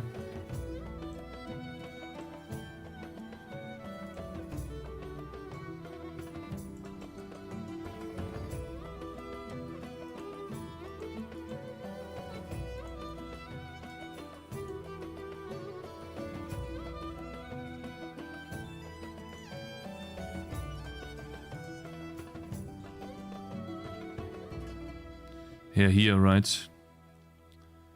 This is the part that breaks it. What we could do is just move this a little bit up. This entire thing.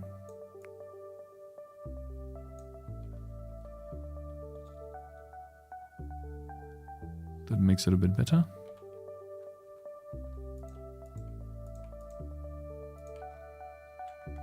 Let's see how that looks in the game. Already.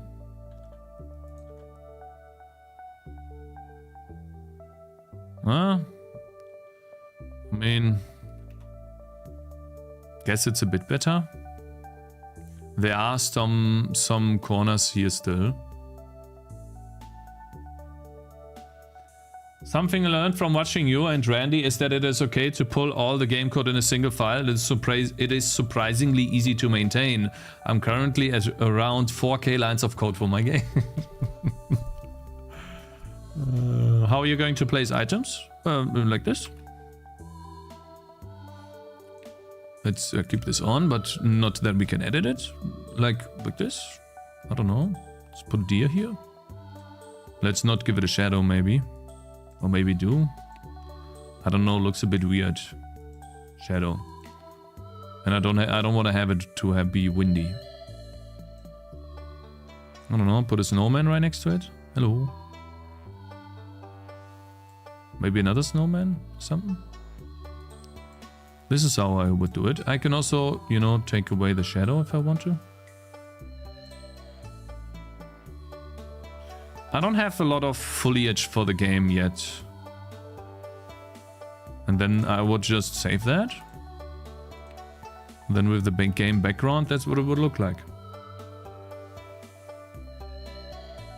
Then we can spawn. Now, what I still need to work on is collision detection with the road. I don't have that right now. Which means the enemies easily get past me, and for some reason sometimes I can't even place units anymore, so there's still some bugs in the game. It's easy to maintain when you're one person. There are multiple people working on a project. Good luck with the merge conflicts. Yeah, that's true, Kuzi. But if you have multiple people on a project, maybe one person just does the coding and the other one does the art.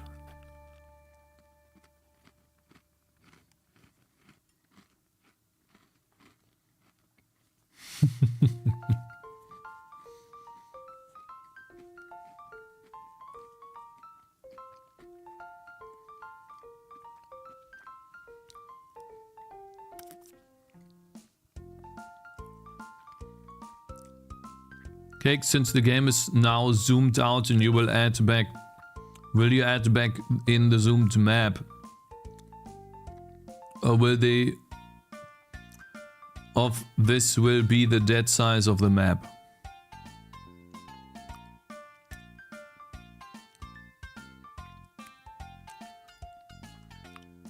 I don't think it's a problem that I have a lot of dead space. Because I need space for the UI. It's not like in Kingdom Rush where I have a radial menu. So whenever I select something, I can still see everything. So it's not really dead space. It's used for the UI. So I just don't agree.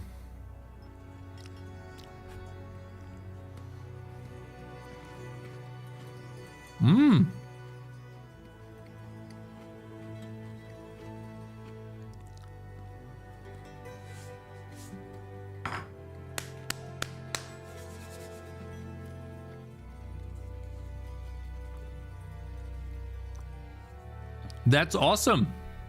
We have an SFML maintainer in chat, guys. That's cool, man. Hello, bro. What software are you using? Library. We are using Xaudio 2, STB Image, and FreeType. Welcome, bro. And hello, Klaus Greiner. Good morning. Art directions north. Shouldn't the deer have been skinned before cooking? Kinda, yeah. There's still a lot of stuff to work on here, for sure, guys. We also still need to make it integrate well into the game and load well in the game, for sure. I'm not saying that we are done yet, but we now have a lot more creative freedom than before. And it makes me really happy because now I can make maps more interesting without having to spend so much time thinking about the different tile sets. I can now easily build a map like this, playtest it, see if I like it, if it has difficult parts or not, and then move on.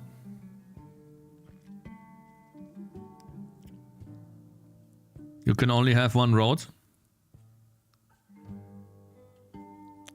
No. That is not correct. Right now I can only have one road. That is correct. But you're wrong.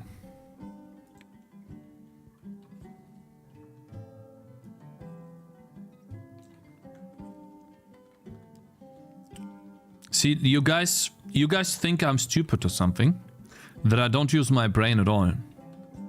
But you're wrong. And I can prove to you that you're wrong.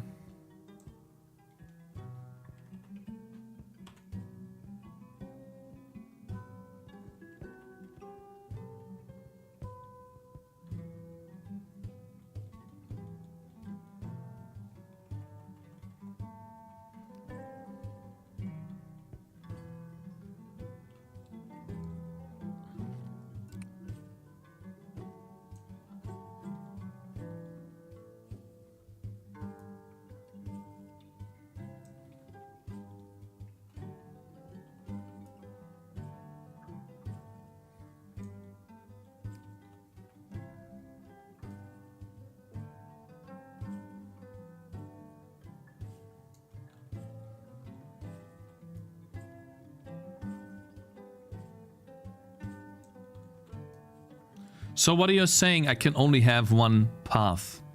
You stupid? Huh? And I was talking about this all day long.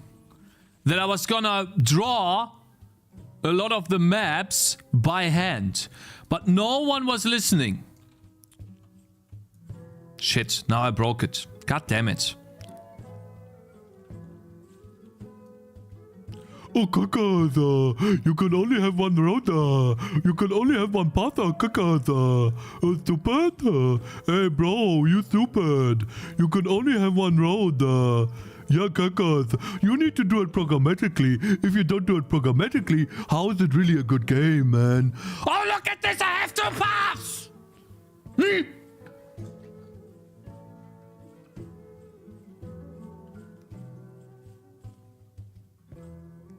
So no, you're wrong. I can add any paths I want to. I could put, instead of putting this here, if I want to, if I feel like it, I put this here.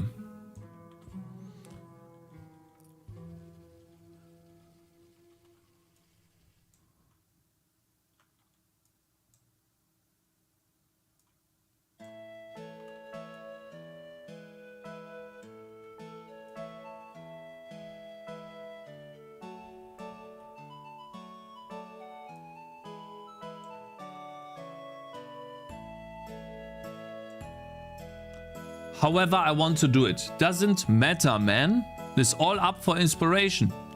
That's the cool thing. And now I can build as many levels as I want to, as uniquely as I want to. I'm not confined to any tile set. I can do whatever I want. If a level takes me a day, that's a day for a level.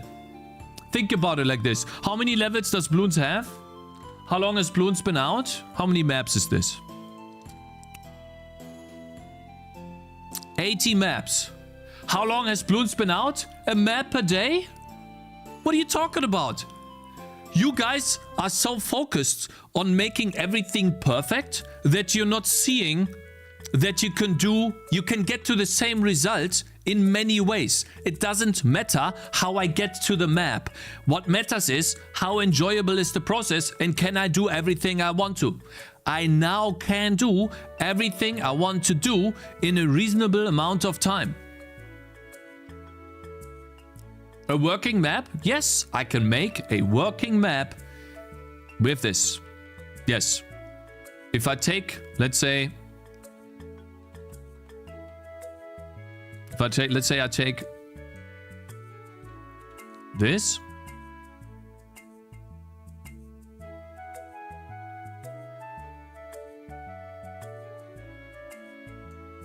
Right?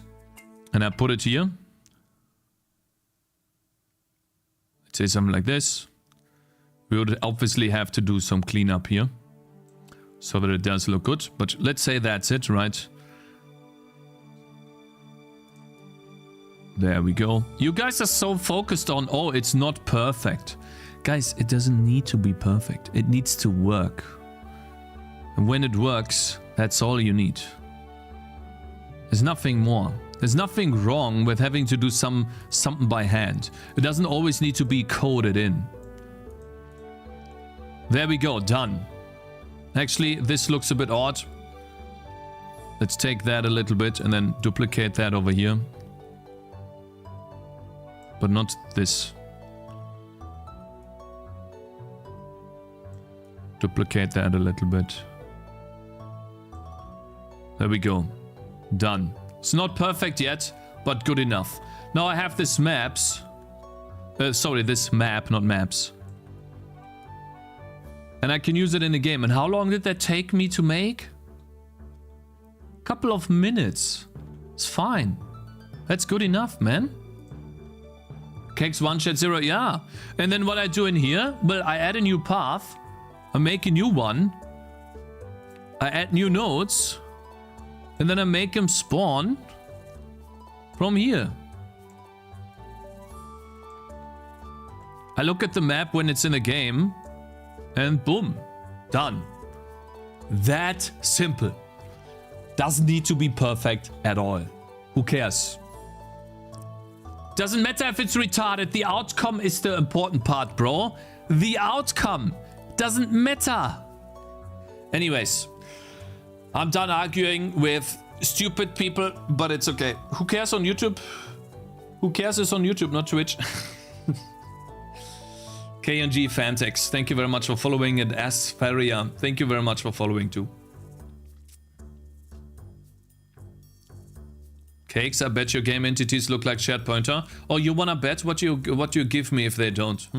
What? If you come in here with a message like that, it's your first message today. What? Come on, I'm waiting. Okay. It's not even worth looking. Who needs kisses, man? Bruh.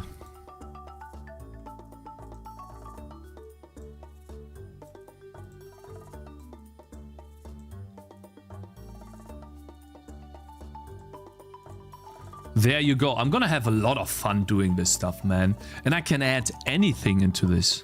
Bake it into the background. I can add in some sort of gradient green. I can do so much with this. It's amazing. I can select the entire thing in a new thing and then, oh my god.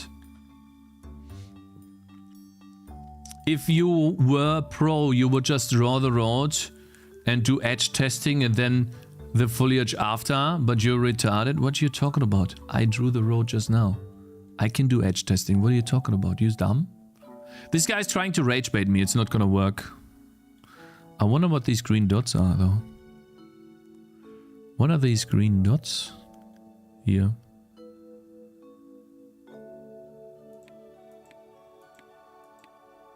It keeps adding in green dots that you can move. Oh, this is probably the spline in the editor or something. Yeah. Doesn't matter. You draw the road to a texture, attach, edge test, add your shitty grass. Keep talking, bro. Keep talking.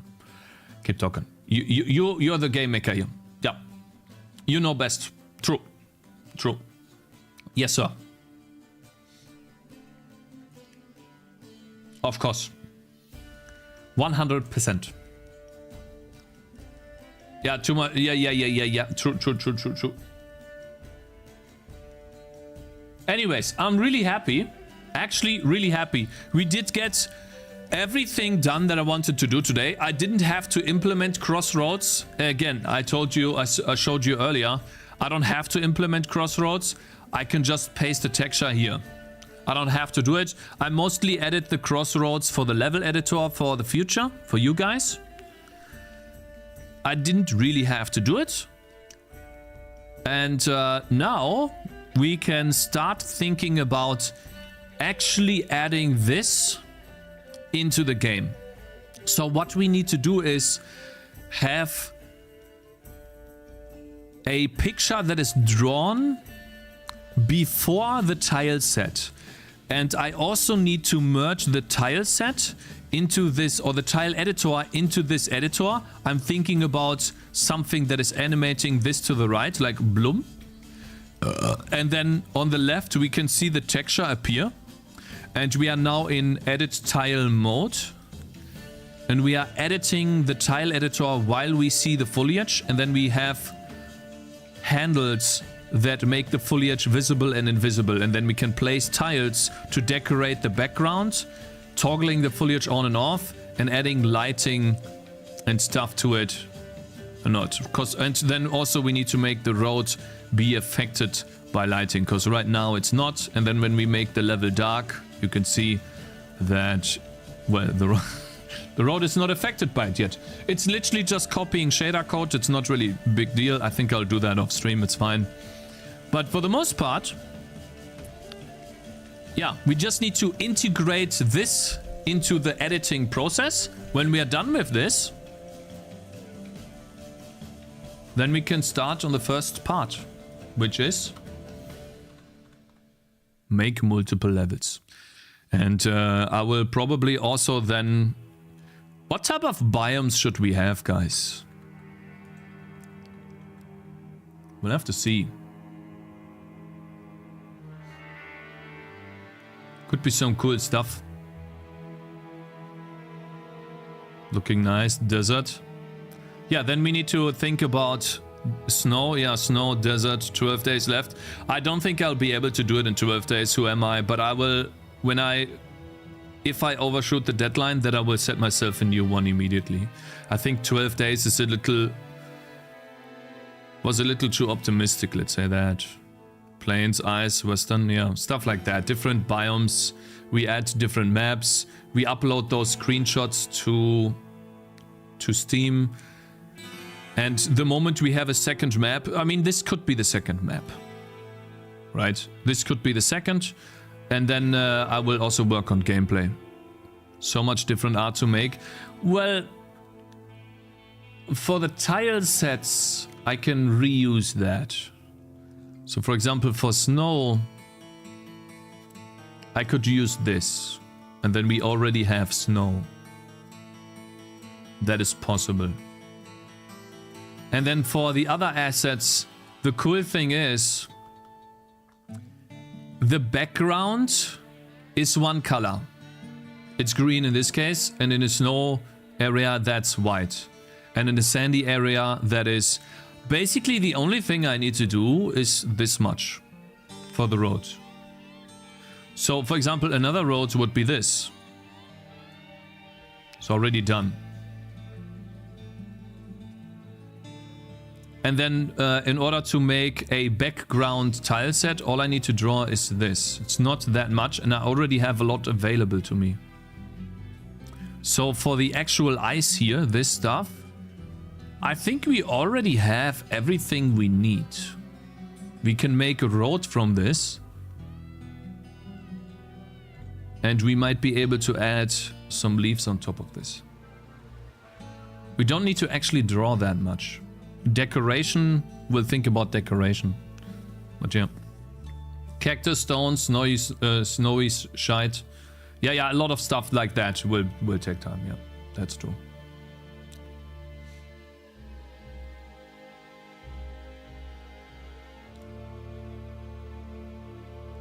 Cakez, is your game still free to play? When it gets released, you're going to sell the game? Yeah. Are you again going to add new things? Or what's the point of planning to stop working on the demo version of the game? No, the demo version will be continuously updated. The moment I have enough content, I will lock the demo version behind a certain progression level. And the rest will obviously be in the full version. Right now there's no point. Because I'm still developing the process of finishing the game.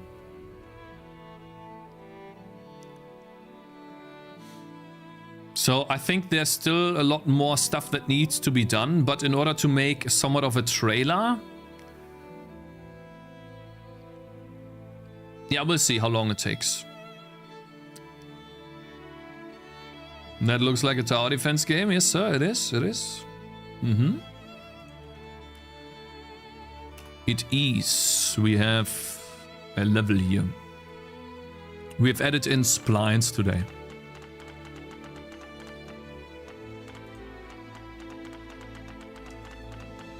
And then we move on later.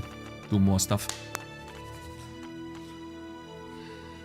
I think we're on the right track. That's the important part.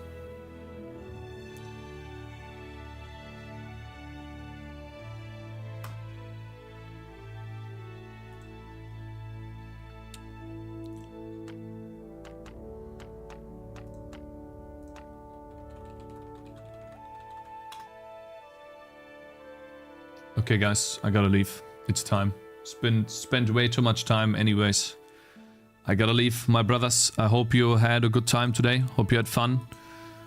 I think we are on the right track to make the best out of what I have. To show the best of what we have. If the game after this update, with the new trailer, with the broadcast on Steam and all of that, if that doesn't get any wish lists, if we don't see a huge jump, then we'll finish the game, put it out on Steam, and then move on to a new one. Take what we learned from this one. Maybe try to make this one better for a while. We'll see, right? But we move on. We'll keep going, okay? We'll learn everything we can and just do more and more stuff. But we won't stop. I like this. I love making games. And so that won't stop for sure. But gotta be realistic, right? If you work on a game for so long and it still doesn't gain any traction, maybe it's time. Sad. See you tomorrow, guys. Hopefully you have a wonderful day. See you tomorrow. Peace. Have a nice day on YouTube, you guys too. Bye bye.